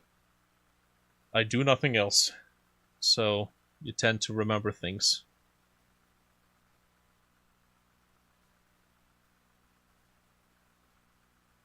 Lens, motion, pixelize, posterize. Oh, halftone works. Interesting. Levels. That could also work, because I could crush. Yes, yes, yes! Eugene. Crabs. Yes, there we go. That's what I want. Okay, so here's what we can do. We can do a little cheat. Okay, don't tell anybody. But it's much faster if I do it this way than if I try to draw it. I essentially want to have a little rotating, like 4 triangles rotating a single point. Oh, no, keep you. Okay. So I'm going to give it a bit of dimension.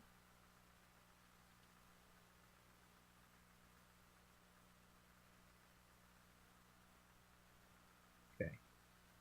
And I just need 3. And this is going to be 360 divided by 4. No. It's 360 minus 360 divided by 4. Son of a gun. Once again. Come on. Isn't it just 270? Yes, okay. So I don't...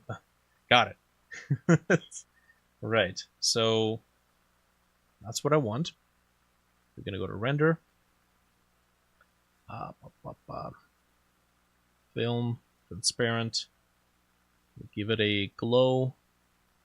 I'm going to make it white because I don't have to worry about shading.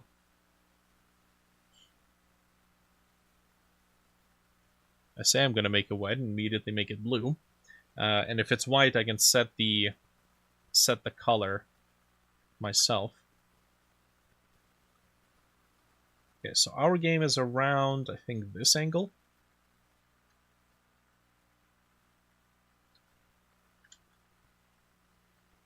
Okay, set the camera.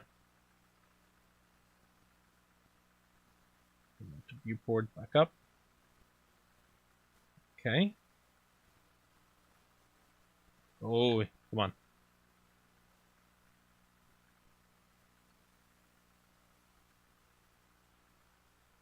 I'm gonna transform, rotate. We need to set the render to be 128 by 128 pixels.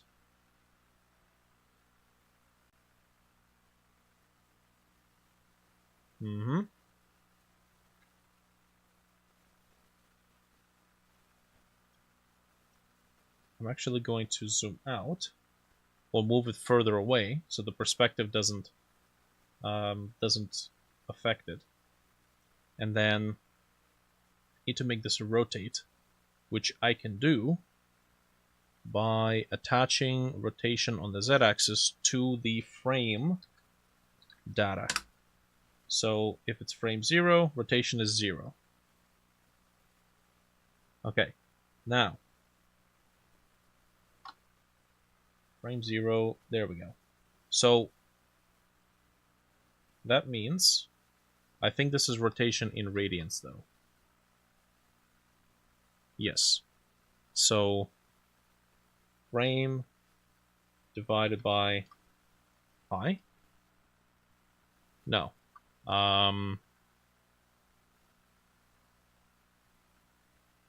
What's the formula? I forget. Radians.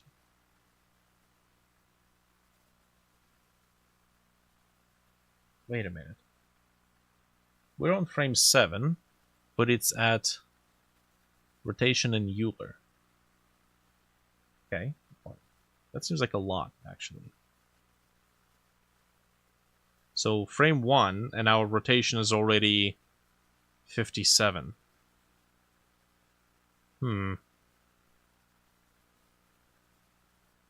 Now that doesn't seem right.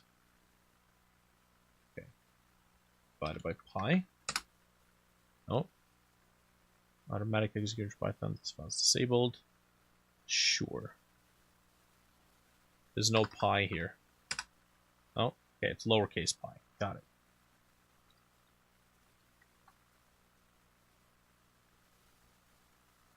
Funny thing is, I just need these frames. Just 4 frames. And that's it. It's a little fast though. Let's multiply by 0.5. So we get a few more rotations out of it. So this would be 8 frames. No, almost. You know what? I'm not going to bother with trying to mathematically make sense. I'm just going to eyeball it. Yeah. Yeah, that works. Okay. Let's maybe, while we're here, give it a bit of bloom.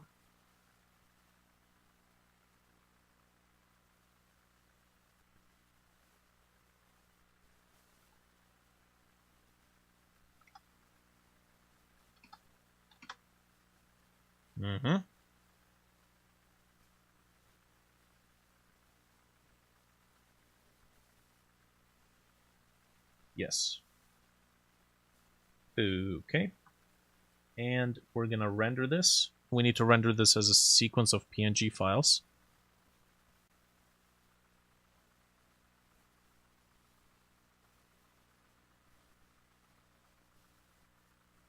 Which of Endor, add it up here.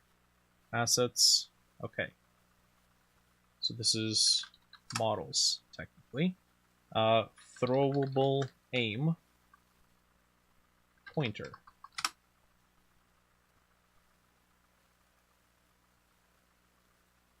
This is not a This is a render location that I'm specifying. Need to save this first.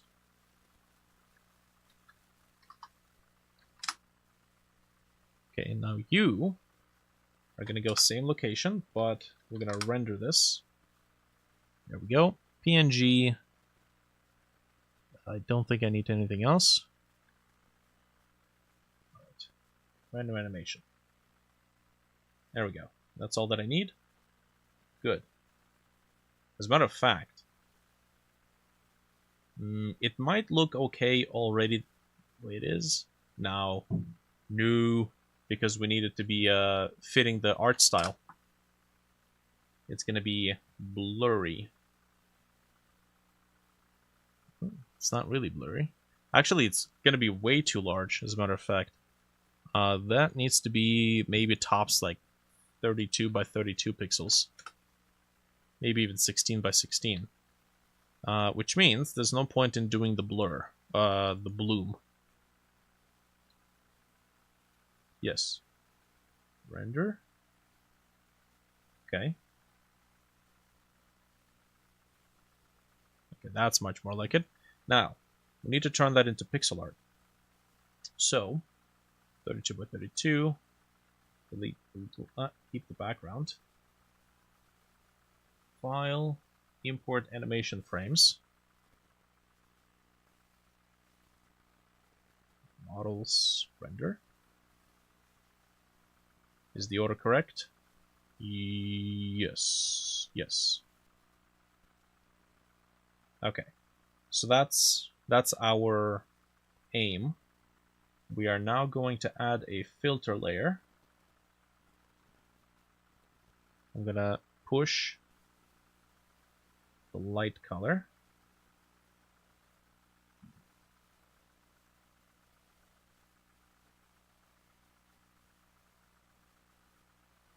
(26, 26). Yeah. Oh. There we go.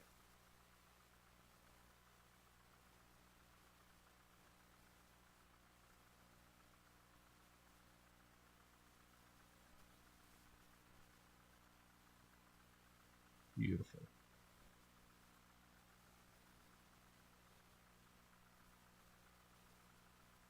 All right.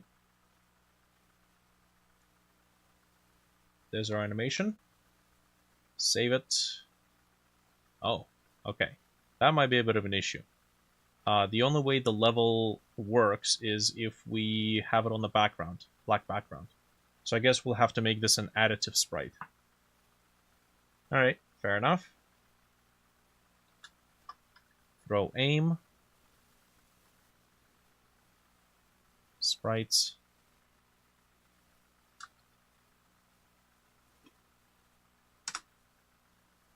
Should we do this as a sprite sheet?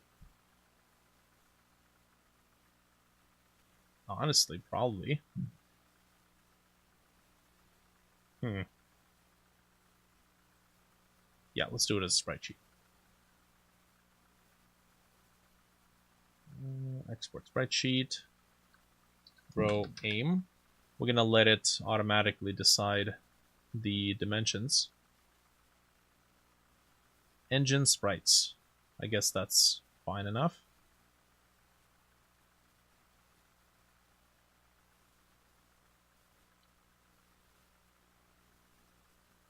Oops.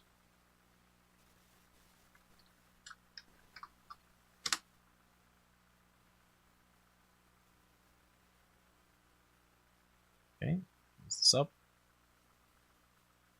Noise. So I think we can add a sprite here. Throw aim.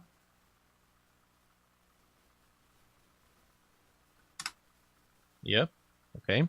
The animation is 1, 2, 3, 4, 5. 5 by 3. Nice. Beautiful.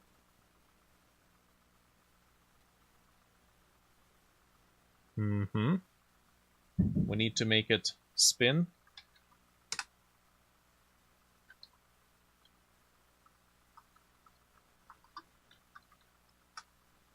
I honestly kind of wish the animation, the frame could be automatically adjusted in the sprite, but I think that's asking a bit too much. We're going to make it auto start. It's going to continuously run.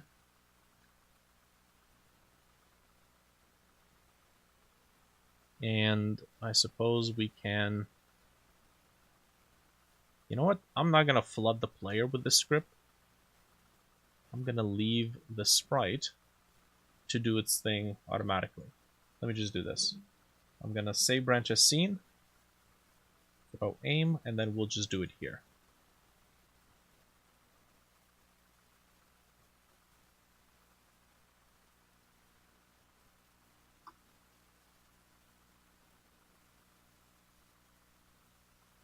Frame plus equals 1, and then if frame reaches the end, which is which? 12? So 13.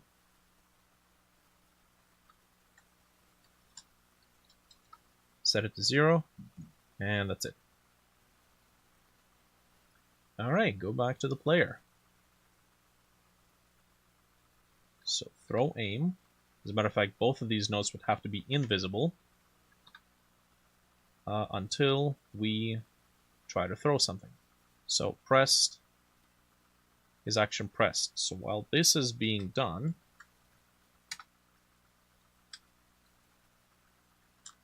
visible becomes true, and then when we let go, false. As a matter of fact, you know what? It might be a good idea, just in case, to set it to false here in case we do something sneaky like switch inventory slots. Because then our item would no longer be a throwable, so if we disable the visibility here, it wouldn't actually work.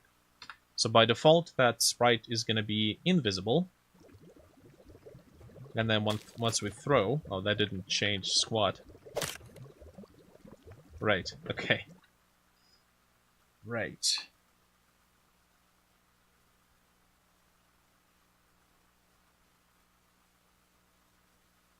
Visibility. This thing we're doing right here, by the way, that was not on the list either. Keep doing it. Material. Canvas item. Add. That's good. And we need to set the position. Throw position. Yes.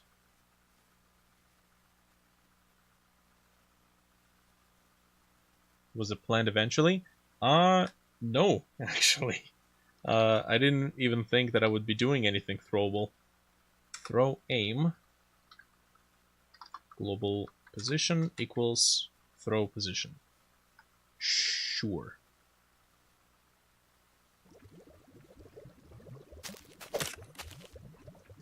Okay. Why are you there?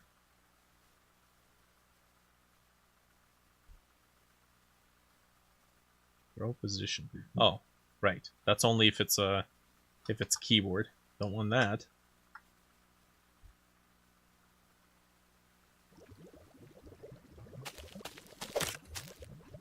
There we go.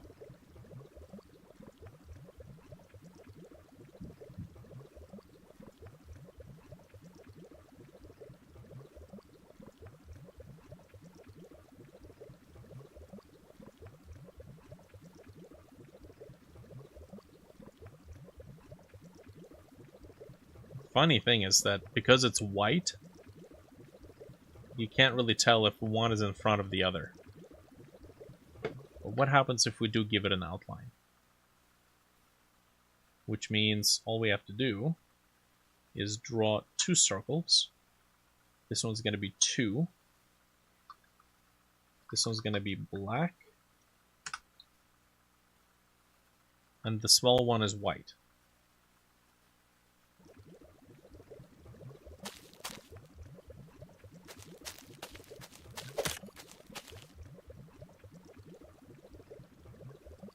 There we go. Oh, yeah, so it looks like the sprite is above, but I don't think that should be too difficult to change. Show behind parent. Maybe that's gonna work.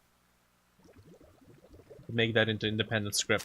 I tend to not really do like reusable code.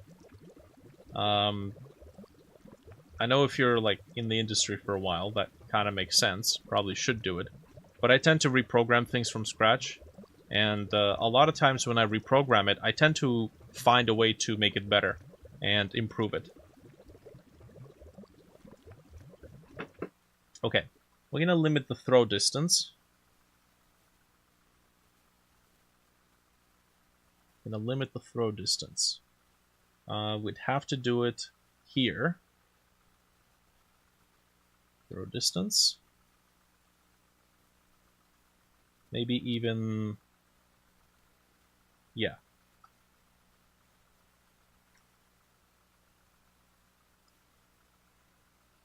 How do we limit it?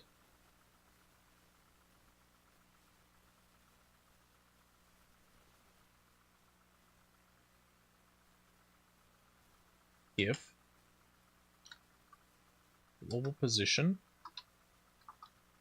distance to the throw position is larger than 256 pixels, we'll adjust that afterwards, then throw position is going to be set to global position of the player plus we need the direction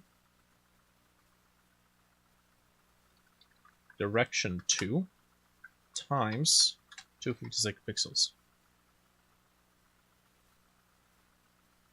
I think that's going to limit it.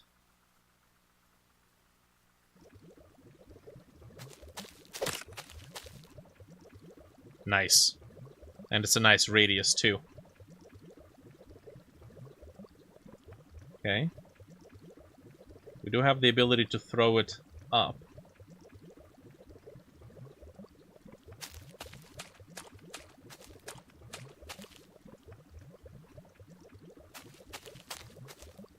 So I know technically because we're in a bird's eye view, we're supposed to limit our up and down throwing to be a lot shorter.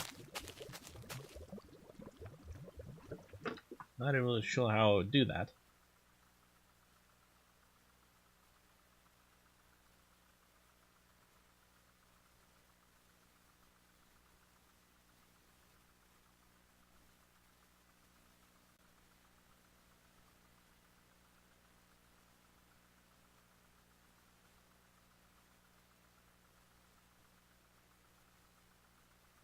Actually, I think I know how I would do that.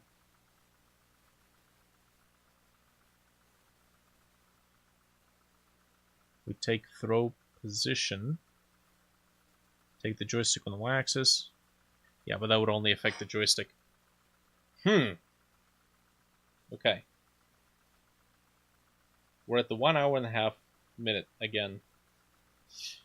I went over time. Dang it. Need to take regular breaks. Okay, let me do a quick break, and then we'll get the throwing of the holy hand grenade done. We're not gonna worry about limiting this. I'll sleep on it and figure that out. And maybe after getting the hand grenade thrown and getting that up and running, I would be able to maybe do some music. So, okay, break time.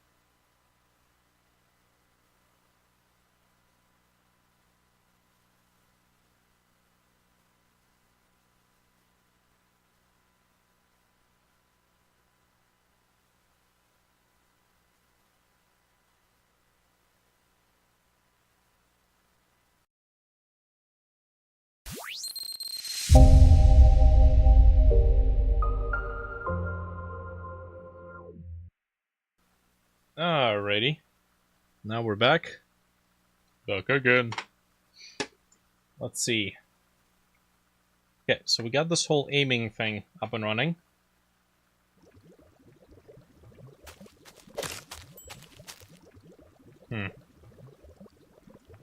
Okay.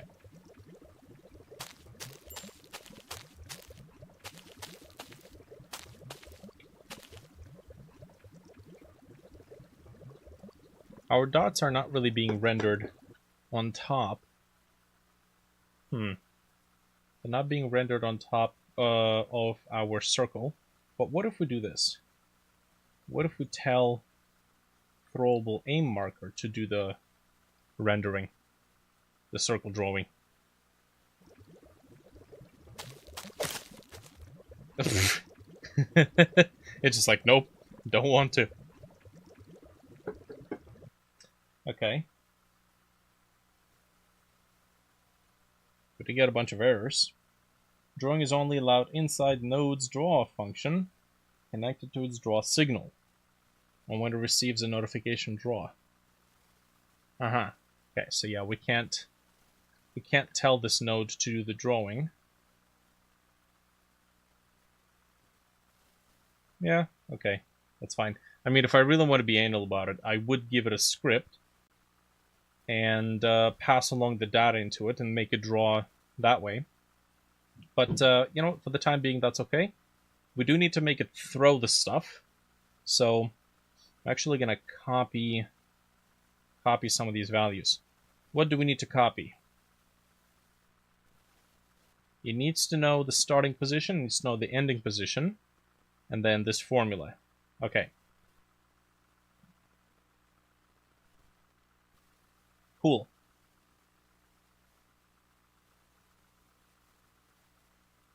Let's pass this data along.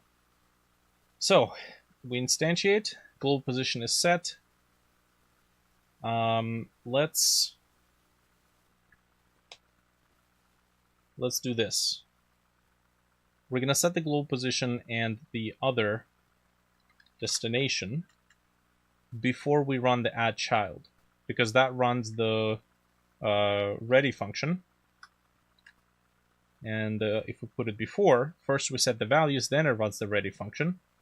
And that gives us the ability to do everything in the ready. And we don't have to worry about, well, none of this stuff. Func ready. Okay. What do we want to do?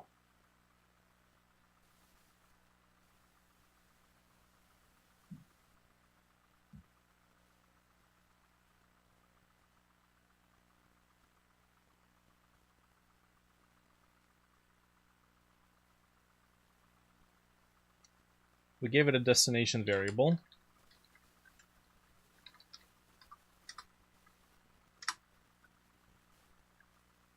So it needs to go from the current position to the destination. Okay. We're going to try with a tween.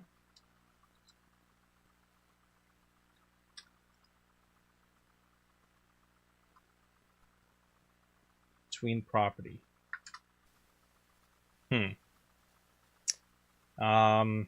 Because we have an arc involved, that calculation has to be done separately. So we're going to make the tween control the variable called progress.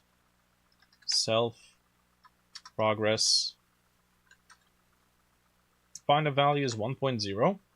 Duration is, I guess for now we'll just do 1 second, even though we'll make sure that if the distance is smaller, it's much shorter. We'll have to pass that based on the distance afterwards. Or we technically could do it here because we do know our destination and we do know our position. Okay. Tween property.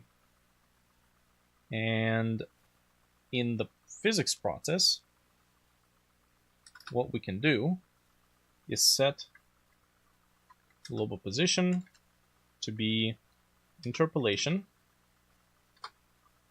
Yep, between. Okay, we need to have a starting position.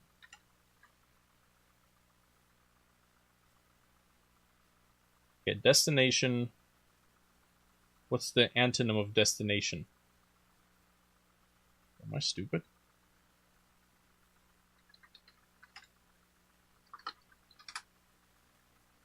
Source.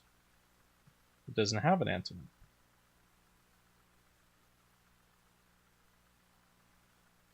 Origin, start, beginning. Okay, origin.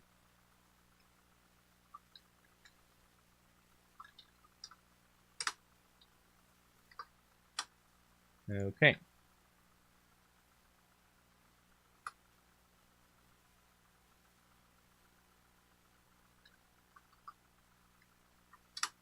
There we go. Cool. So, we're going to go from origin to destination. And we're going to use this progress variable, which is being controlled by the tween.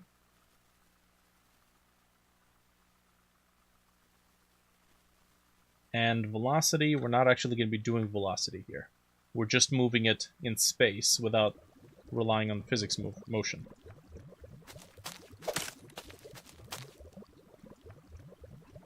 There we go. Okay. Cool. Now that's only a linear motion. We need to copy the formula that we used here.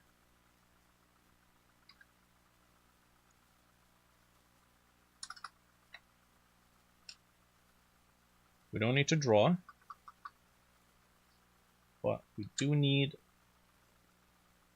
let's see, lerp from origin to the destination based on progress.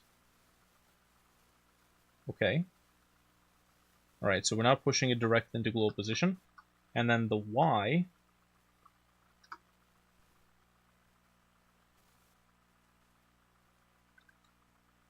global position.y, we're going to subtracting from it this progress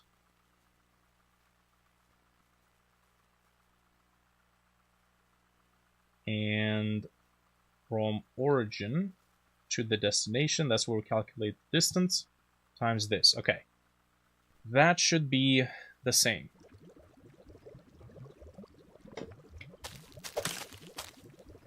Okay. Okay. Right. What? Origin is a fixed value. Destination is a fixed value. Progress.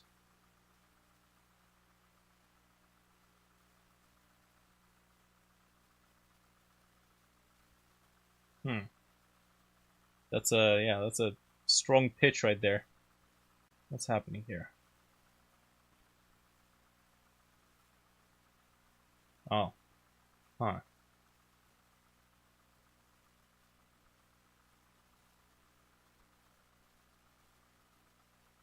Maybe we don't subtract. Maybe we set it. No, if we set it, it's gonna be flying off. Oh, right. Glow position. Right, okay, so we can push the position directly here because it's gonna override it and then add to the y, and then override again and add to the y again. There we go. That makes sense.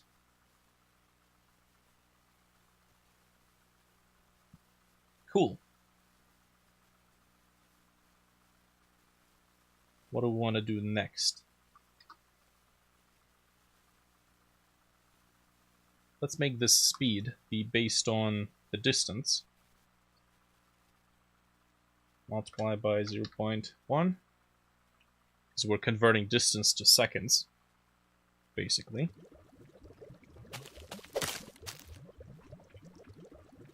Oh, okay. Yeah, we're gonna have to go much, much lower.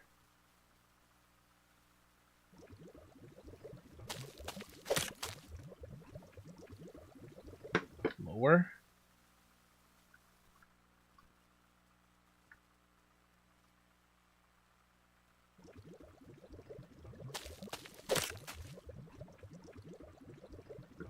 Okay, a little too low. 2.005.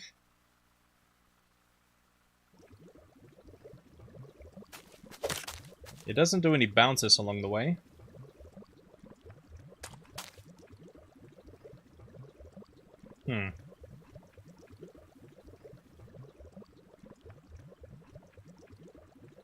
You know, it doesn't do any bounces.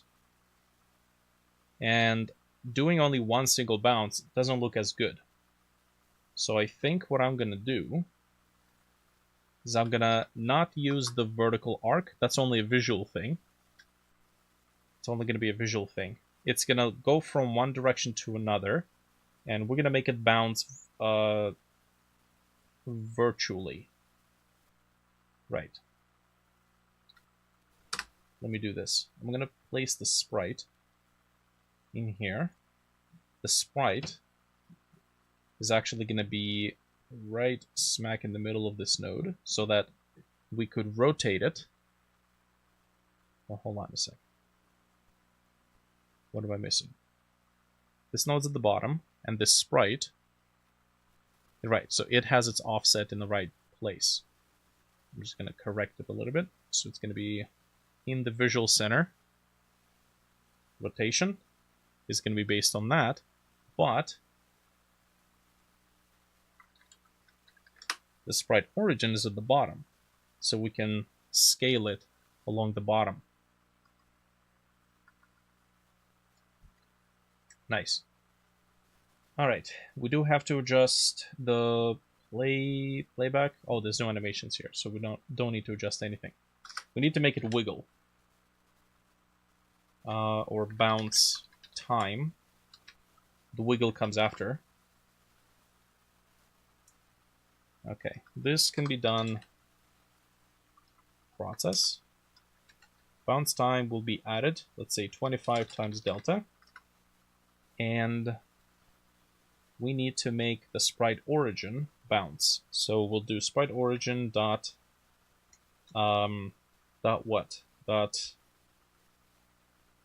position on the y-axis will be equals to a sine function. Now we need to make sure that this only has negative values. So we're going to make it equals to negative absolute values. Okay. Negative makes things go up in Godot, so that's why we have to do that. Okay. So the wiggle, the bounce is there. It's just very insignificant. 128.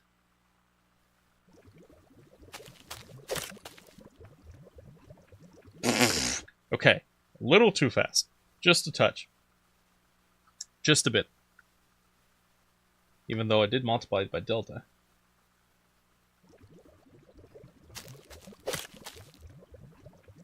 There we go. Okay. So that works. We want the bounce amount to decrease over time. It's a little strong also, maybe 64 pixels. We need to multiply it by the progress, or hypothetically by 1.0 minus progress, so it goes in the opposite direction.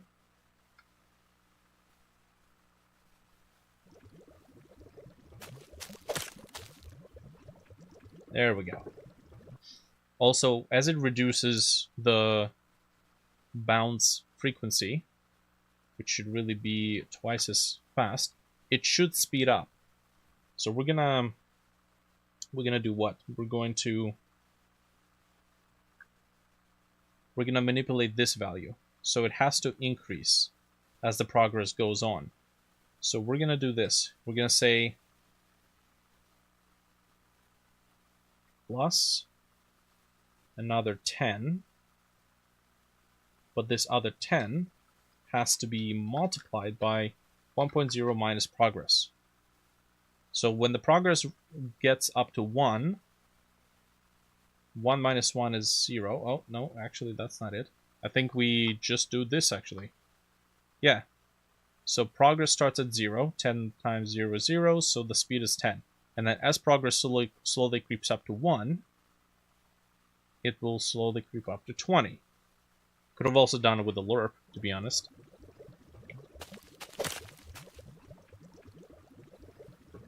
Okay. Probably can do even more. We are multiplying by delta, so these values are fairly small.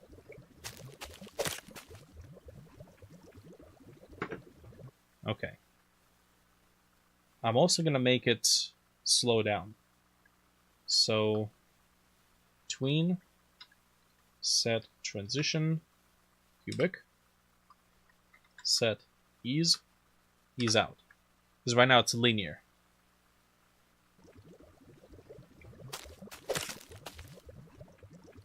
There we go. We just need to slow this down to a point where it makes sense, which I think a global slowness can work out as an adjustment.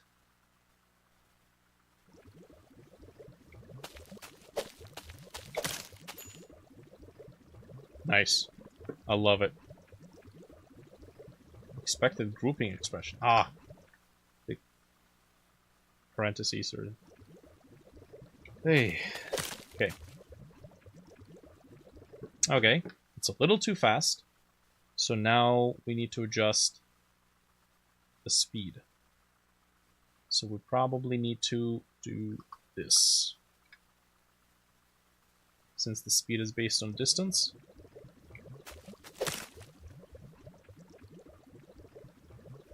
Okay, that's a little bit better.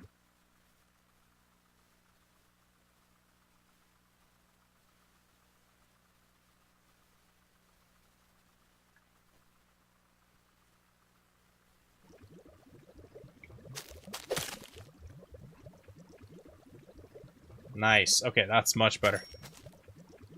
Okay. We need to hide this. How do we hide it? How do we know if we're doing something? Row position. Row origin.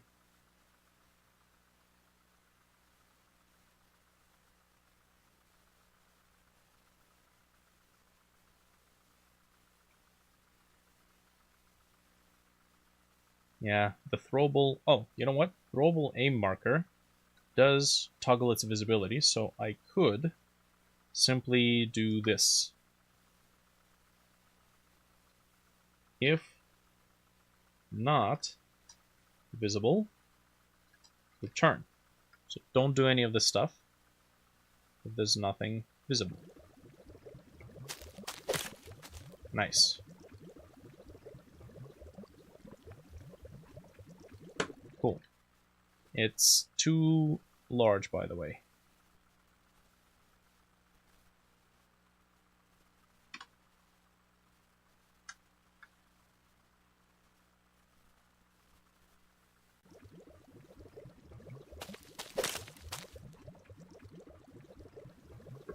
Okay. It's a bit small.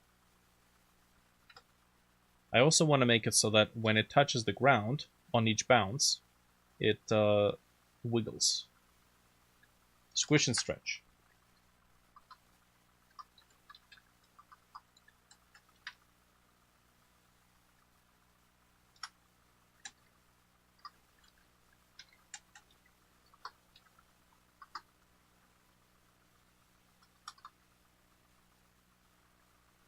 Time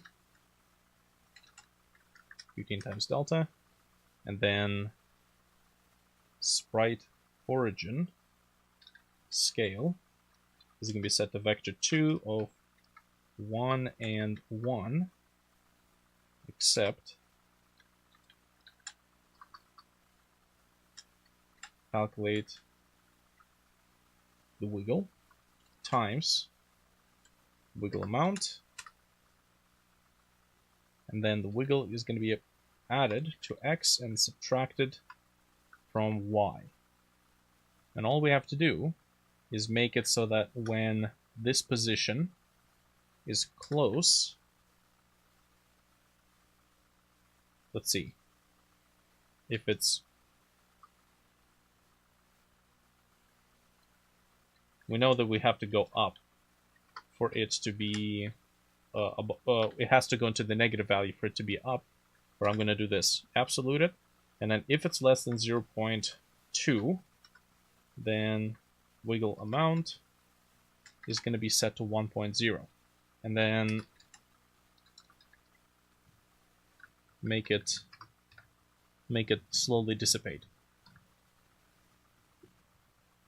Although that might be too strong though.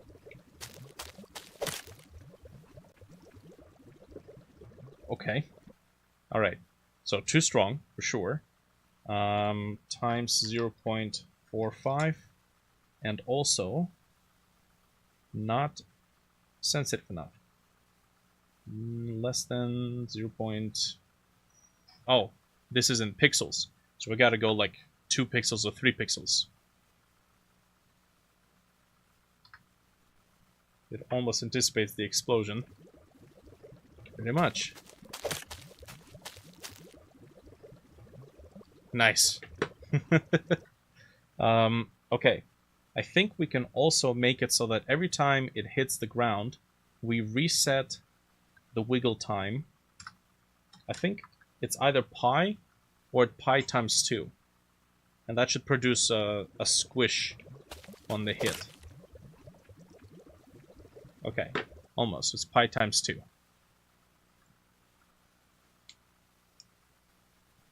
We'll also speed up the wiggle.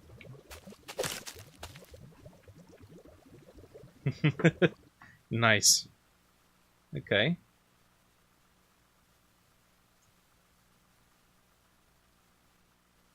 So we got to speed up the wiggle. This is going to be 25.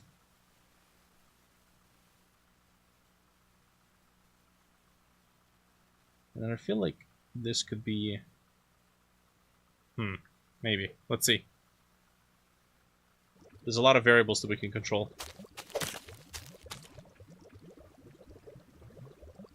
Okay.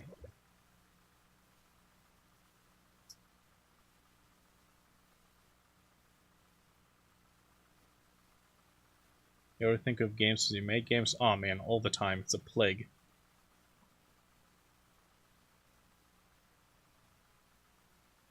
Wiggle amount. I think this has to be double. And a bit stronger too.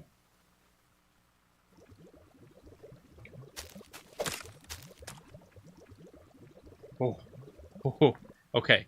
That's a bit of a problem. I think we need to multiply this by progress.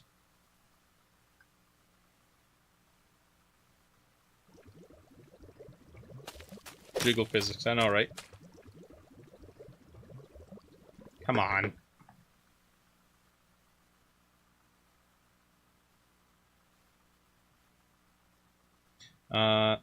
Sine. Interesting.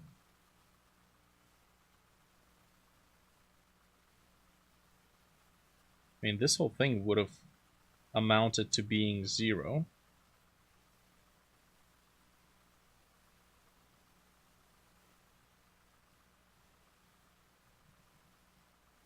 Oh, okay.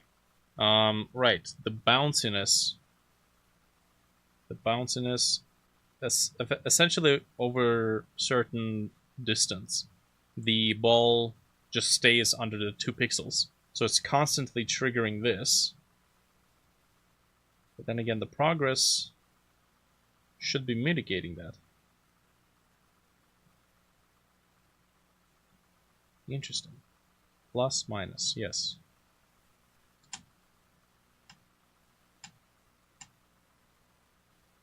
As this progress reaches 0, wait, is it? Yes. The wiggle should be less and less visible.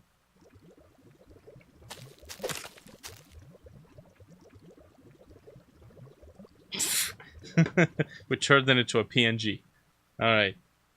That's weird. This produces +1 minus 1. 0.6 minus 0.6. Times 1 times 0.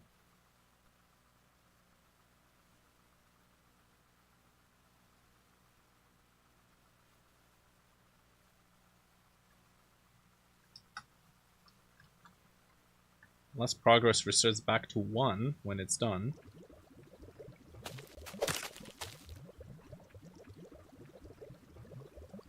Oh, right. It goes the opposite way. I totally forgot. There we go.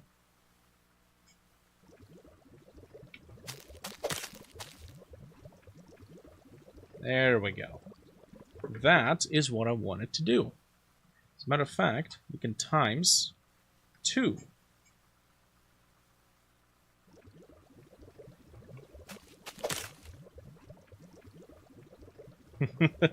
Nice. It's wiggling a little bit too much. Got a split hangout with your girlfriend. Sounds good. Priorities, man. Catch you around. Sounds good, man. Appreciate the company. Oh, nice. Okay, that works. That flippin' works. I think we can also have a shadow here.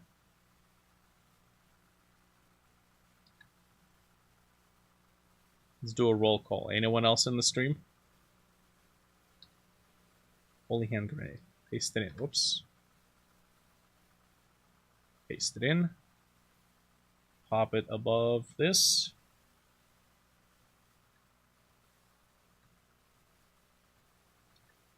Shadow.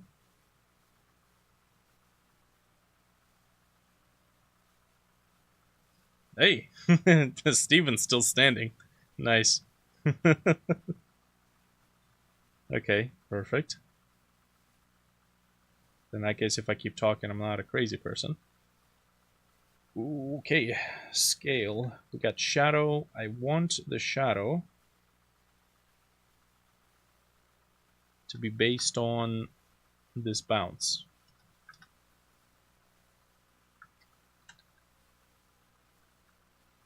Shadow scale.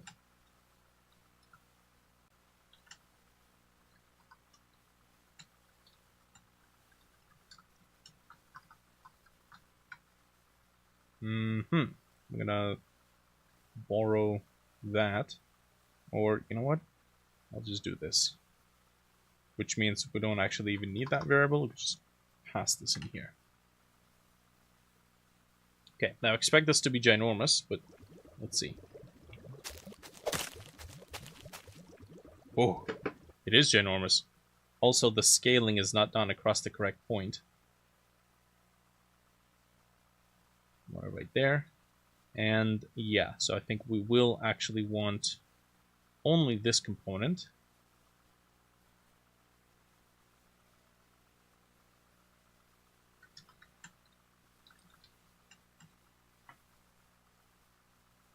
Okay. There we go. At least it gives us an absolute value. There we go. And I don't want it to reduce to nothing. So I'm going to give it a base size of 0.5. And this we're going to multiply by 0.5.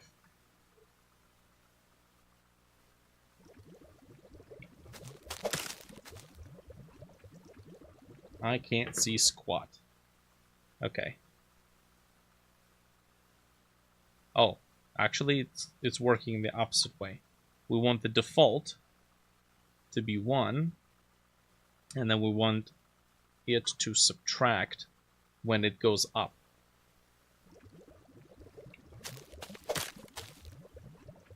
There we go. It's a little large.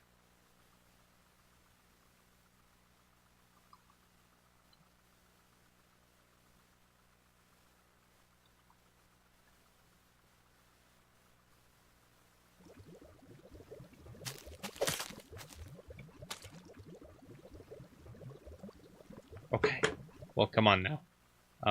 Progress. We need to multiply by 1 minus progress.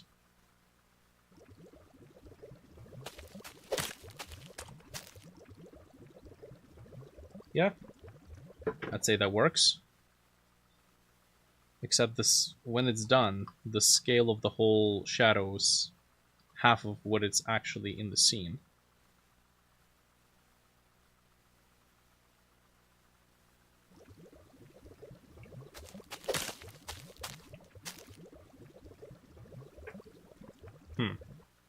Actually, maybe it's just too big. It is too big.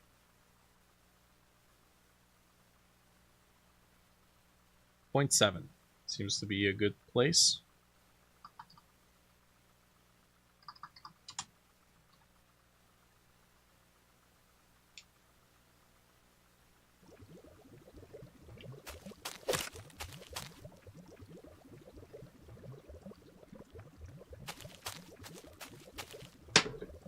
Okay, and now when the tween is done, which is this is actually another benefit of doing a tween here, make a function called boom,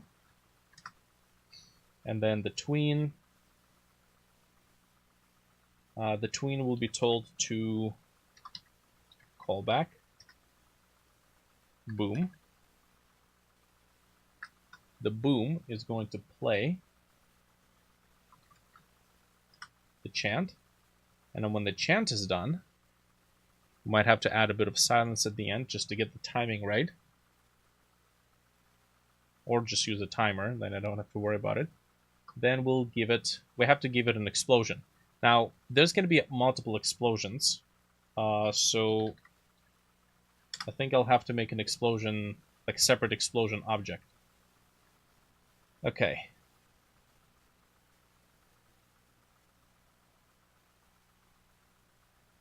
When the chant is done, we need to preload the explosion.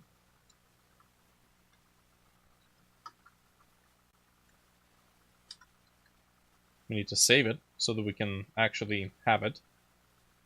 Objects, explosion. Okay. New explosion. Instantiate. We could just get the parent, that child, explosion, global position is equals to global position, and then I'm just going to give it a sound. We'll probably have to do 2 explosions, because this is a very particular to that homage. Explosion sound effect.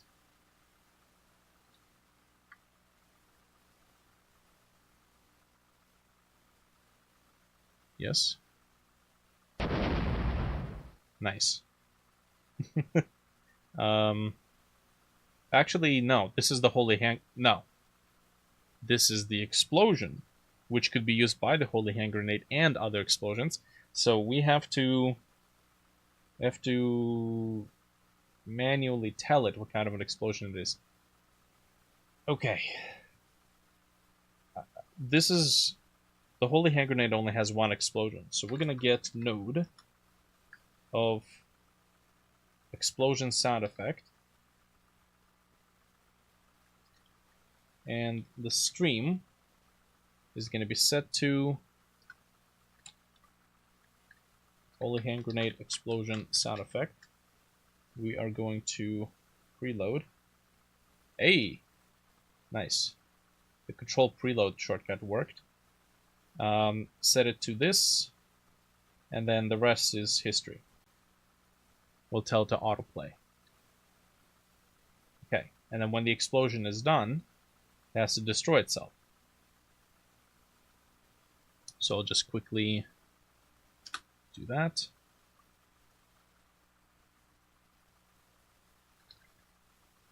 Although, if we have particles here, the particles might actually exist for longer than the sound effect. So maybe we don't. Maybe we'll just do a timer node.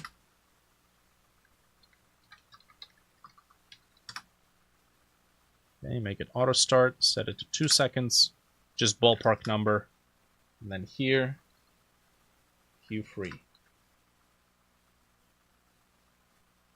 Okay, 1 time, auto start. Nice.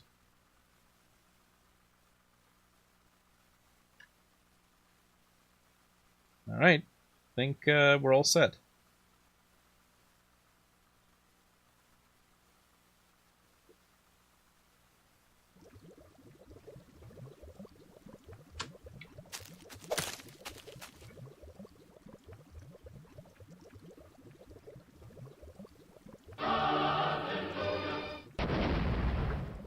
Okay, it doesn't destroy itself, but it works.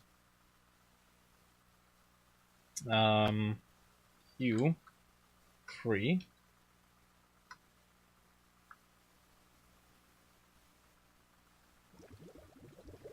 I might even make it wiggle.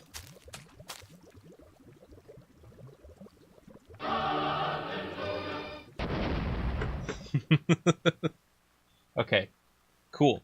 Let me see if I can put together a quick explosion particle.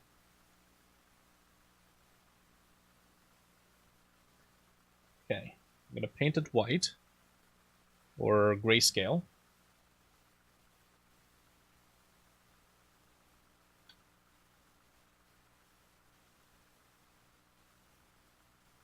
Oh.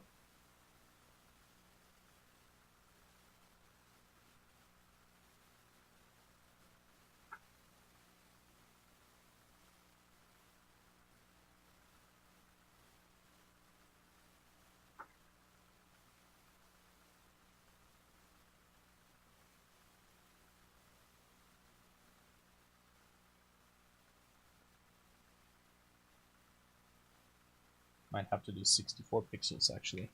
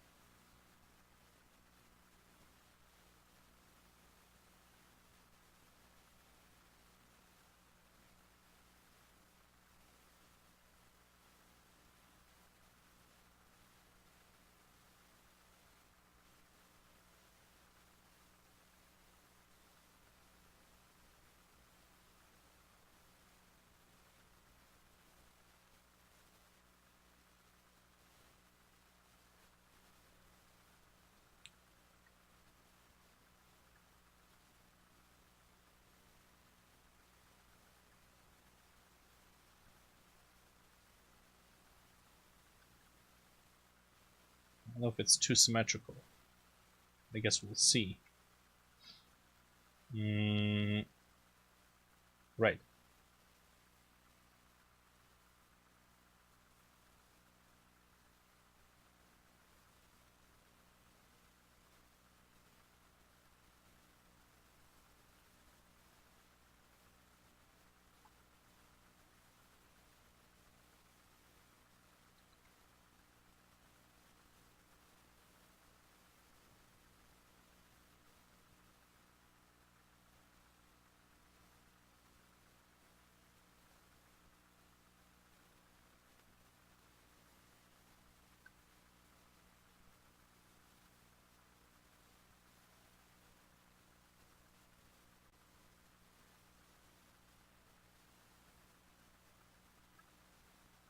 Grid has animations open. Yeah, it had animations open for a while. Also, hi. Hello there.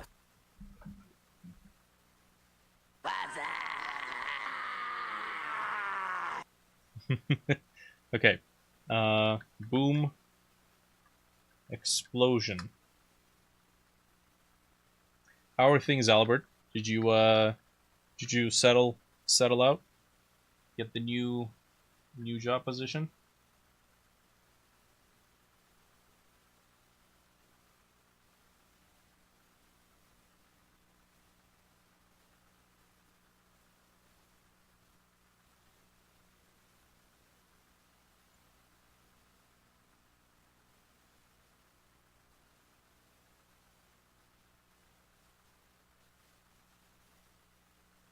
Okay, so we'll do duplicate.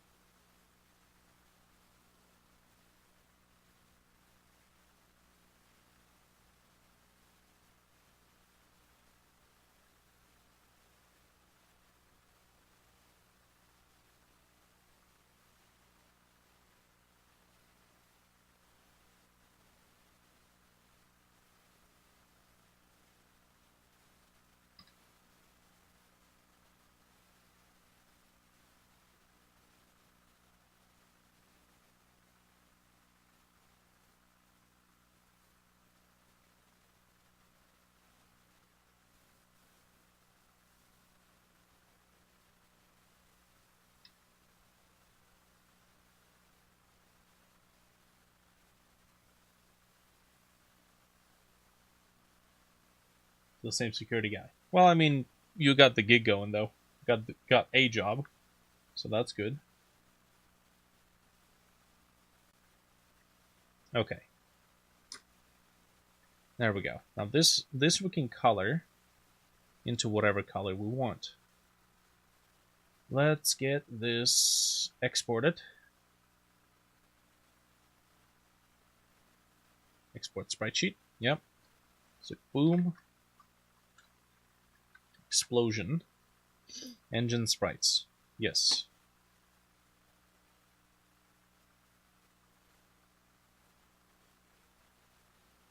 Nice. Alright. So, look at that explosion. Particle. We're doing GPU particles. Boom, explosion. Looks like it gave us 5 by 2.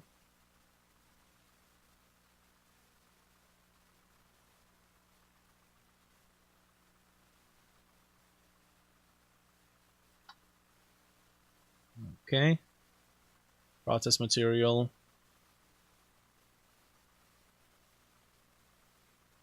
Let's do animation. Minimum, maximum, 1. Alright. Get a random angle. We don't want gravity.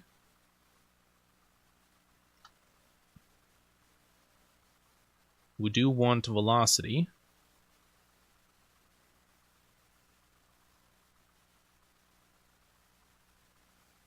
All directions. 200. Nope. Although it could potentially be. We want this to be explosive. Explosive diarrhea.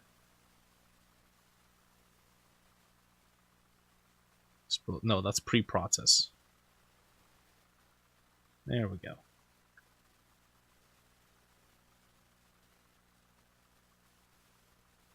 We'll do randomness. Just a bit.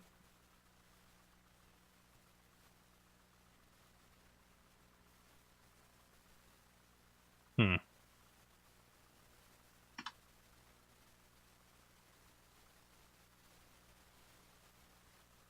Two seconds.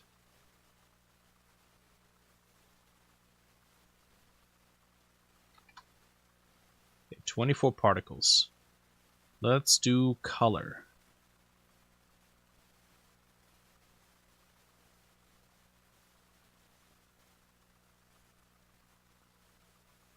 It's gonna go from red.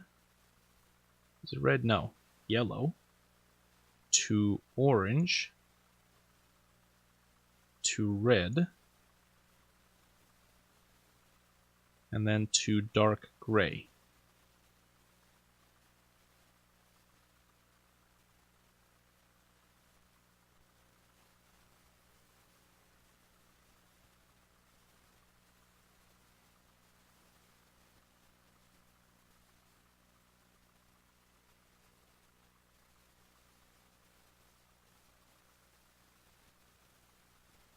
Okay, maybe even start with more white.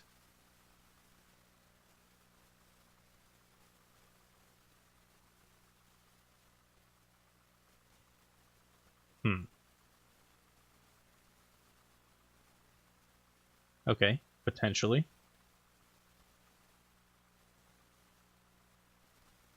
I think velocity could be a bit more even. There we go. Okay, and what happens if I set the scale to half? Oh, yes. That's much more like it. Now we're going to get another one. So this is round explosion. We're going to do a vertical one. This is what I remember doing in the first project. So we're going to make this unique. Let's get the velocity spread down. This will have to go up, so -1.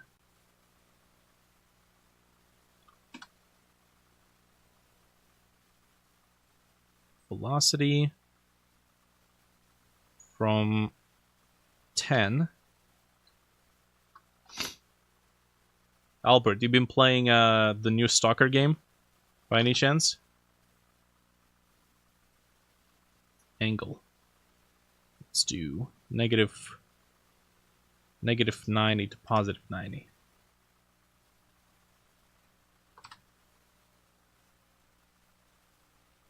Okay. That technically works, but...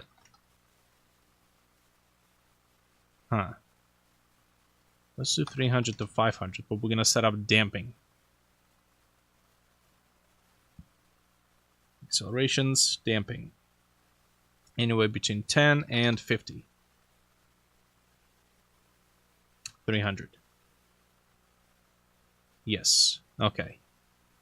Let's adjust position, box.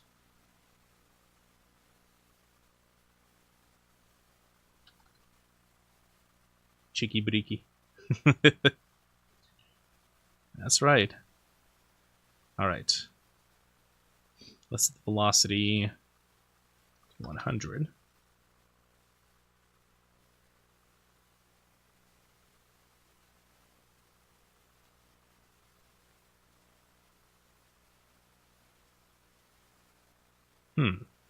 Maybe we can also do something with scale.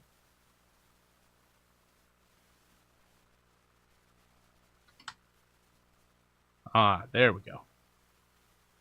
And then give it a curve. Okay, that actually works. Let's go back to the first one, do the same thing.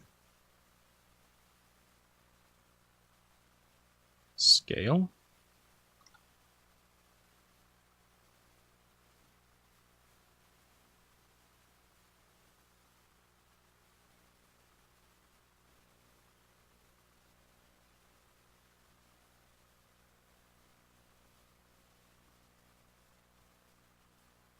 Perhaps we don't want it starting completely at 0.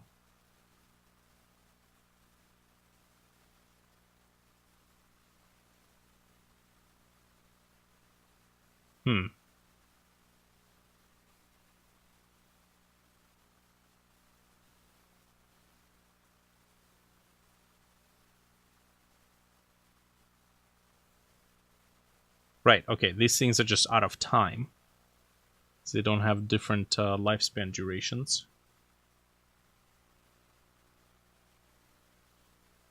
That is fair enough. Okay, we're gonna make it one shot. Both of them. Here. In the ready, we are going to make them both start.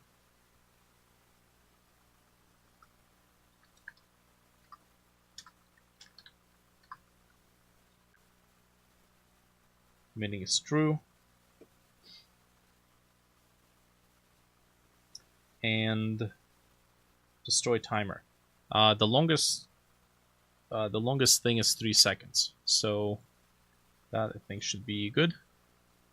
2 seconds, 3 seconds. Beautiful.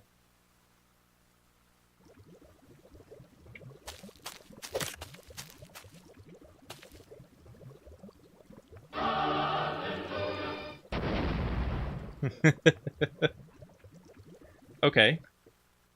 I mean, it works. I think it could be a lot smoother, though. And we can achieve that by doubling the number of frames.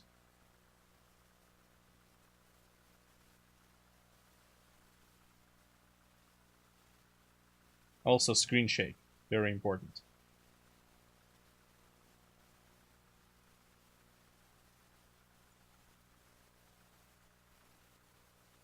Ow. Come on. You can only insert a frame on the right. What fresh nonsense is this? Oh, it's because it's locked on the bottom, that's why.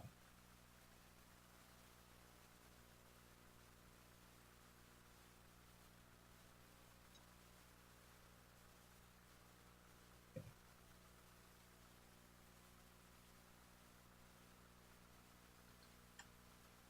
Insert frame on the right. let's do shift insert. Ambiguous.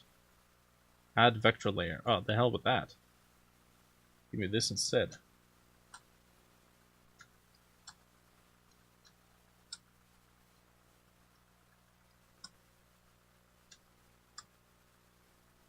Alrighty. So, I'm going to hide the shading, and we're going to do the in-betweens here.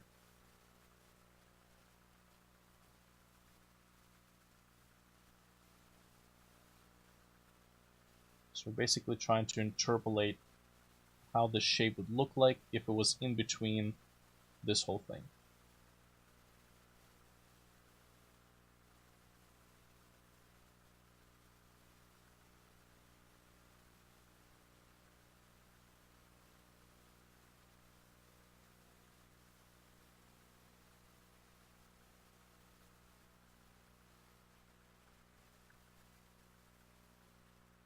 Okay, starting to see a split here, so it should begin forming.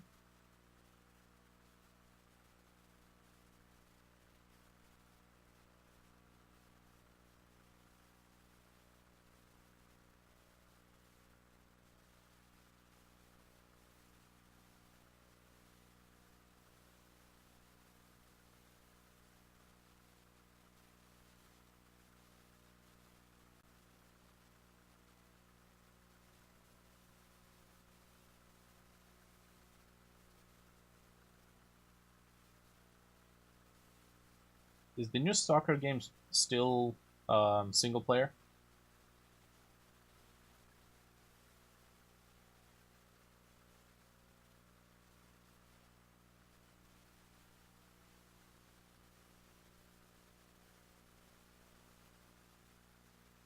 I gotta tell you, man, when I discovered that Fallout 76 was gonna be an online multiplayer, no way for people to just like play with their friends, I was kind of disappointed.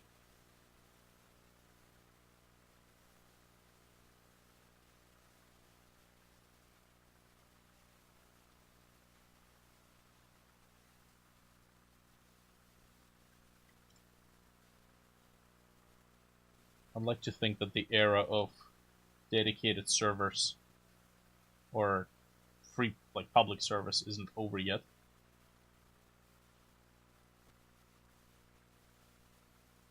Okay, there we go.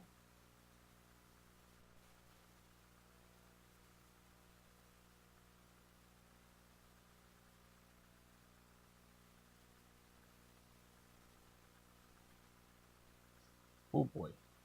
Okay.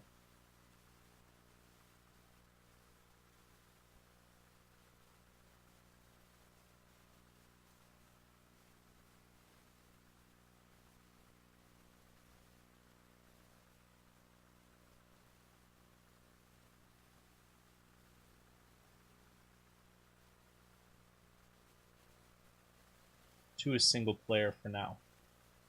Right. Well, you know, for now, of course.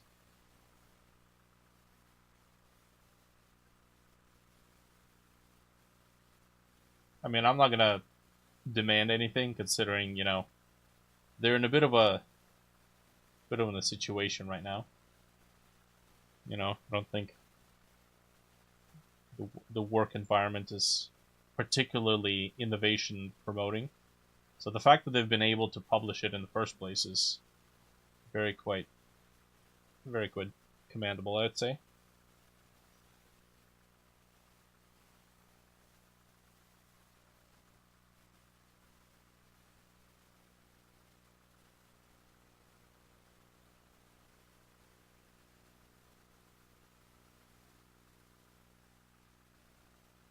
Vishal, good day. Day 2-2.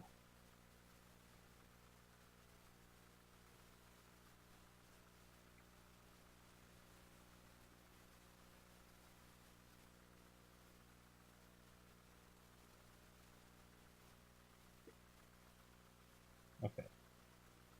So let's try that again.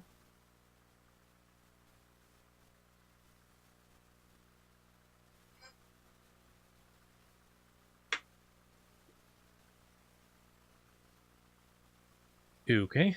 Uh, that should have doubled our number. So 1, 2, 3, 4, 5 by either 3 or 4.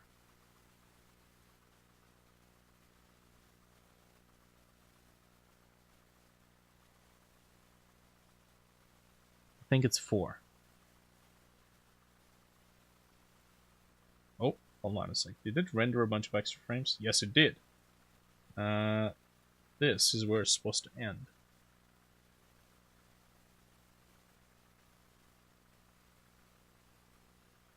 I guess maybe that one extra frame is the reason why it included a whole extra layer. I guess we'll see in a moment. Sprite sheet.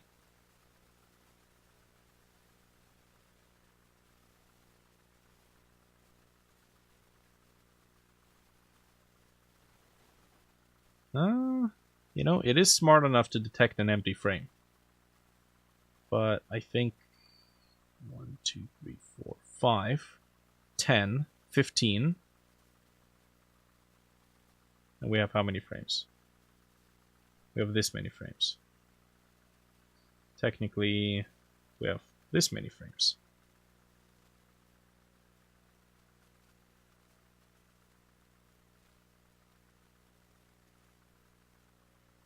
Ah, nice. There we go. Alright, so that's 5 by 3 now. I think that should have updated this one as well. Yes, it did. Alright, double check this.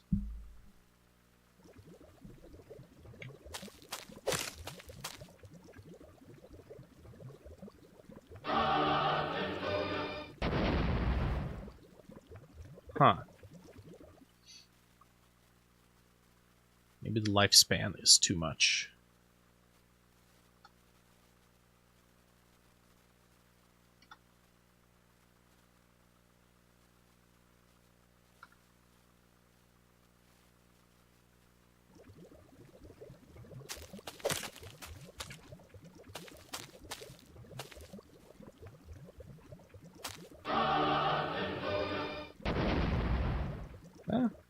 Yeah, we can improve that later down the line.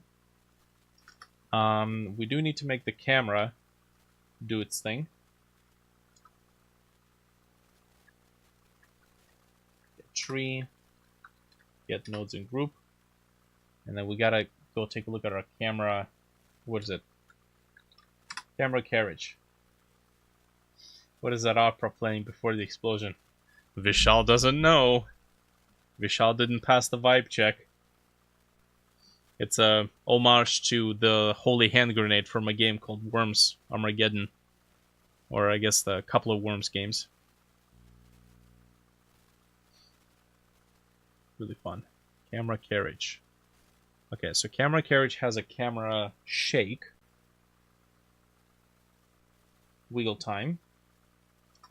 Okay, I guess maybe we can do an explosion one.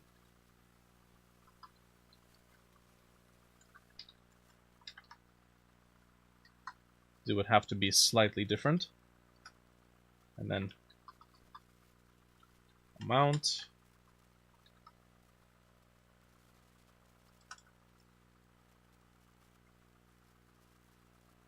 Cool.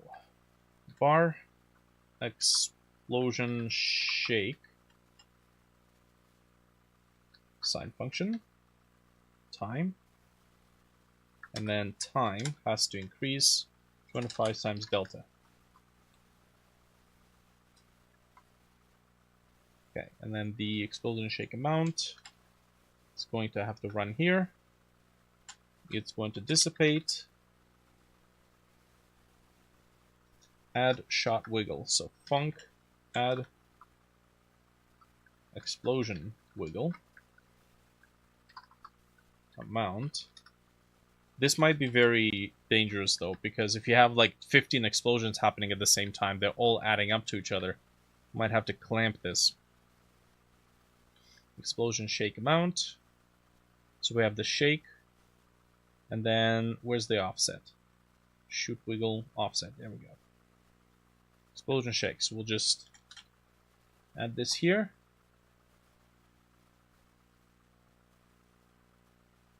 Okay, we know that this is in the group. It is not in the group. Interesting. Camera carriage. Okay, so we'll do... Oh, it is in the group. Got it. So go to explosion. Get... There's only one node. Get first node in group. Camera carriage. Add. And then we know that it's supposed to be... camera carriage. This. Add explosion. Explosion.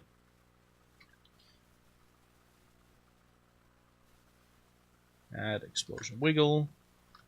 1.0.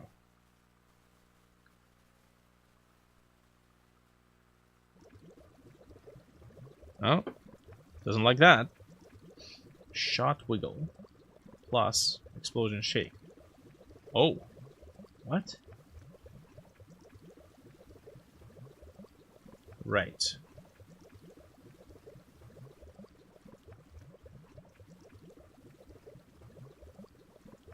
Explosion shake is supposed to be a vector 2 value.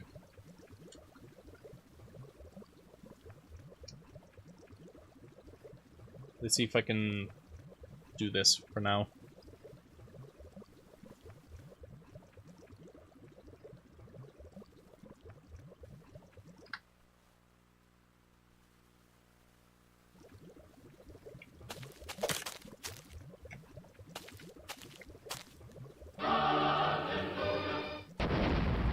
Okay, it's a little weak.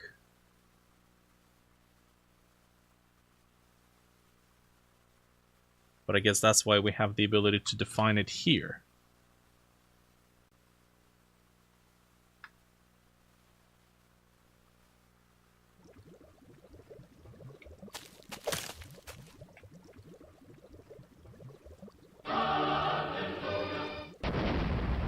Uh-huh. Okay.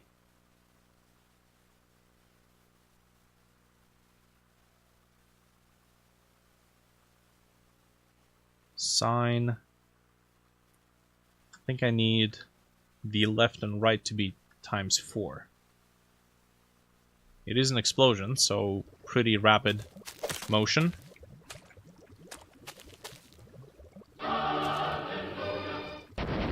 Hey, that actually looks good. And it's not too in your face. Yeah, it doesn't overstay its welcome. Just increase just a little bit. I might be overdoing it now. Wiggle amount. That's not the right wiggle, is it? It's this one. Shake amount 8. You know what? We'll keep it as it is. I think it's perfect. Yeah, that is perfect. Like, I got a perfect thing going on. Let's not ruin it.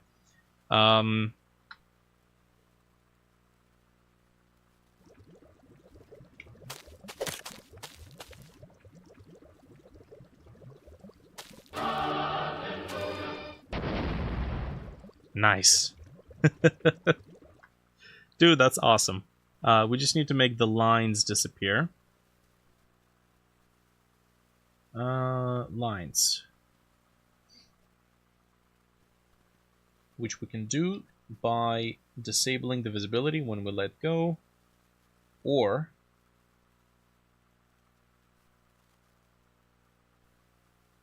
I would imagine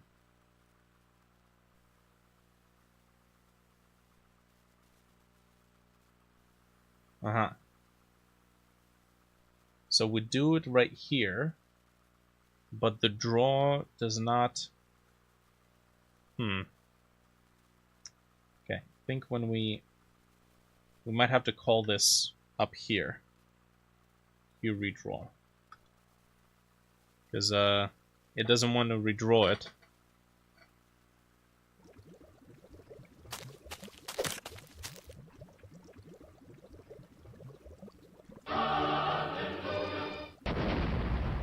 Okay. So nice. I do want to do something a little dumb. I want the holy hand grenade to wiggle in sync with the hallelujah. It's the dumbest thing, but let me just see if I can pull it off. Let's see. Holy hand grenade. There'll be a little cherry on top. Here's how I'm gonna pull this off. I'm gonna make a curve. Let's do curve 2D. We'll make it an export. Actually, no. No. We're gonna make the curve down here as a resource, because export resources might die unexpectedly.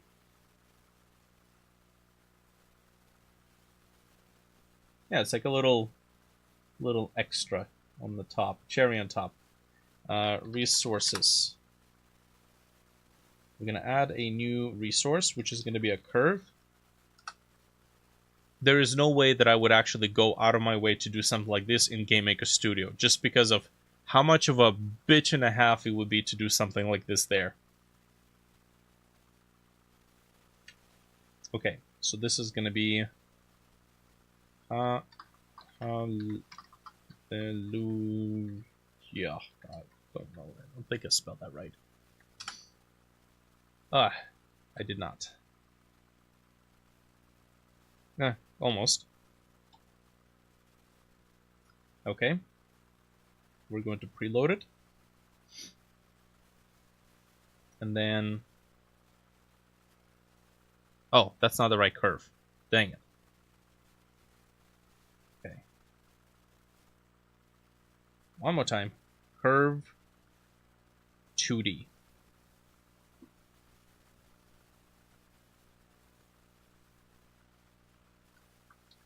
I'm gonna call it Hallelujah Wiggle.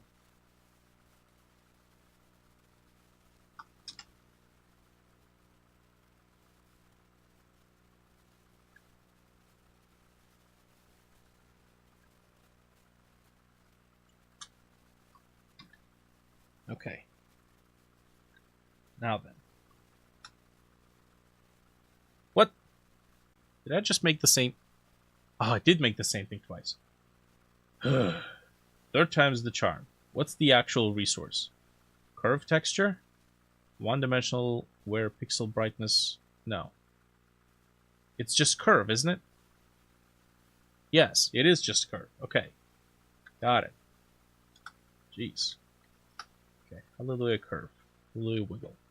So we're gonna assume that the middle point is the starting one. So it goes...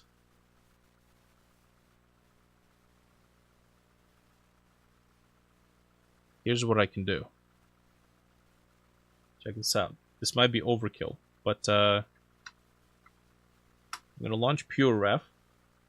I'm going to open the sound. I'm going to take a screenshot of this, because that's the full spectrum. Yeah. Go away. Paste it in. I'm going to position this right here, and then try to sync up the beginning of the waveform to the end of the waveform. And then, let's see. So it's this.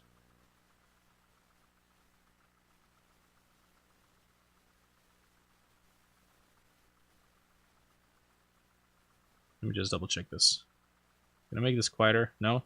Okay, sorry everybody. So it's Hallelujah. Okay.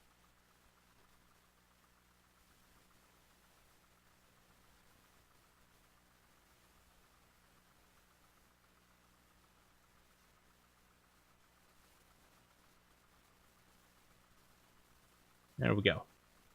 Okay. I'm going to move this out of the way.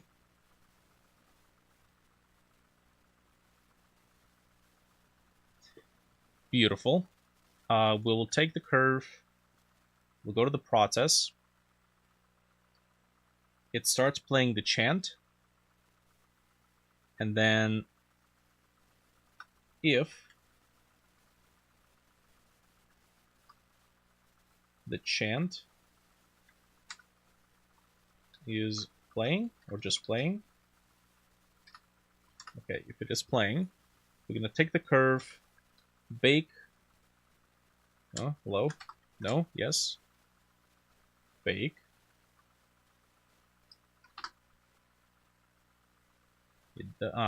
Right.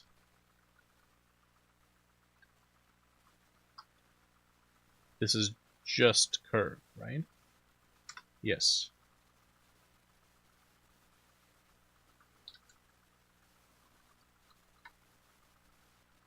Okay. Bake. There we go. It wants the position, and then we're just gonna take the progress of the sound. So sound progress. We're gonna take the stream, get duration. Oh, can I not get the stream? Is it too stupid? Stream, yes. Unexpected indent. What are you talking about? It's there. Oh, playing is a method, isn't it? Well, let me lose the train of thought now. Playing is a property. Don't bullshit me. Stream. Expect identifier. Right. Okay. So it's just being a little stupid. Let's get the stream. Audio stream, which we can get length. Okay, that's interesting. And then divide this by the current amount of time. The current time it's playing. Oh, the other way around though. Gets stream playback, gets playback position.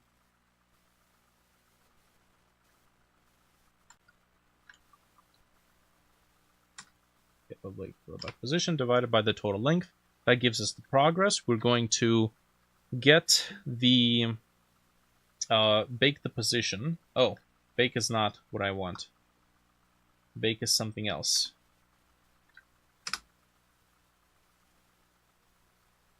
Add point, get point position by index. Nope. Sample.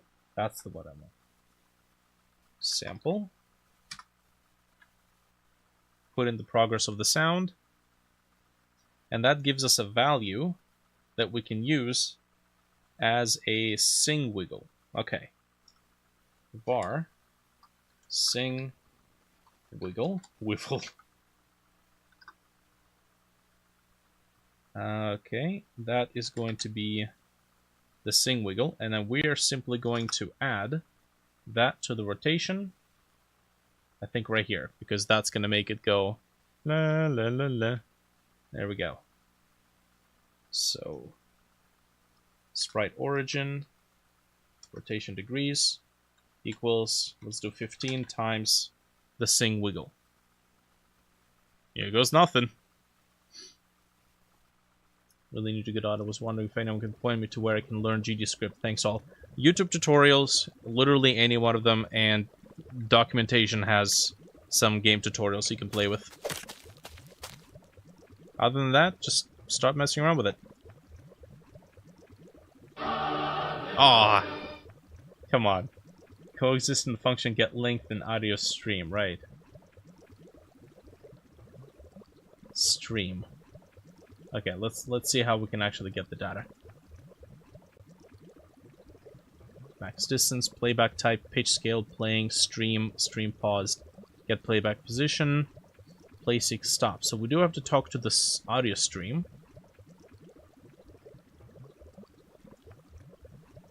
Method. Generate samples, get length. Okay.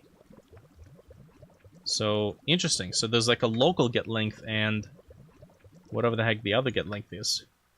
Let's try that again.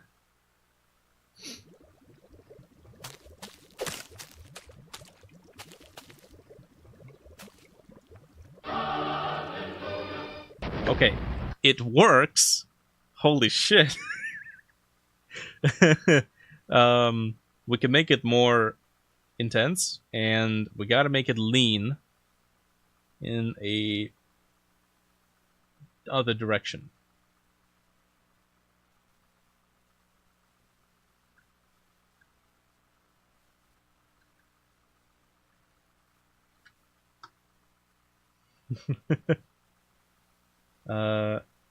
Bomberman. Not quite. More of a tower defense type thing. Okay, so I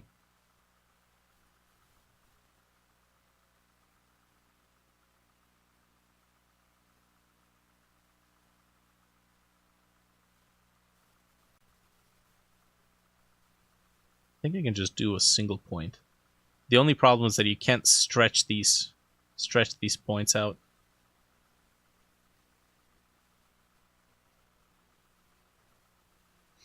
Okay.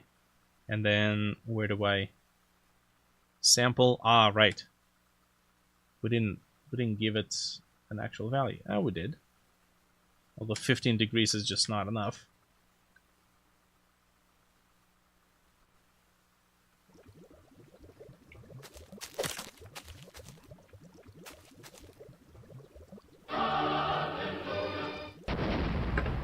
Okay.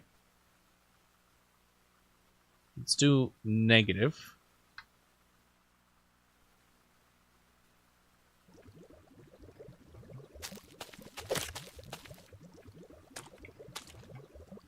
I don't like how it nudges right into it.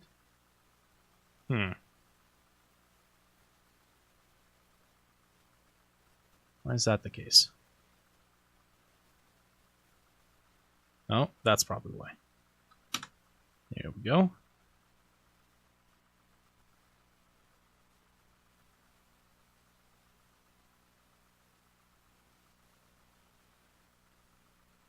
Oh, you know what? I'm an idiot. This is a value between 0 and 1. So I need to subtract 0.5 in order for it to rock back and forth, instead of just rocking in one direction. That's why.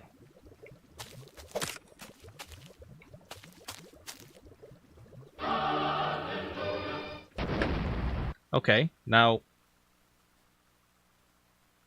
it sort of works, but it needs improvement.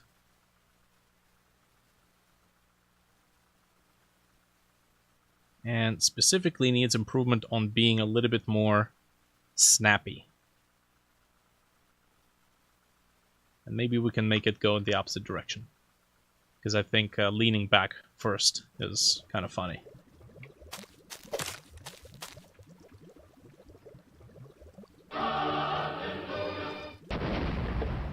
Why does it... I don't understand. Why does it...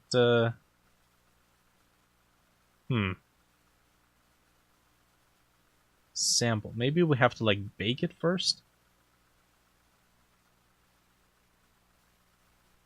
I would imagine it auto-bakes, but let's see. Bake. And I think when we bake, we have the ability to specify how... No? Bake resolution. Bake resolution. The number of points to include in the bake cached curve data. Right, so that's probably why it's so fidgety. Let's do this. Bake resolution is going to be 500 points.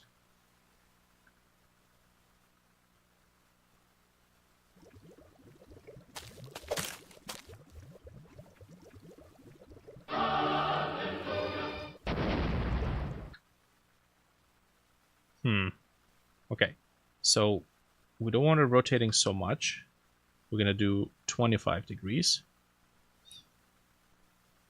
And if it is set to 0, it is going to snap. That's why.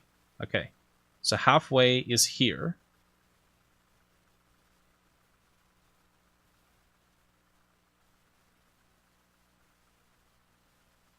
I think so.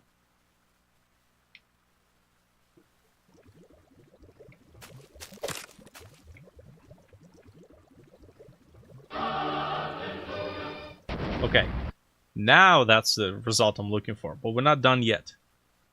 I believe we now have the ability to mess around with this, make it a bit more snappy.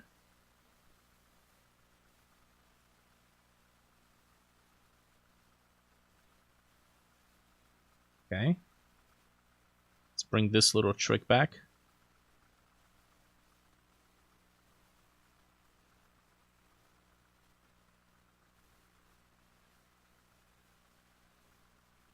Okay, so it doesn't start immediately, it starts about here.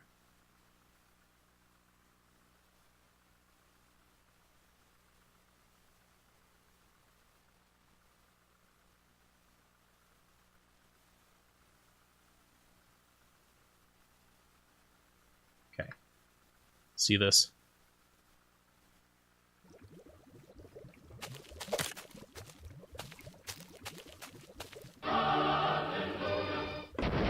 It's a little late. But if we know that it's a little late, we can push everything back a bit.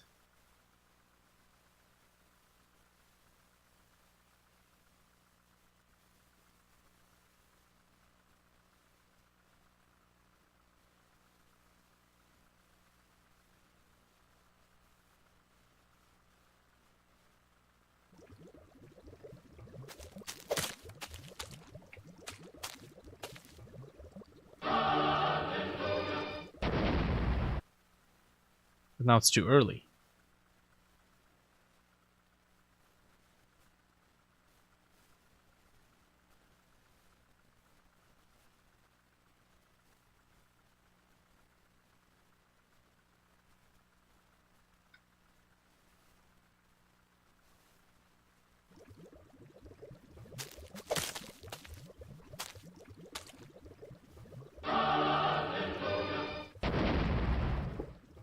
Okay, was that early or was that late? Were we rushing or were we dragging? Okay. I can throw another one.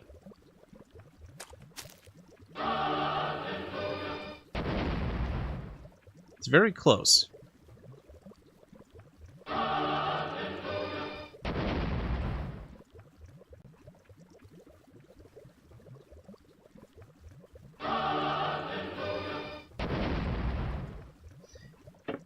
You know what I realized?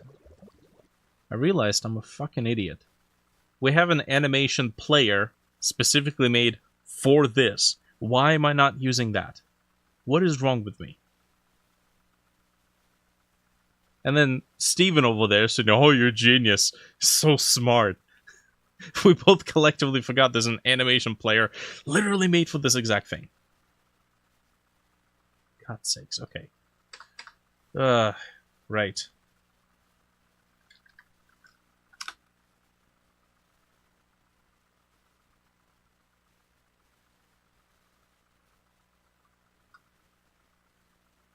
Okay, so chant. Yeah, we don't need any of this crap, even though it technically worked. I'm not going to be playing the sound and animation together. Chant. We are actually just going to make it play. The chant. We're going to place audio. There we go. It is going to play the chant. Yeah, look at that.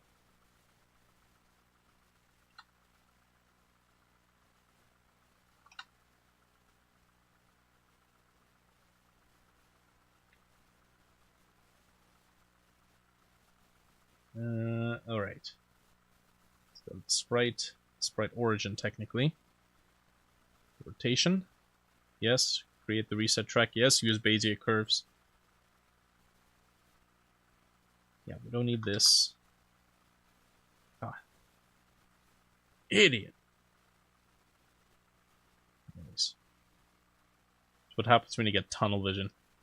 Alright. So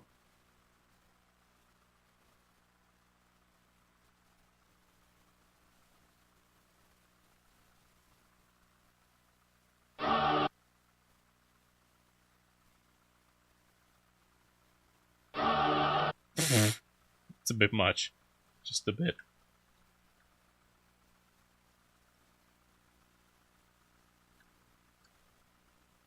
Also, these curves are a lot more adjustable.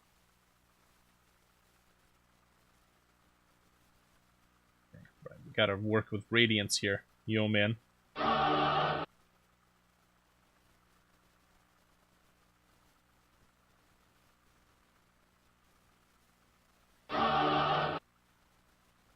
Okay, put a hold frame here.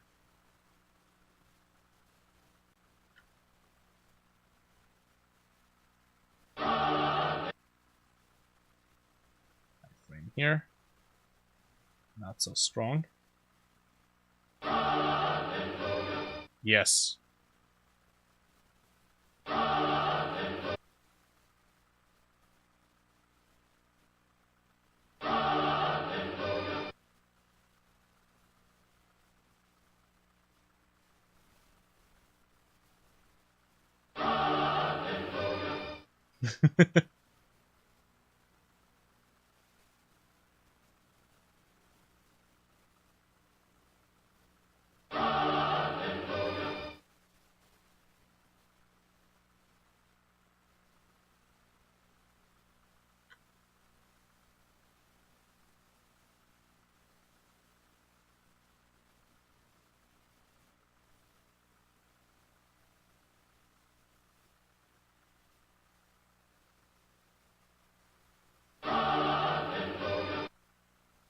I'm gonna make it sing.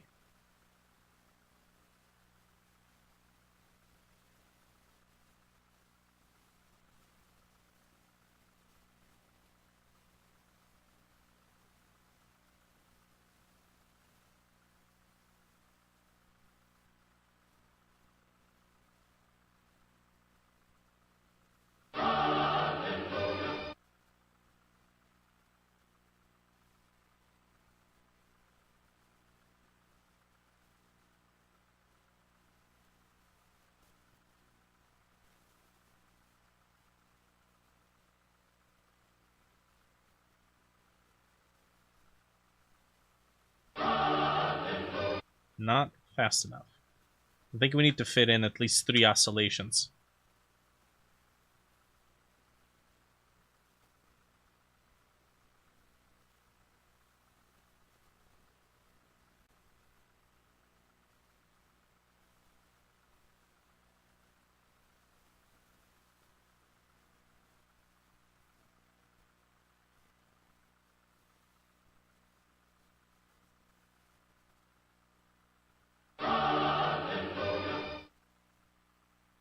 Too strong.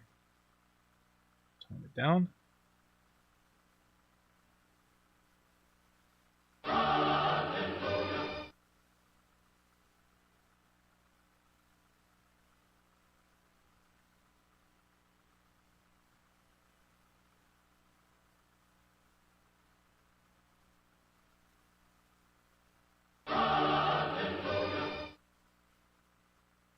Little stretch could sell it more.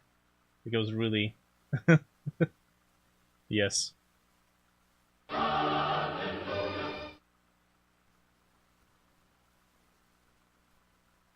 Right here.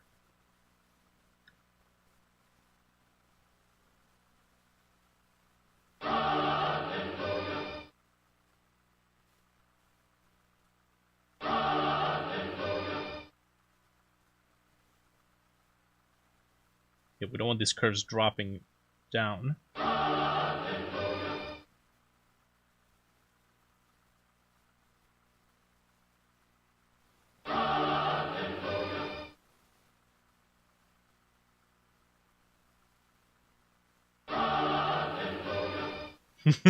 There we go.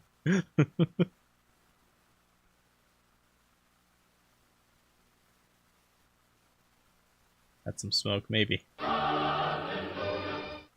Okay, that just mwah, cherry on top.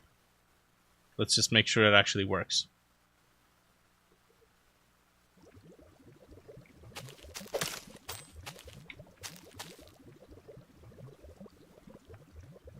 I love it. 10 out of 10. Ship it. What happened? Boom.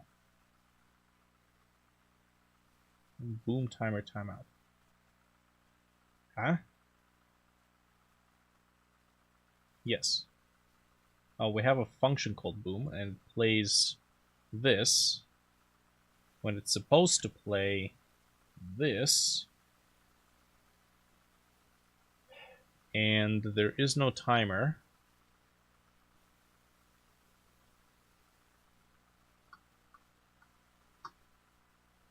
It's only supposed to play when the animation's finished.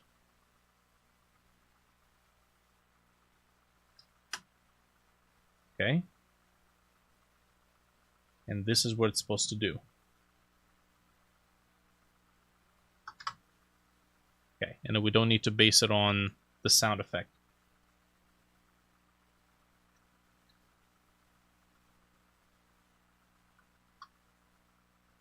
Right.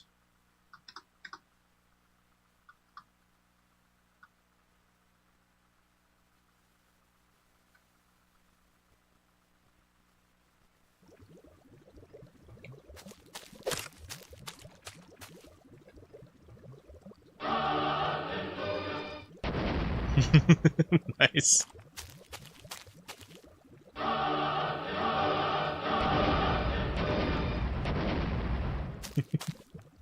Beautiful.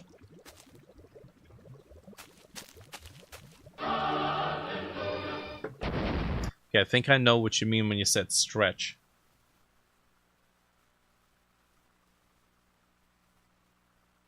I have to do it here. Okay. Take scale. Yes, use Bezier curves. And then we're gonna do scale on the y-axis. Just need 4 frames.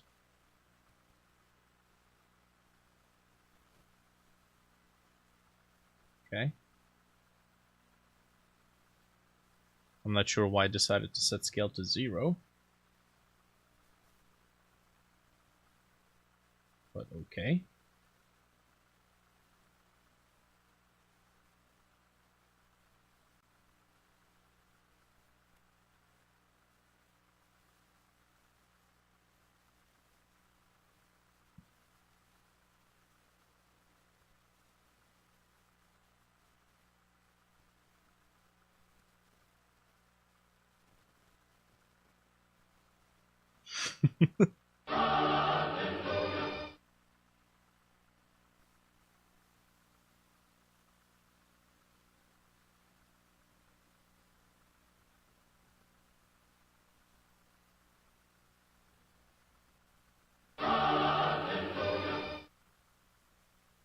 Okay. Enough screwing around. I think maybe a very light one, though. I don't want it to distort the sphere.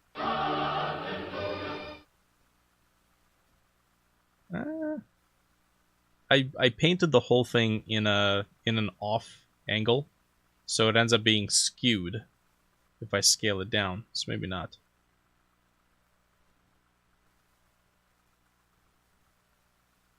Okay. Cool. Well, there you go. We now have a holy hand grenade. This is going to be an exceptionally rare item, never to be seen again. All that time.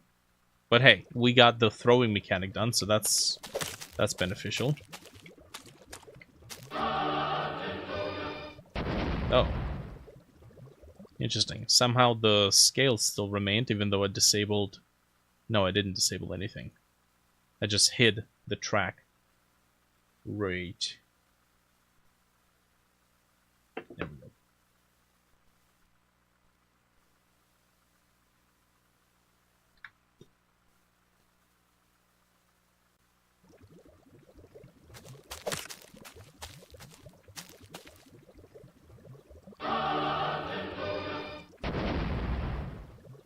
Looked fine though. Yeah. I don't know. It's just preference. Cool. Okay, so we're again 30 minutes over.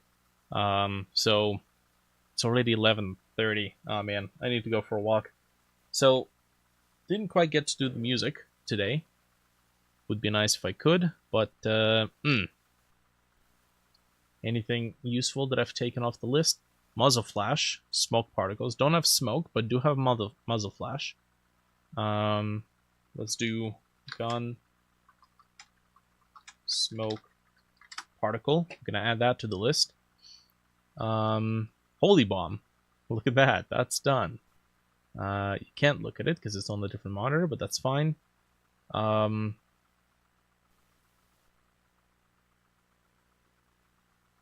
man, I didn't really do some of the stuff off the list that I thought I was gonna do, but I made a bunch of other really good progress. Camera effect for taking damage. I think we might have one already.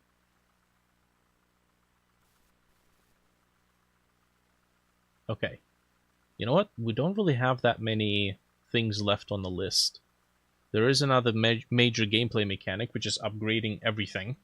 But other than that, yeah. I think we got everything we need. Cool. So, that's going to be it. Wrap it up here. Holy crap. What is it? 6 hours. Almost 6.5 hours. Oh boy. My ass. Ooh.